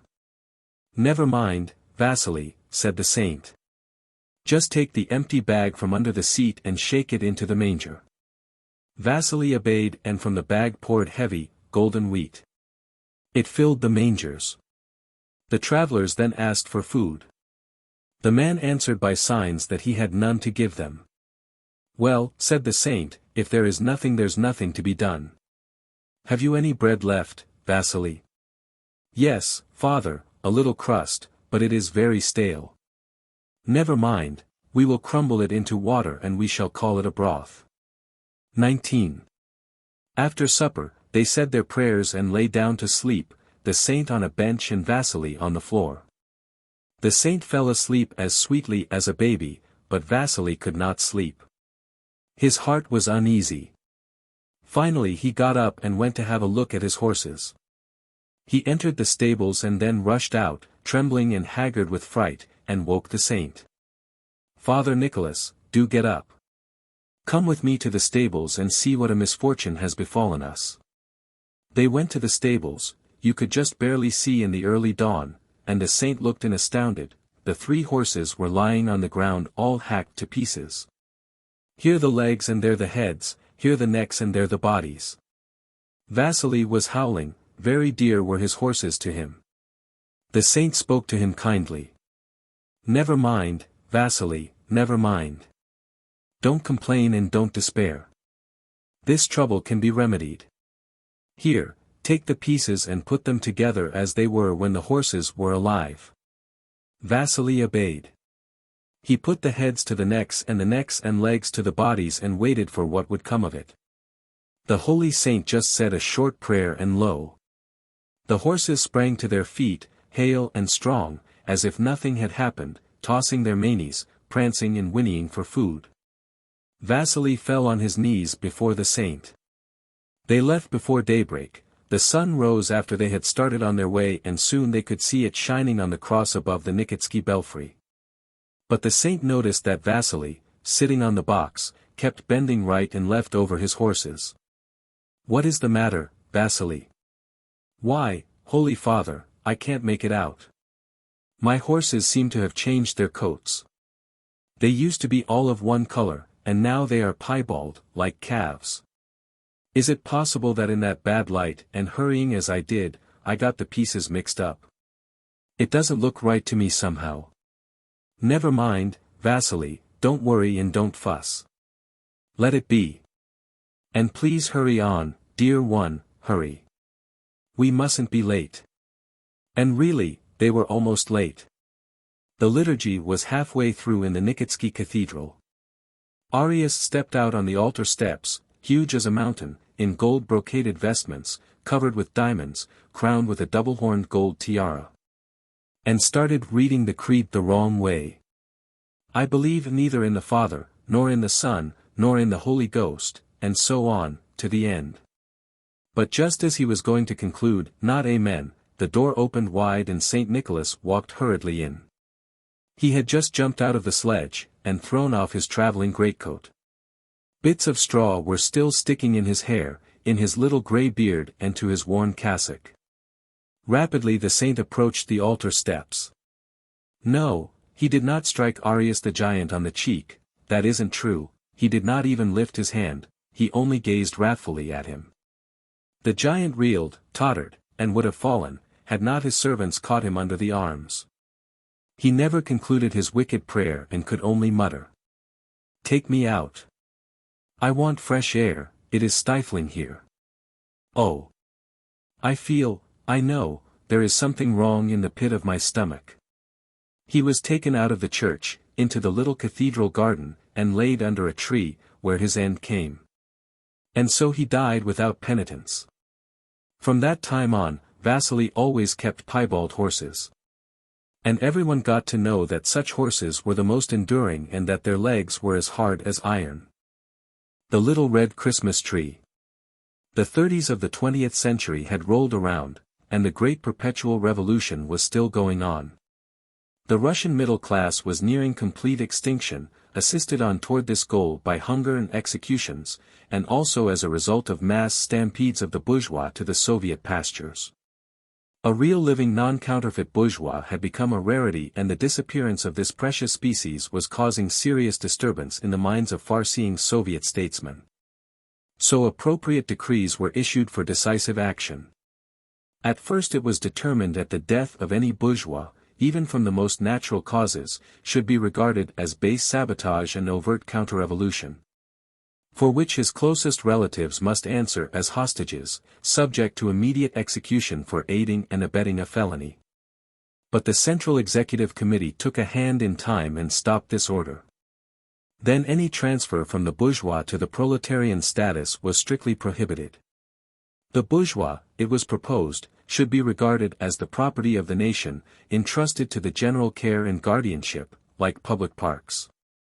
But the bourgeois obstinately continued their black sabotage, because in those days to expire was far easier than to smoke a cigarette. Soon they were reckoned at 10, then 5, 3, 2. And finally in all Soviet Russia there remained just one bourgeois. He was a childless widower, Stepan Ilyich Rybkin, a resident of Malaya Zagvatka, near Gachino, formerly proprietor of a grocery and poultry store. Up to his little toppling, wooden, 3-window, 1-story attic, but still privately owned dwelling there rolled on the 24th of December, 1935, an elegant Renault, from which stepped 2 Soviet commissars with serious expressions on their clever red faces. Deliberately but politely they mounted the steps, took off their coats in the hall, and entered the tiny parlor. The master of the house met them, a man still youthful although in the middle period of life, with a bald spot of respectable dimensions and with traces of grey in his hair. "Please sit down. What can I do for you?" The commissars took seats and glanced around. An icon, illuminated by the greenish flame of a small lamp, hung in the corner, white curtains draped the windows. A geranium stood on the windowsill, a cage for a canary, a crocheted tablecloth, a gramophone. "Living in luxury, eh?" remarked the first commissar genially, stammering a little, with a pleasant smile. "Well, after a fashion, more or less, only, I must confess, all this bores me. It's such an isolated life. I'd like to make application for transfer to Soviet status, some sort of communal storehouse or shop, but if they won't accept me, it won't be long before I die off. That's always cheap." The second commissar, a former actor, waved his hands in alarm. "What's that, Dovey, what's that? That's not a nice way to joke, Daddy. I'm a nervous woman."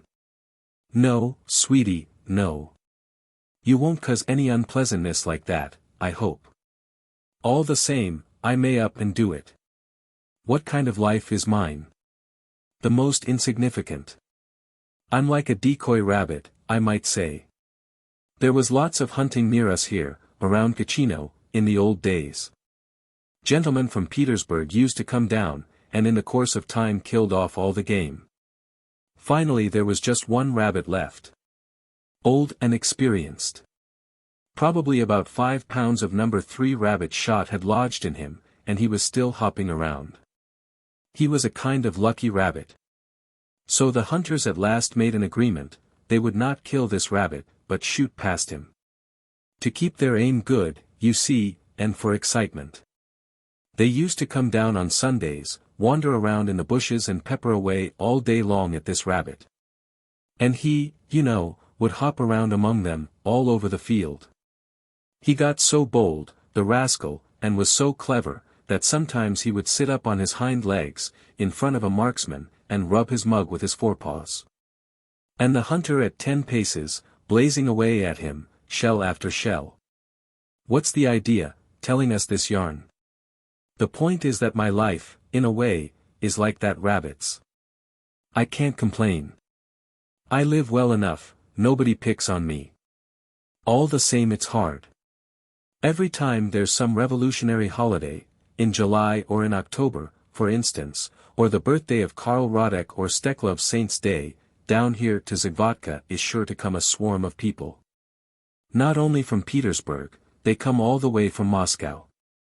They overrun all the streets. You can't get through in a cart or on foot.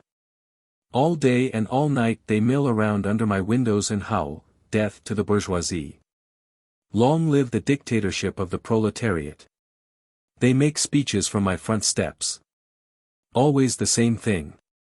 It gets dull. Or they start shooting revolvers. Fire away all night. So that your head swells with the racket. Of course I know they're firing in the air. But all the same, the day the writer Yasinski was married, they drilled a hole in a pane in the attic. Show us the son of a gun. We'll drill holes in him. Oh, never mind him, the blockhead. He's not worth bothering about. But, take it all in all, I'm fed up, comrades, with this business of being a bourgeois. I don't want any more of it. I can't stand it and don't want to. Take me into some Soviet post. I beg you respectfully, most respectfully I beseech you. Even in a terrorist tribunal, anything. Why, what do you mean, buddy, terrorist tribunal? There's no work in them, old pal, at all. They play marbles all day in Red Nat Pinkerton, and only practice on wooden mannequins just to keep their hand in the game, so to speak. No, you stick it out, angel face, you stay, as you always have, in the bourgeoisie. Don't we take good care of you? Don't we cherish you? Would you like to have us look you up a house that would be more cozy? In Petersburg, in Strielna, you can even live in Red Peter. If you like, old cherub, you can even have a maidservant. No, no, what's the use, muttered Rybkin morosely. An automobile? Don't want one. Perhaps, handsome, you're not satisfied with your food ration. I've got no kick. The grub's all right.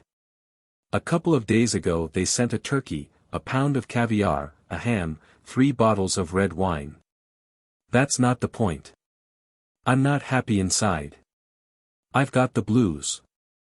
Well now, comrade, how about marrying? Offspring, you know. Right you are, boy. That's the idea. Would you like to have us fix you up a wedding?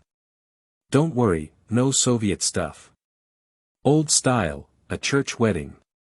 We'll write for a priest from abroad, a regular one. We'll give him safe conduct here and back. How about it, life of my heart? Hey. One wink and we'll put it through. You won't have time to look around. Well, of course, not without a little hostile demonstration. We'll have to kick up a little roughhouse, hold a couple of rallies. But aren't you used to that sort of thing, sweetie? Rybkin turned away to the window and wearily waved his hand. Drop it. Chuck it. It bores me to tears. I'm fed up, I tell you. Let me alone. What do you want me for, anyway? The commissars, probably for the 100th time, began to explain to him the importance of his services in the perpetual revolution. First, it was essential to the proletarian masses to have a living object against which to vent periodically the holy wrath of the people. Second, there was the class war, in which the people win their rights. Where were they to find a hostile class if the last bourgeois ran away or surrendered, and there was no one to fight? Finally, what would the comrades in other countries say of Russia? What would the foreign correspondents think?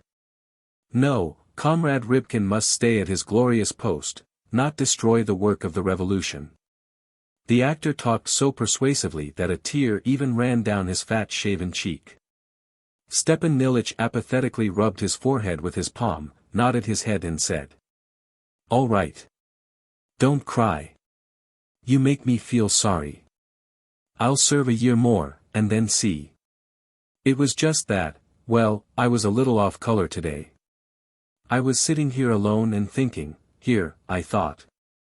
People used to have Christmas trees, there were the children, lots of candles, gold tinsel glittering, strings of glistening Christmas balls swinging, the smell of evergreen, and I got to feeling so down in the mouth. Well, never mind, I'll get over it. The commissars hastily glanced around at each other and rose to take their leave. It was as if the same idea had struck the minds of both at once. In the hall they warmly pressed the hand of their host.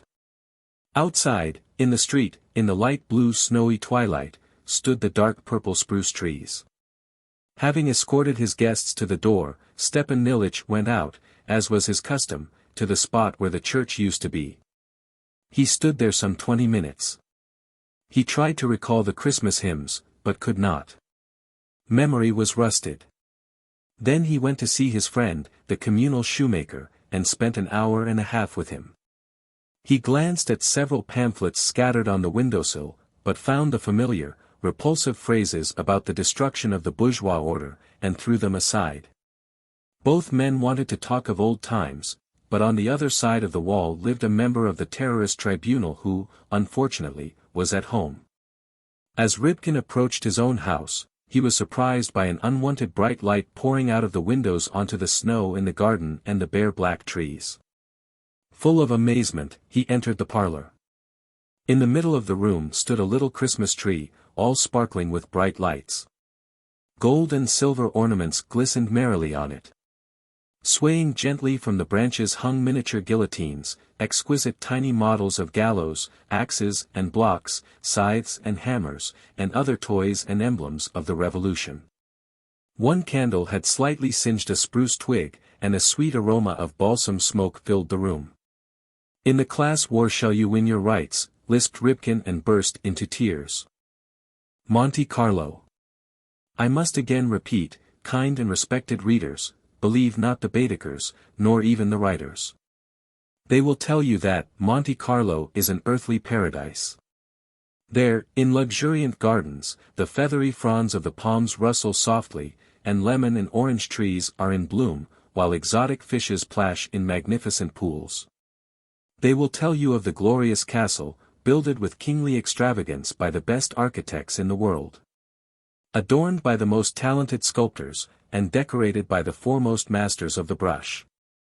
In reality, there is nothing of all this. A small, squat building. In color, something like pistachio, or thin café au lait, or else couleur de caca dauphin. Fat-buttocked Venuses, with lubriciously smiling eyes, and bloated Cupidons, have been scattered over ceiling and walls by house painters. The bronzes are imitations. There are busts of great writers, who had never in their lives seen Monte Carlo, or have never had anything to do with it, it seems.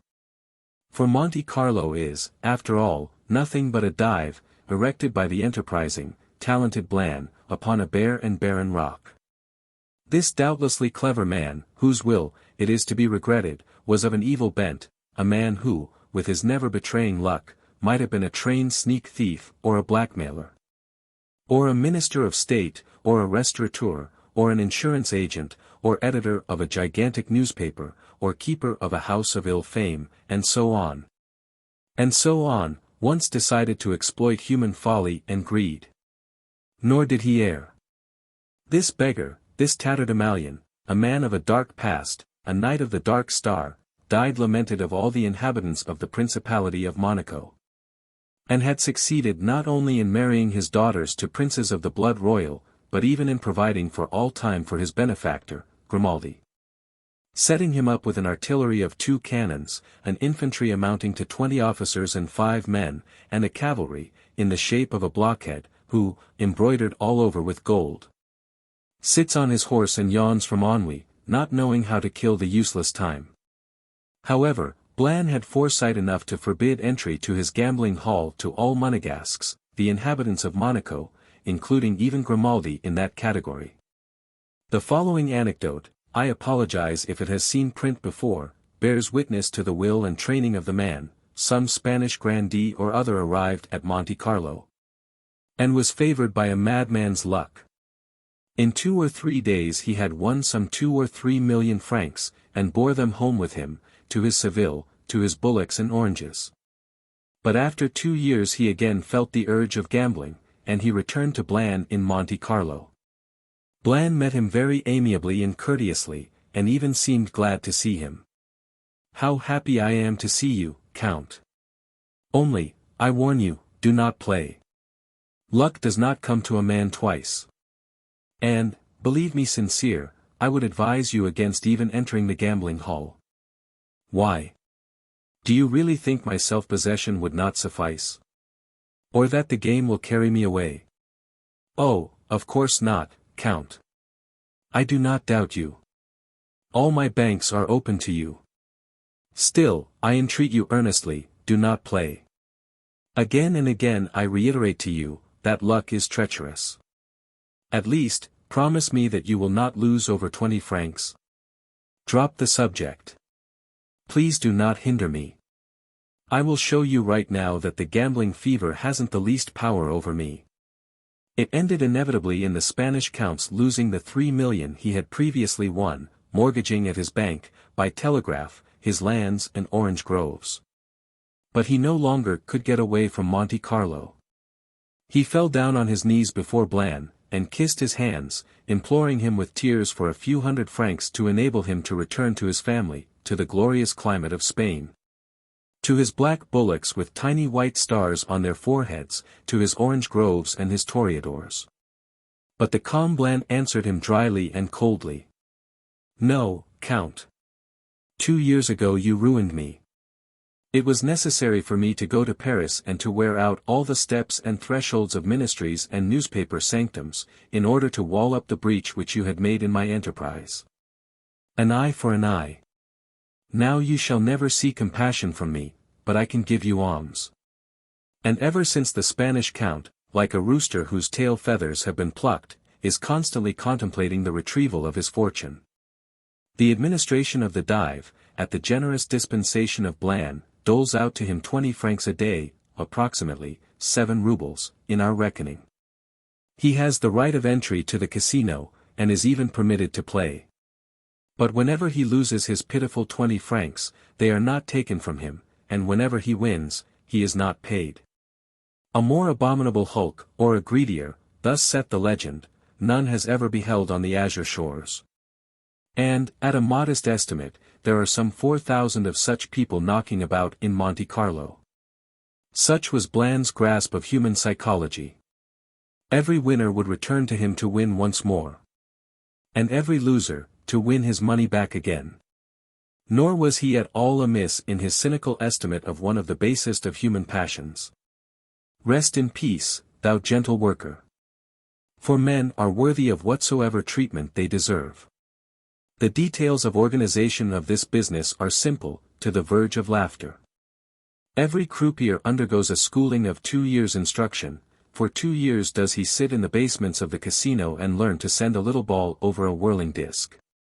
Learning to remember faces and costumes, to speak all languages, and to wear clean linen.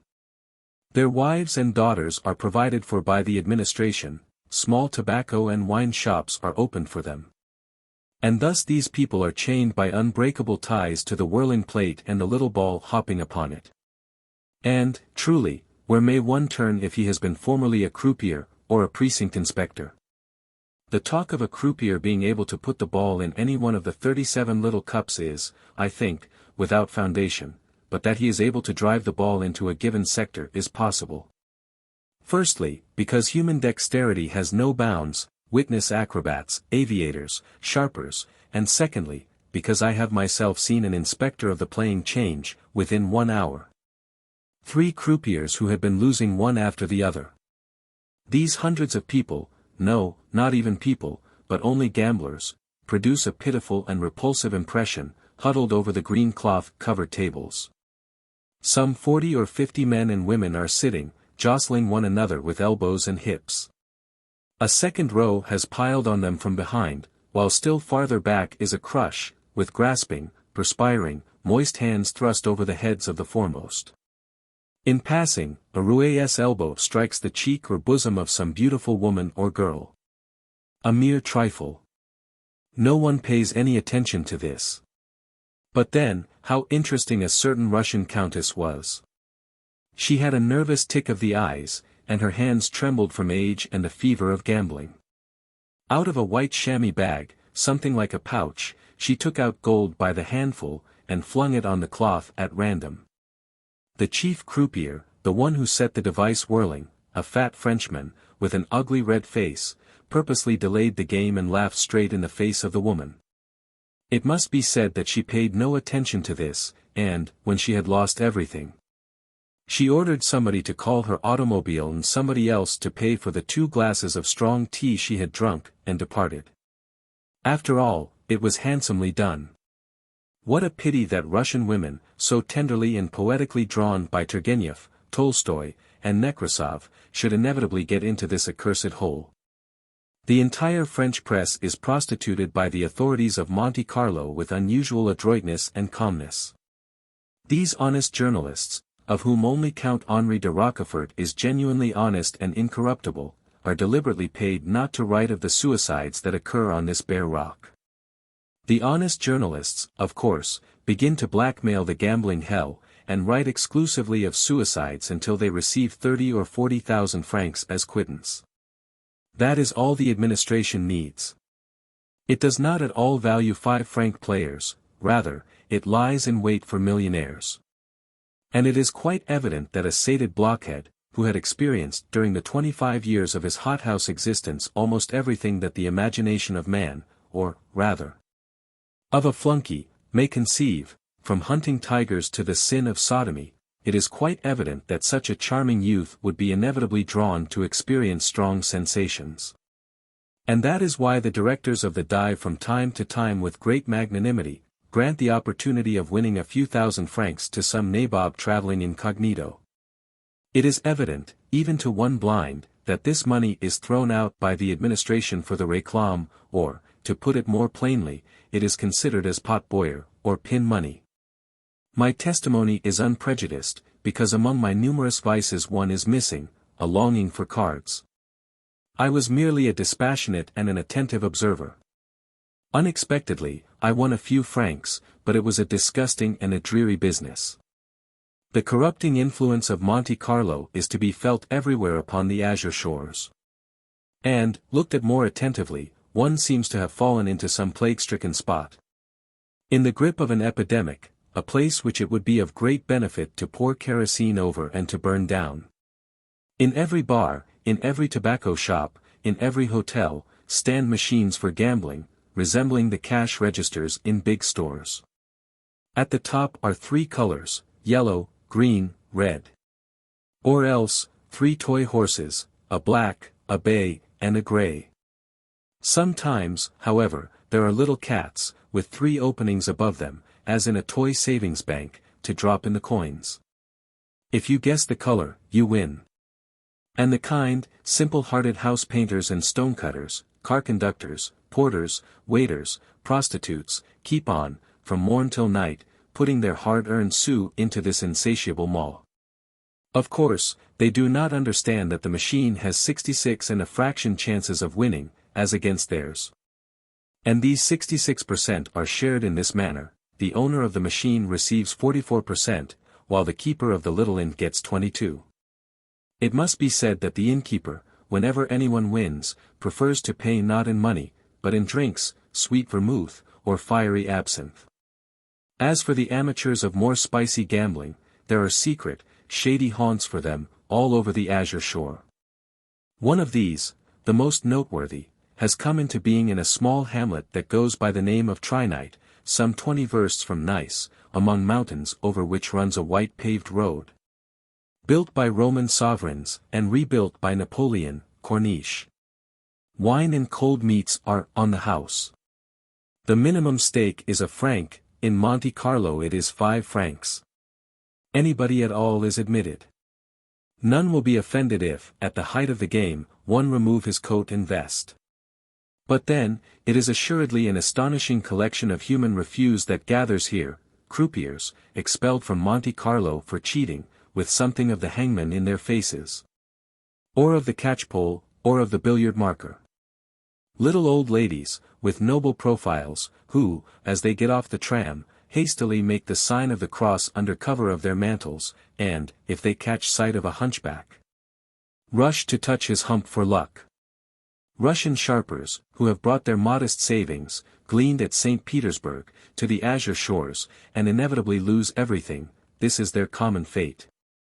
International personages, to whom entry into Monte Carlo is forbidden, either for stealing somebody else's stake, or for the unsuccessful extraction of a wallet from a stranger's pocket. Disguised police agents. In a word, it is a cordial, gay, intimate gathering. However, one insane idea never forsakes any one of them: the roulette has laws of its own. It is only necessary to discover the key to them. And so these lunatics sit whole days through, combining numbers, multiplying them by one another, extracting their square roots. The administration looks upon them as harmless maniacs, and does not apply any measures of restriction to them. True, a game in trinite often winds up in a fracas, or a thrust of the knife into the abdomen, but nobody pays any attention to such trifles in trinite. And yet, after all, how interesting French manners are. Even in these dives our generous southern friends cannot do without a gesture. General Goyern, just elected mayor of Nice, evinced a natural desire to demonstrate his civic rigor and administrative activity. Therefore, he ordered the closing of all gaming houses in trinite, and there are some 10 or 15 of them there. A raid was arranged. The gamblers scattered in terror, each one for himself. Monsieur Paul, organizer of the most important establishment, was also in flight, pursued by a police commissioner. And lo! The commissioner, as he runs, sprains his foot, or, perhaps, merely pretends having sprained it. Whereupon Monsieur Paul halts and with the magnanimity of an honest adversary, assists his pursuer to arise, puts him into a carriage, attends upon him precisely like a solicitous nurse, and brings him with pomp into the town. The next day between the two newspapers of Nice, who usually are not averse to sling a little mud at each other, a touching unison reigns.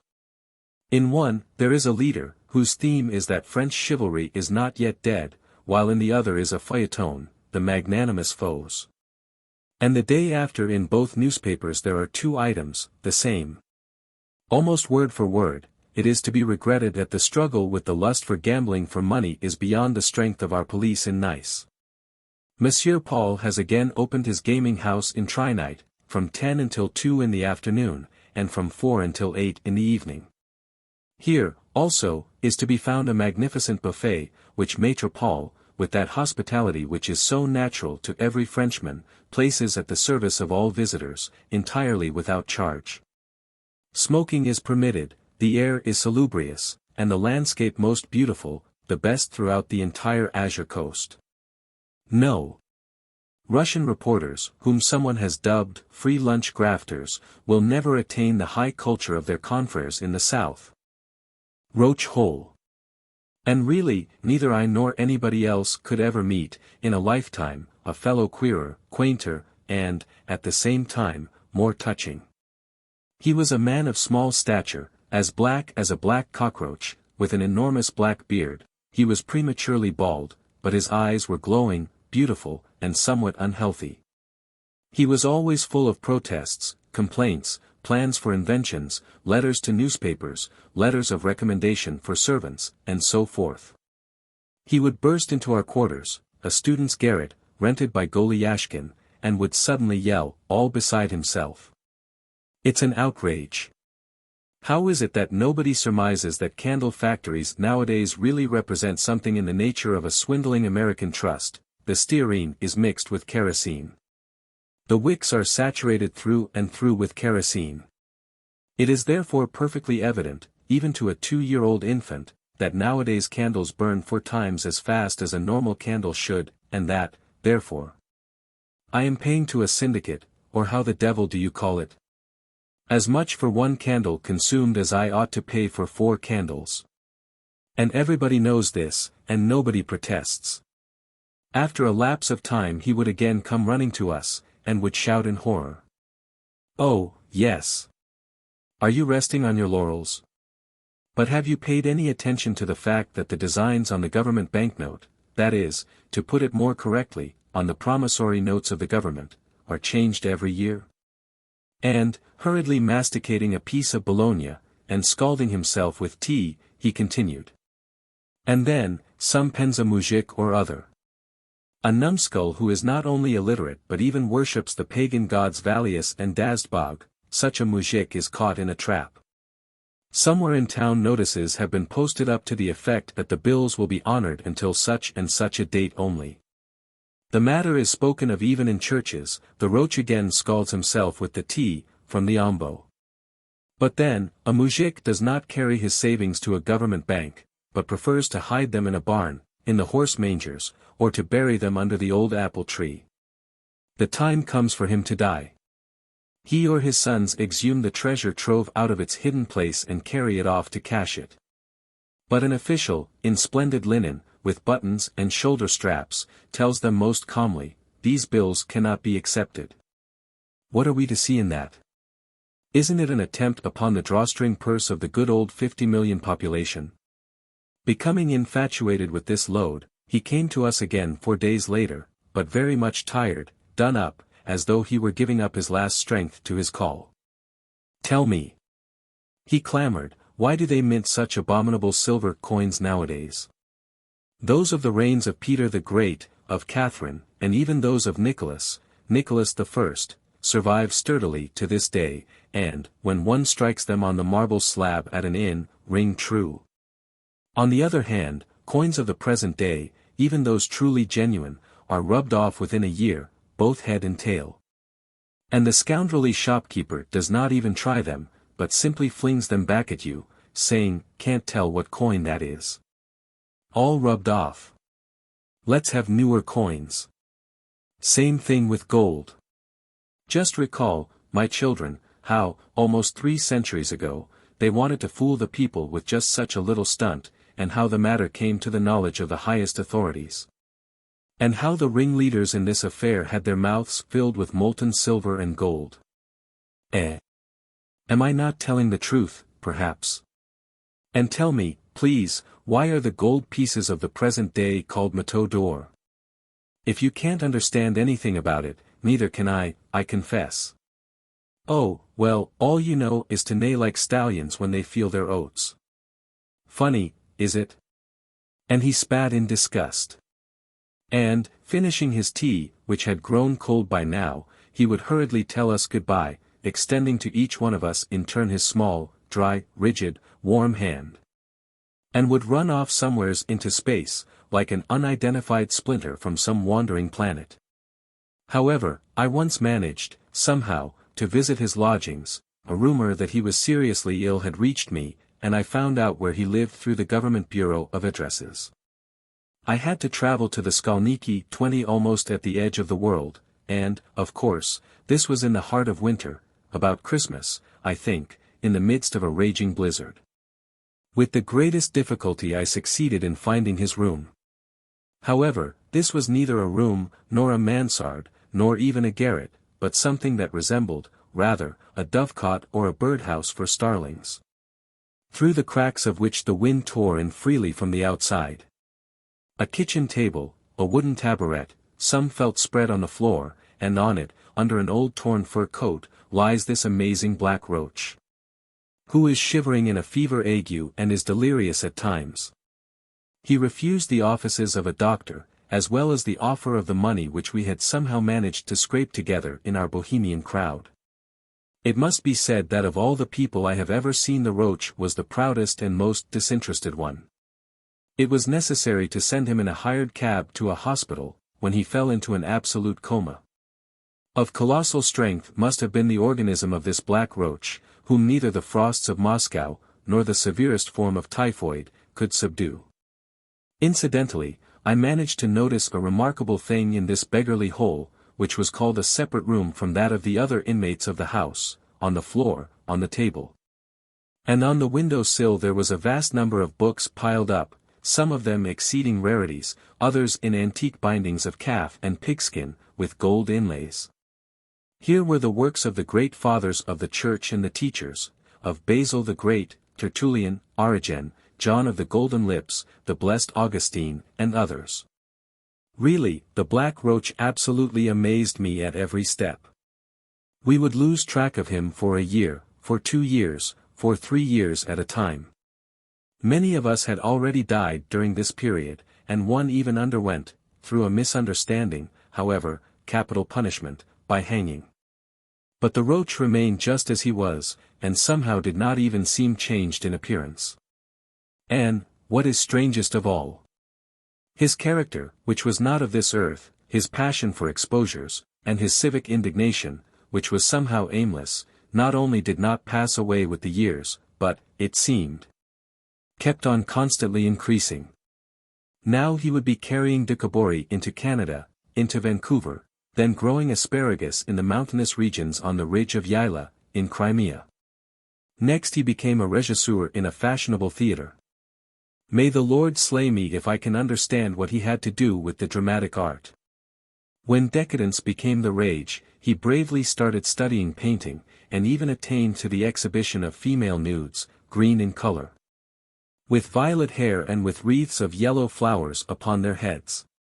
Later, rumors reached me somehow of his having held a position in a circus as referee in wrestling bouts, and even, I think, as a swallower of burning tow, of salamanders, adders, frogs, and an eat 'em alive, of cats, under the pseudonym of Captain Gregg, the man with the iron and incombustible stomach. He was, likewise, a horticulturist, the editor of a yellow sheet, a representative for some rubber manufacturers, a tax comptroller, and a boatswain on a sailing vessel. Now, when his entire life is a thing of the past, I sometimes, in the periods of insomnia, recall him with tenderness and wonder, where didn't life, and, it may have been, curiosity, toss this man? I have forgotten to say that I knew something of his past. In his early youth he had served in a cavalry guard and had participated with immense success in gentlemanly races and steeplechases. Neither fears nor complicating difficulties existed for him, he could take any obstacle on any horse, as easy as cracking a nut. True, like every daring horseman, he had frequent spills. Almost all the parts of his arms and legs had been broken and had grown together again clumsily. As for his exit from the regiment, that was due to some absurd incident, in which, however, supersensitive corps d'esprit was far more at fault than he. Frequently he disappeared from our midst, as though he had been swallowed up by the ocean. Nevertheless, fate inevitably threw us together. The Russo-Japanese war burst into a blaze. And so I was simply convinced that he would prove to be there, in the war zone. And I was not mistaken.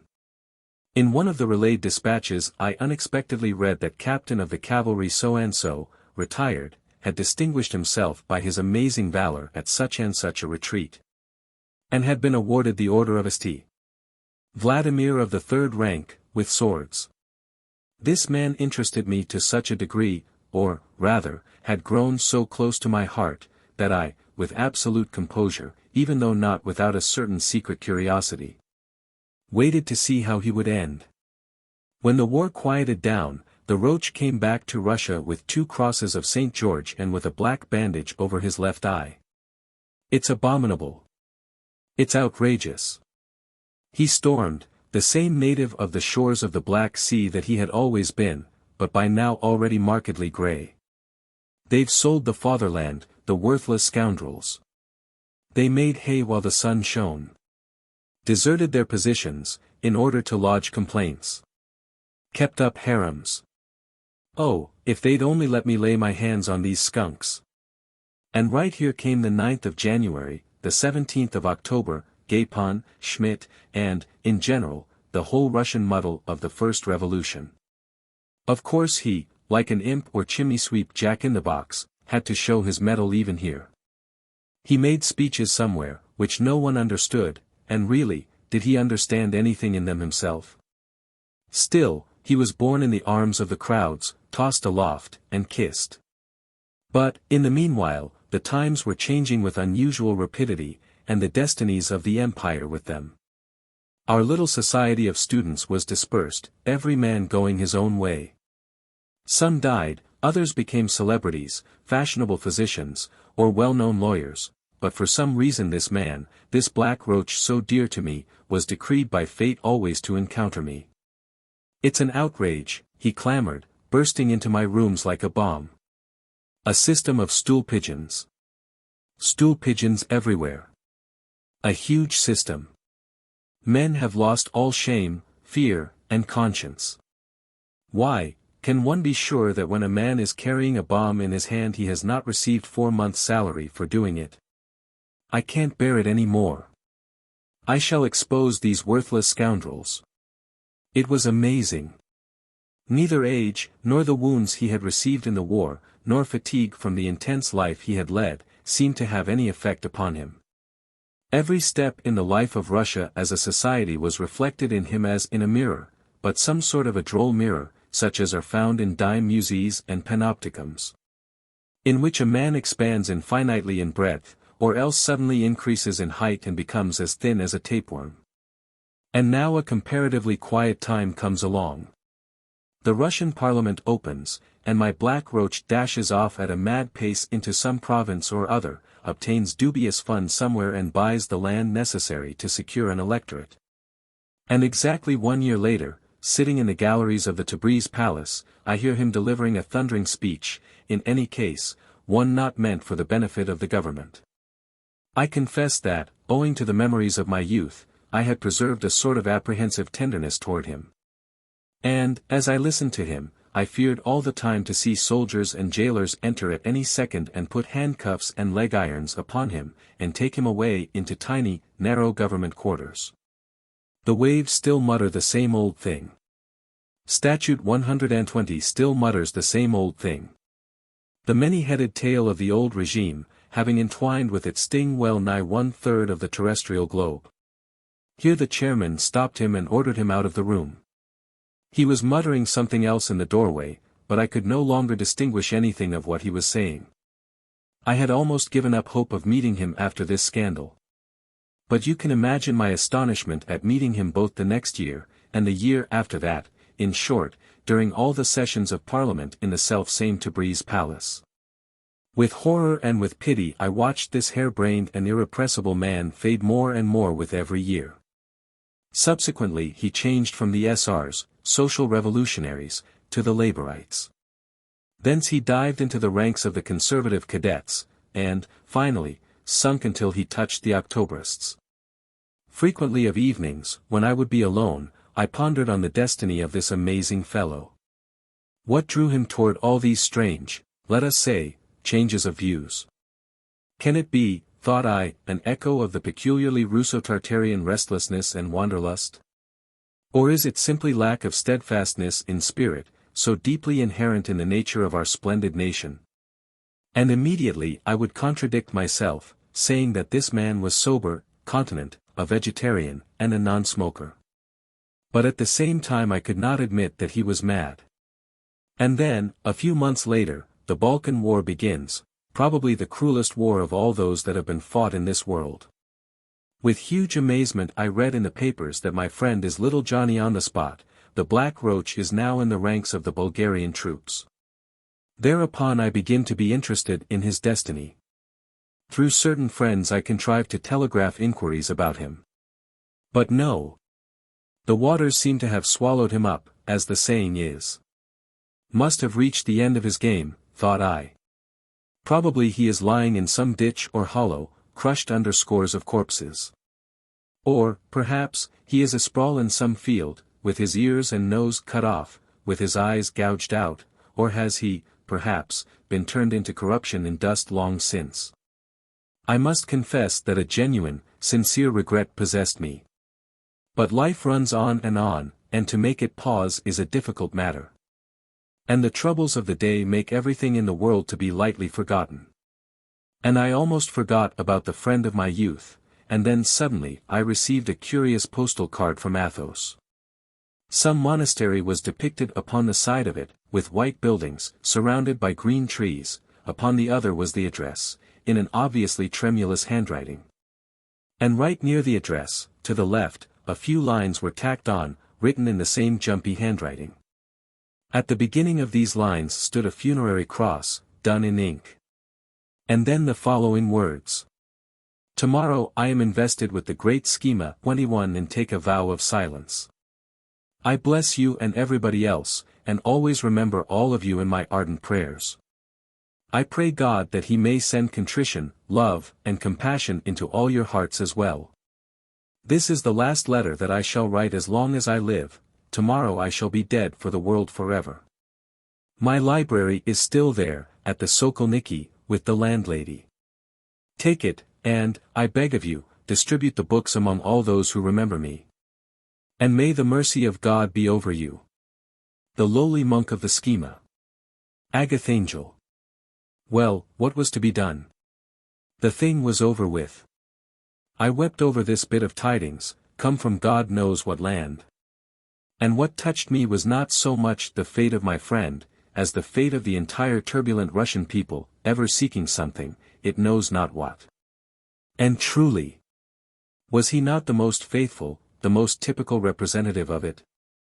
I pictured him to myself, the erstwhile Breton horseman, sitting in a cell, sustaining himself with a single Red Cross bun a day, sleeping in a coffin of cypress wood, which he had made with his own hands, and, most terrible of all, keeping silent, he. The indefatigable, the irrepressible. The Disciple. Chapter 1. The great white double-decked steamer, built after an American pattern, was gaily floating down the Volga. It was the time of sultry, languid July days. The passengers passed half the day on the little outside western balcony, and the other half on the eastern, it all depended on which side the shade was. They got on and clambered off at the intermediate stops, and finally there was formed a permanent complement of travelers, whose faces had long since become mutually familiar and who had grown rather tedious to one another. During the day they occupied themselves with indolent flirting, with buying strawberries, sun-cured, stringy fish, milk, cracknels, and sturgeons that smelt of kerosene. They ate without cease all day long, as is always the case on steamers, where the jolting of the vessel, the fresh air, the proximity of the water, and the ennui all develop an inordinate appetite. In the evening, when it grew cooler, the scent of new-mown hay and of honey-yielding flowers would be borne to the deck from the river banks, and when a dense summer mist would arise from the river, everybody gathered in the saloon. A thin little miss from Moscow, who had studied at a conservatory, the bones of her breast stood out sharply from her low-cut little blouse, while her eyes had an unnatural sparkle and her cheeks flamed with hectic spots, sang the ballads of Dargomizky, in a voice tiny, but of an unusually pleasant timbre. Then, for a brief while, followed disputes about internal politics. A 30-year-old landowner of Simbur served as the general laughingstock and source of diversion. He was as rosy and smooth-skinned as a Yorkshire suckling pig. His flaxen hair was clipped so short that it stood up like the quills of a hedgehog, his mouth gaped, the distance from his nose to his upper lip was enormous. His eyelashes were white, and his mustaches were shockingly so. He exuded an atmosphere of the ingenuous silliness, freshness, naivete and assiduity of the man who is close to the rich, black loam land. He was just married, had put up his bonds, and had been appointed a justice of the peace. All these particulars, as well as the maiden name of his mother, and the names of all the people who had exerted their influence on his behalf, were known long since to everybody on the steamer, including in that number the captain and his two mates, and, it would seem, even the deckhands. As a representative of the ruling power, and a member of a noble family of all the Russias, he overdid his patriotism and was constantly babbling nonsense. From Lower Novgorod to Saratov he had already contrived to shoot and hang, over and over again, all the Sheenies, Finns, Polacks, damned Armenians, Little Russians and other outlanders.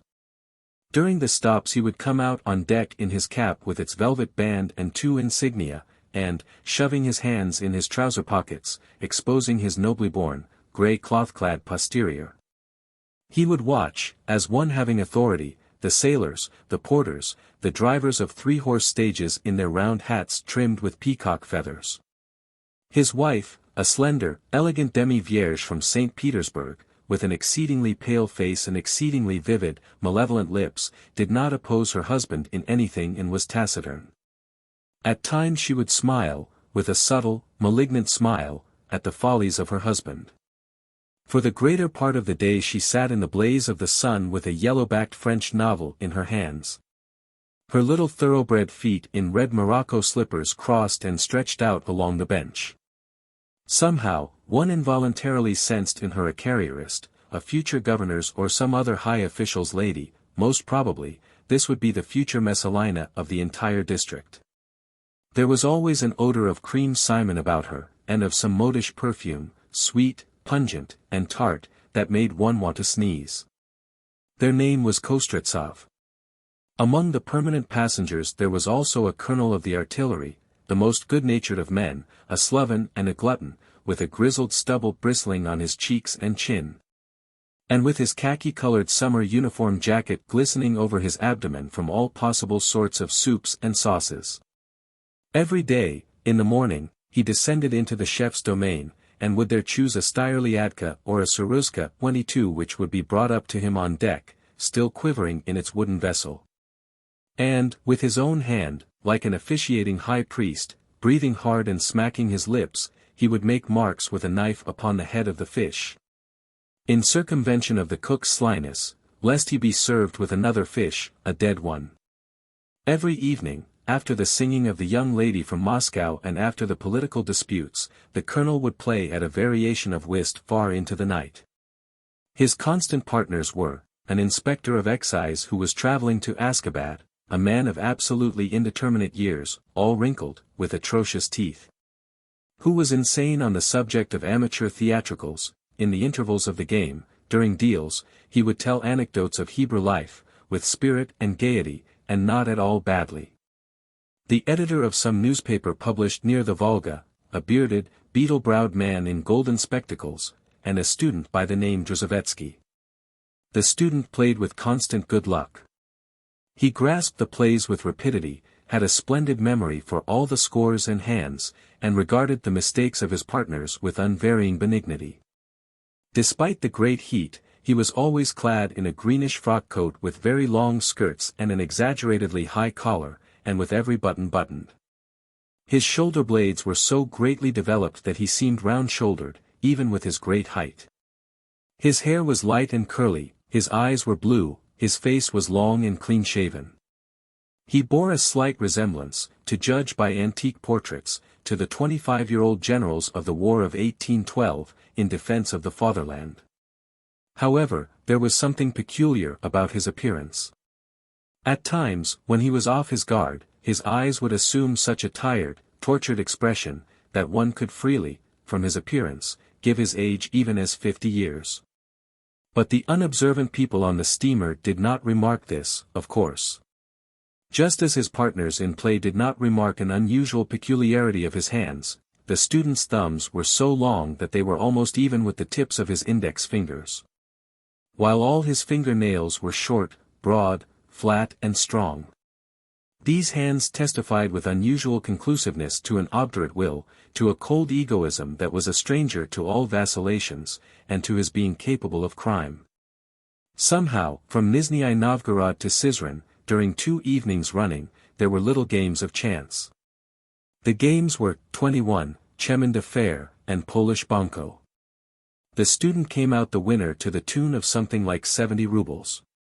But he had managed to do it so charmingly, and then had so obligingly proffered a loan of money to the petty lumber dealer he had won from, that everybody received an impression of his being a man of wealth, a man of good society and bringing up. Chapter 2. In Samara it took a very long time for the steamer to unload and load again. The student went for a swim, and, upon his return, took a seat in the captain's roundhouse, a freedom permitted only to very likable passengers after having sailed together for a long time. With especial attention, he watched intently as 3 Jews boarded the steamer, apart from each other, all 3 of them very well dressed, with rings on their hands and with sparkling pins in their cravats. He also managed to notice that the Jews pretended not to know one another, and also remarked a certain common trait in their appearance, which trait seemed to have been stamped upon them by the same profession, as well as certain almost imperceptible signals which they communicated to one another at a distance. "Do you know who these men are?" he asked the captain's mate. The captain's mate, a rather dark boy without a mustache, who, in the saloon, played the part of an old sea-wolf, was very kindly disposed toward the student. During his watches he would tell Drzhavetsky unseemly stories out of his past life and uttered abominable things about all the women who were then on the ship, and the student would hear him out patiently and attentively, even though with a certain coolness. The captain's mate repeated the student's question. Commission merchants, beyond a doubt. Probably trading in flour or grain. Well, we shall find out right away. Listen, mister, what's your name? Listen, he called out, leaning over the railings. Are you with a freight? With grain? All through, answered the Jew, lifting up his clever, observant face. Now I am traveling for my own pleasure. In the evening the young lady from Moscow again sang, Who Wedded Us? The justice of the peace shouted about the good to be derived from exterminating all the Sheenies and inaugurating corporal punishment throughout all the Russias. The colonel was ordering Sevryuzka à l'Américaine, with capers. The two commission merchants sat down to a game of 66, with old cards. Then, as though by chance, the third one sat down with them, and the game changed to preference. At the final settlement one of the players was short of change. He could find only banknotes of large denominations. He said. Well, gentlemen, how are we going to settle? Do you want to play at Rouge et Noir? Oh, no, thanks, I don't play at any games of chance, answered one of the others. But then, it's a mere trifle. You can keep the change. The first man appeared to take offense, but at this juncture the third one intervened. Gentlemen, we aren't any steamboat sharpers, I think, and are in good company. Pardon me, how much did you win? My, but you are a hot-tempered fellow, said the first. 6 rubles and 20 kopecks. Very well, then. I'll play you for the whole thing. Oi, don't scare me, said the first, and began to deal. He lost, and in his vexation doubled his stakes. And so, within a few minutes, a lively game of the hazardous Polish banco was on, in which game the banker deals 3 cards to each partner, and turns up 1 card for each partner for himself. Not even half an hour had passed before the table was covered with heaps of banknotes, little stacks of gold and piles of silver.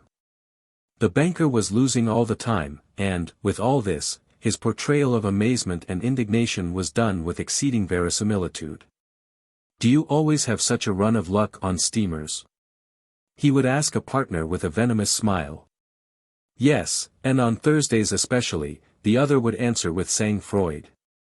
The unlucky player demanded that the cards be cut anew. But once more he began to lose. First and second-class passengers had crowded around their table. The play had, little by little, inflamed them all. The first to come in with them was the good-natured colonel of artillery. He was followed by the clerk of the excise, who was going to Oxbad, and by the bearded editor. Madame Kostretsova's eyes became enkindled, a proof of her high-strung nervous temperament. Do put your stakes against him, she said in an angry whisper to her husband. Can't you see that bad luck is pursuing him? Mais, ma chérie. Only God knows who these people are, the justice of the peace protested feebly. Idiot, said she, in a vehement whisper. Bring my pocketbook from the cabin. Chapter 3. The student had long since fathomed just what the matter was. It was perfectly clear to him that these 3 men formed the usual party of steamer card sharpers. But, evidently, it was necessary for him to ponder over certain things and to comprehend them. He took a long black cigar at the counter, and settled down on the balcony, watching the steamer's shadow gliding over the yellow water, refracting the fantastic little spots of sunlight. The captain's mate upon seeing him ran down from the bridge, laughing significantly. Do you want me to show you one of the most interesting people in Russia, Professor? Really? Said the student indifferently, flicking the ashes off his cigar with a fingernail. Look at that gentleman over there, the one with the grey mustaches and a green silk shade over his eyes. That's Bolunsky, the king of the card sharpers. The student grew animated and threw a quick glance to his right. That fellow? Really? Is that truly Bolunsky himself? Yes. The very same. Well, is he playing now? No.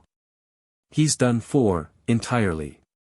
And even if he were to sit down to play, why then, as you know yourself, it would be our bounden duty to warn the public. All he does is to hang about the tables, just watching and nothing more. At this moment Bolonsky was passing by them, and the student's eyes followed him with the liveliest interest. Bolonsky was a tall, splendidly formed old man, with fine, proud features.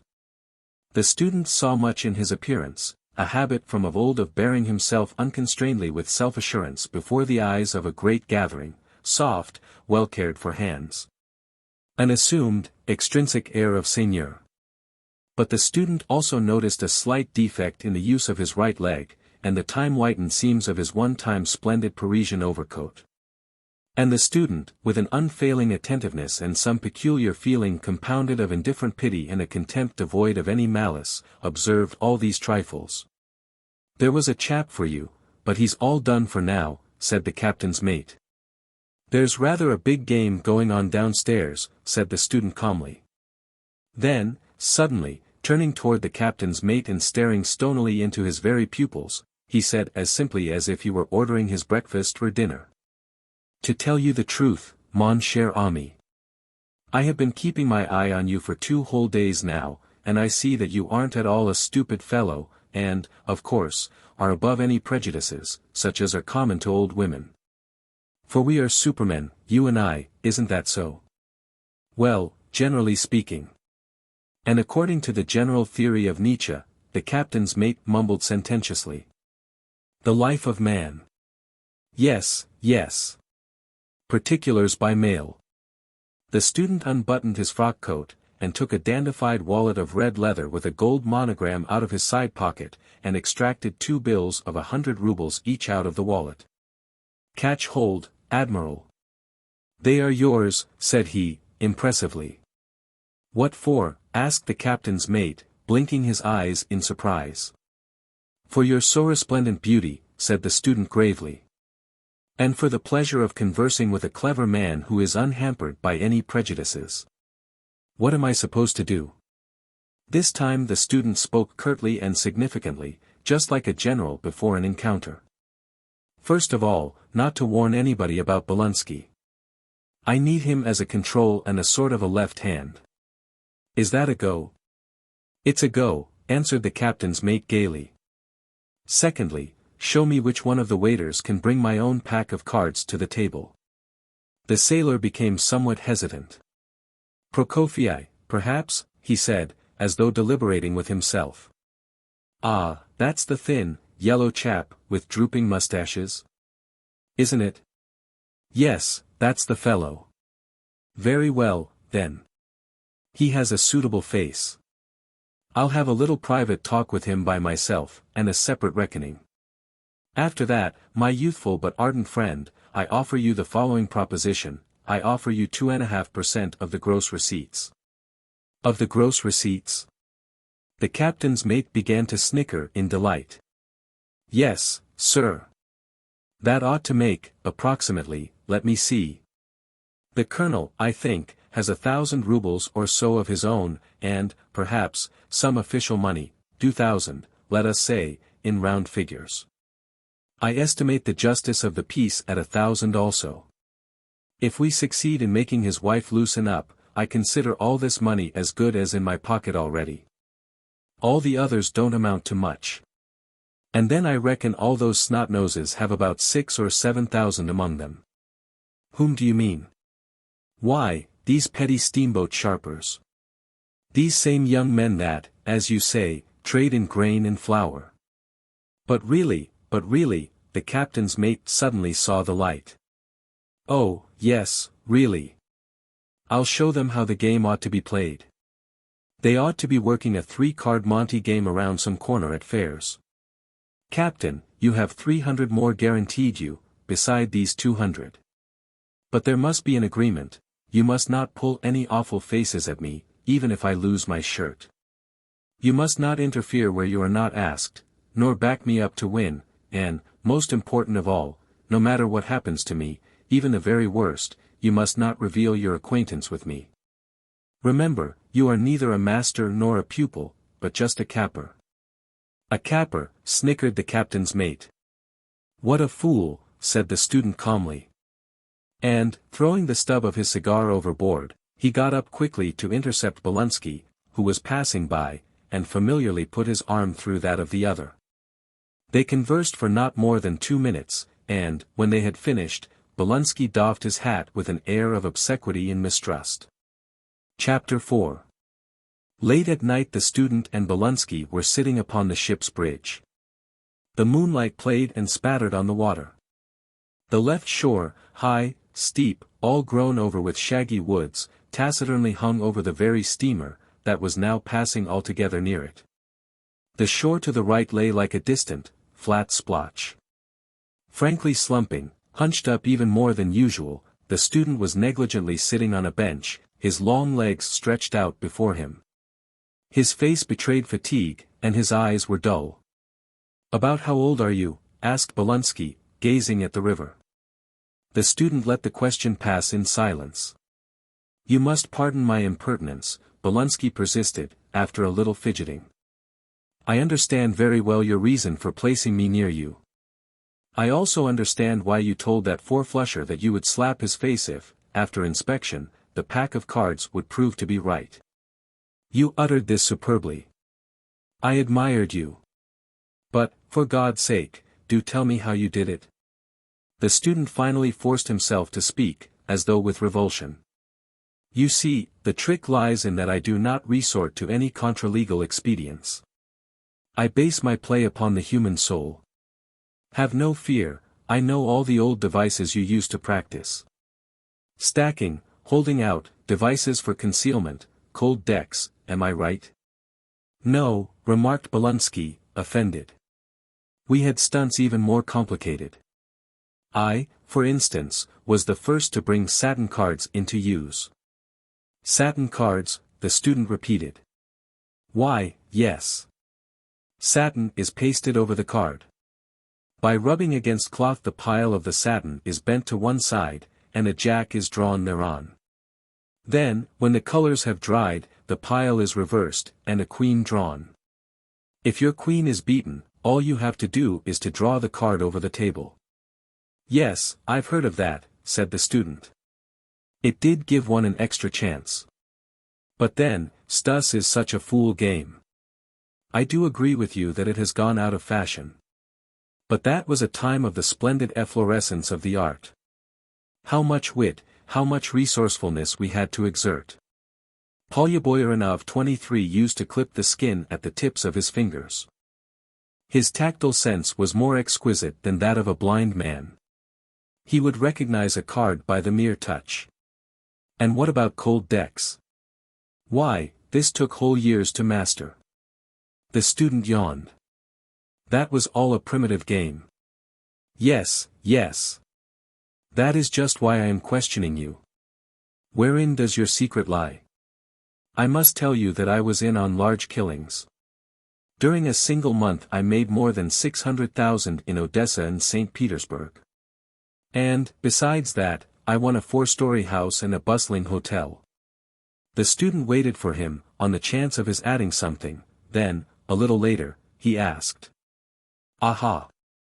You set up a mistress, a fine turnout, a lad in white gloves to wait at table, yes?"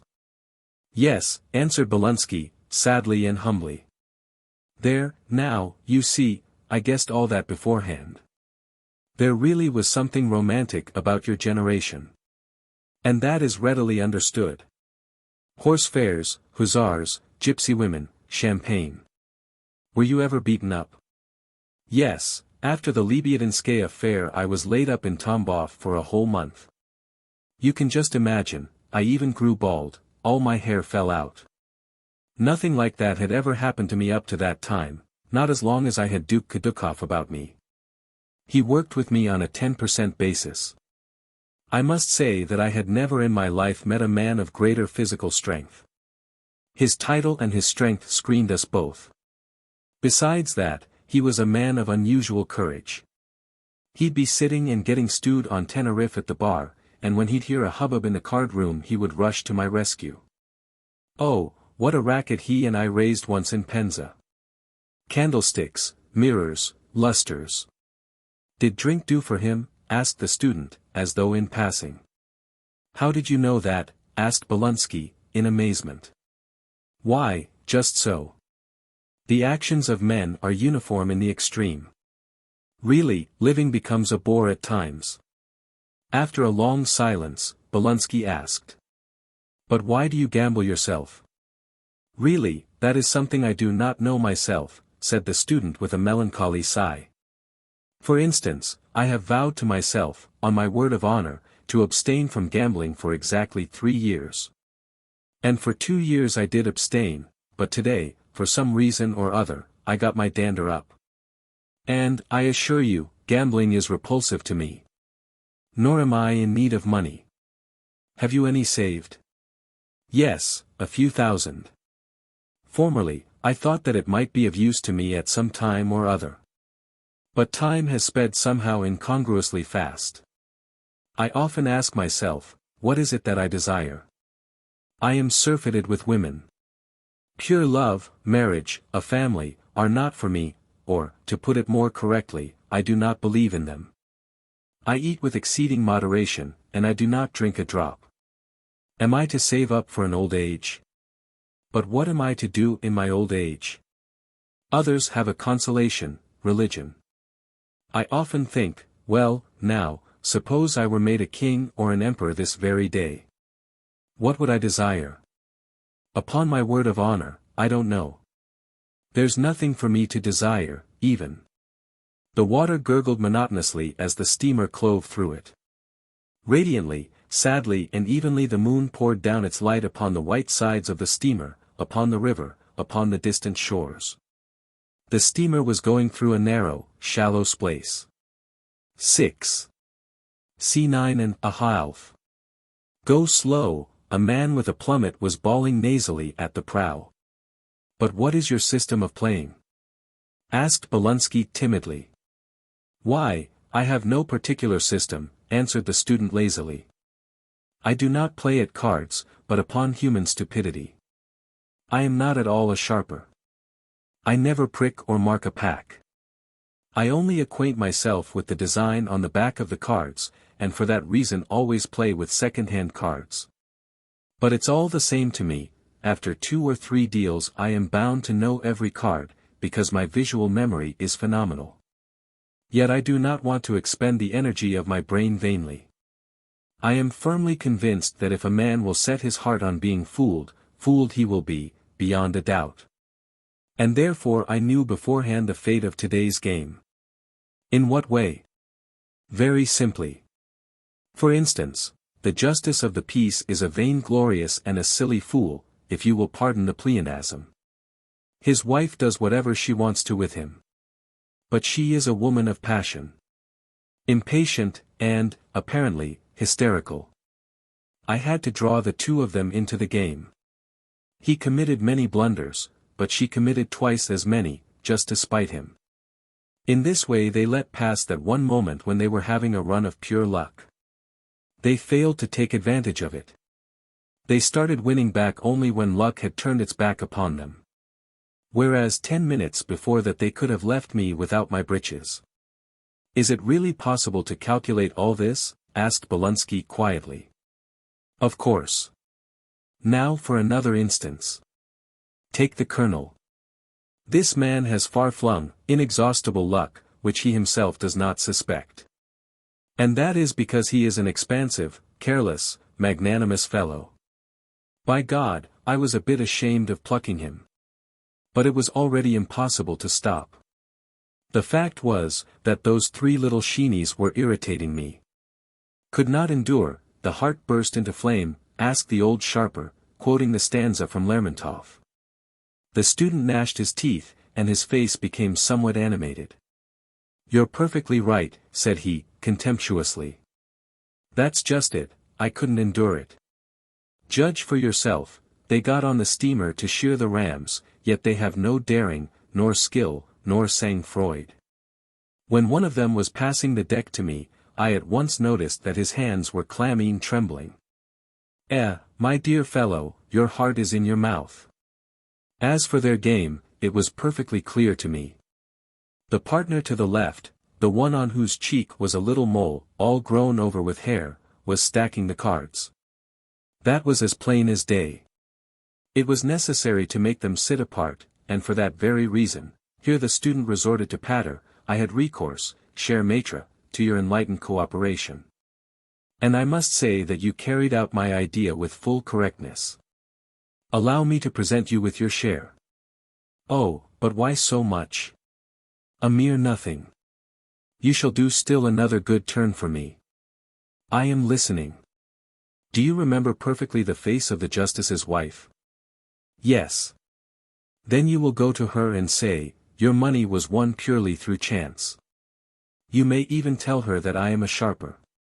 Yes, but that it is in such a lofty, Byronian manner, you know. She will bite. She will get her money in Saratov, at the Hotel Moscow, tonight, at 6, from Druzovetsky, the student. Room number 1. So I am to be a go-between, is that it? Asked Bolunsky. Why put it so unpleasantly? Isn't one good turn deserves another better? Bolunsky got up, stood shifting on the same spot from one foot to the other, and took off his hat. Finally he said, hesitatingly. I'll do it. After all, it's a trifle. But, perhaps you will need me as an operative? No, answered the student. To act collectively is the old style. I work alone. Alone? Always alone. Of course. Whom could I trust? Retorted the student with a calm bitterness. If I am sure of your comradely rectitude, an honor among thieves, you understand, I am not at all sure of the steadiness of your nerves. Another may be brave, and without covetousness, and be a faithful friend, but, only until the first silken petticoat happens to make a swine, a dog, and a traitor of him. And what of blackmailings? What of extortions? What of importunities in old age, in incapacitation? What's the use? I am amazed at you, said Bolunsky quietly. You are the new generation. You have neither timidity, nor pity, nor imagination. You have a certain contempt for everything. Is it possible that all your secret consists of just that and nothing more? Just that. But in a great concentration of the will as well. You may believe me or not, it is all one to me, but 10 times today, by an effort of my will, have I compelled the colonel to stake small sums, when it was to his interests to have staked large ones. It doesn't come easy to me. I have a monstrous headache right now. And besides, I don't know, I can't imagine, what it means to get a beating or to go to pieces from confusion. Organically, I am devoid of shame or fear, and that isn't at all as joyous a thing as it may seem at first glance. True, I constantly carry a revolver about me, but then, you must believe me when I tell you that at a critical moment I shall not forget about it. However, the student simulated a yawn and extended his hand to Bolunsky with a weary gesture. However, au revoir, General. I can see your eyes closing. My best wishes, said the old sharper respectfully, bowing his grey head. Bolunsky went off to bed. The student, hunched up, with weary, sad eyes for a long while regarded the waves that reflected the light like fish scales. Late at night Kostretsova came out on deck. But he did not as much as turn in her direction. The Old City of Marseilles. Chapter 1. At the time that the new city, together with its splendid street of Canebière, is, about 11 o'clock at night, plunging into deep, bourgeois slumber, at that time the old city comes to life. The old city is a capricious, odd network of crooked, narrow little streets, through which it would be impossible even for a one-horse cab to drive. What inconceivable stench, filth and darkness reign in this involved cloaca. All sorts of domestic refuse, swill, greens, oyster shells, everything is dumped on the street, or simply thrown out of the window. And it is not at all a rare sight to see in the street some swarthy lad or girl of 6 or 7 paying the debt to nature in one of those poses that Teniers, Van Broveur, and Teniers the younger, Teniers, used to depict with such naive art on their canvases. There are in the old city such bylanes, narrow, dark even in the daytime, that one has to run through them, stopping one's nose with the fingers and holding the breath. And so, when night comes on, the old city comes to life. Nearer the central streets it is still somewhat respectable. But, as the port draws nearer, as the streets sink down, the old city becomes gayer and more unrestrained. To the right and left there is nothing but little taverns, gaily illuminated from within. There are sounds of music from everywhere. Sailors and cabin boys, in 5s and 6s, walk along the streets, holding one another around waists and necks, French, Italian, Greek, English, Russian. The bars are crowded to overflowing. Tobacco smoke, absinthe, and cursing in all the tongues of the terrestrial globe. Of course, both Baedekers and people in the know will warn you that it is dangerous to go into the port even in the daytime. For that reason, quite naturally, we set out for it at night. And once more, for the 100th time, I reiterate that all Baedekers lie, and that the most charming, peaceful and simple of folks are sailors, a trifle under the weather. We enter a low-ceiled, stuffy tavern and modestly ask for some lemonade and ice. The nights are sultry now, and we are afflicted by thirst. And there is no better remedy in the world for quenching it. Immediately 2 crudely daubed young damsels sit down near me and my comrade, and, under the table, each lays her leg upon that of her neighbor. This is a special coquetry of the sea. They demand various drinks from us. We willingly submit, for, surely, the bon ton of the place must be sustained. A quarter of an hour elapses. Our ladies perceive that we do not at all belong to that tribe of people who are buffeted for 2 or 3 months at a time in the midst of the stormy sea, without seeing a single woman during all that time. They beg for pin money. 5 francs not only pacify them, but even enrapture them, and they trustingly tell us of certain secret phases of their life. From boatswains and captains, especially those who are rather elderly, they take 2 or 3 francs, from sailors, a franc, and sometimes even 50 centimes. Right above, over the bar, there are several labyrinthine corridors, with stall-like rooms to the right and left. A momentary love or its simulacrum, and man and woman have gone their different directions. Is it much a sailor wants? But there's one bad thing about it, monsieur, says the lanky Henrietta gravely, sometimes they drink too much whiskey and soda, and then they start in to fight. That's very unpleasant, dangerous, and troublesome for us. And it's nothing else but whiskey and soda that knocks them off their feet or drives them crazy. However, absinthe will also turn the trick. Chapter 2. That day, no matter how we tried, we were not able to find the way back to our hotel, the port. We were as confused as blind puppies near the grandiose, silent Vauban fortifications, and for 10 times or so, after having gone around in a circle, we returned to the same spot. Finally we chanced to meet a knot of intoxicated sailors.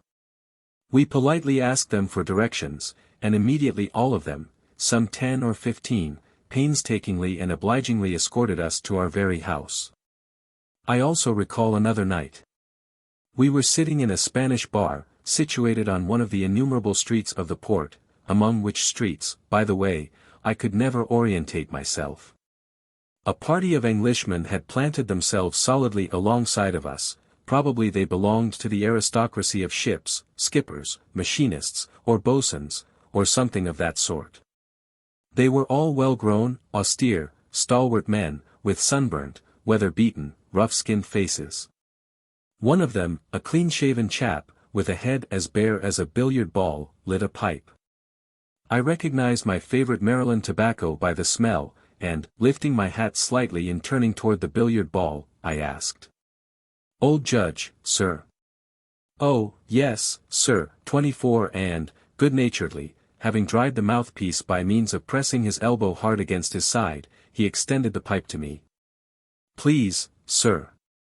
Fortunately, I still had some Russian cigarettes, and they can be truly appreciated only in France, where everybody smokes the most execrable tobacco of the government monopoly. And I offered him my case.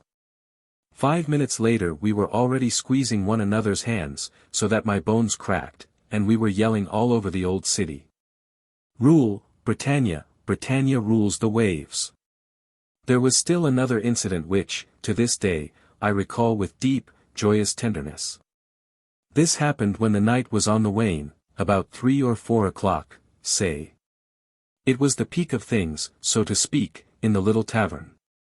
The waiters could barely manage to place on the little tables the most diversified, swell, drinks of all imaginable colors, glaucous, brown, light blue, and others. Barely visible through the dense tobacco smoke were the dark contours of the people, that walked just as though they were figures in a nightmare, that, just like drowned men under water, moved, swayed, and embraced one another. And at this juncture an exceedingly queer fellow walked in through the wide-open doors. He was already old, about 50 or 60, small of stature, and spare. His thick grey hair falls over his shoulders and back like a superb, beautiful mane. He has a lofty, broad brow, strong and splendid in structure, heavy, overhanging eyelids, puckered eyes, and dark pouches under the eyes. The color of the face is dark, earthy, unhealthy. He has a multitude of wrinkles, ashen grey mustaches and beard. In his hands he carries an odd musical instrument. It consists of an ordinary cigar box, upon which are still preserved the black, oval trademarks, Colorado. A round opening has been sawn in the lid.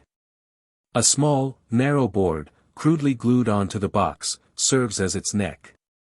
There are homemade keys and 6 fine strings. This man does not exchange greetings with anyone, and does not even seem to see anybody. He calmly squats down near the counter, then he lies down along its length, upon the bare floor, face upward. For a few seconds he tunes his amazing instrument, then loudly calls out, in the jargon of the South, the name of some popular national song, and, still lying down, commences to play. I am very fond of the guitar, that tender, chanting, expressive instrument, and I have frequent occasion to hear artists who have the mastery of virtuosos on this instrument, up to celebrities known to all Russia. But still, up to this incident, I could never imagine that a piece of wood with strings and 10 human digits could create such full and harmonious singing music.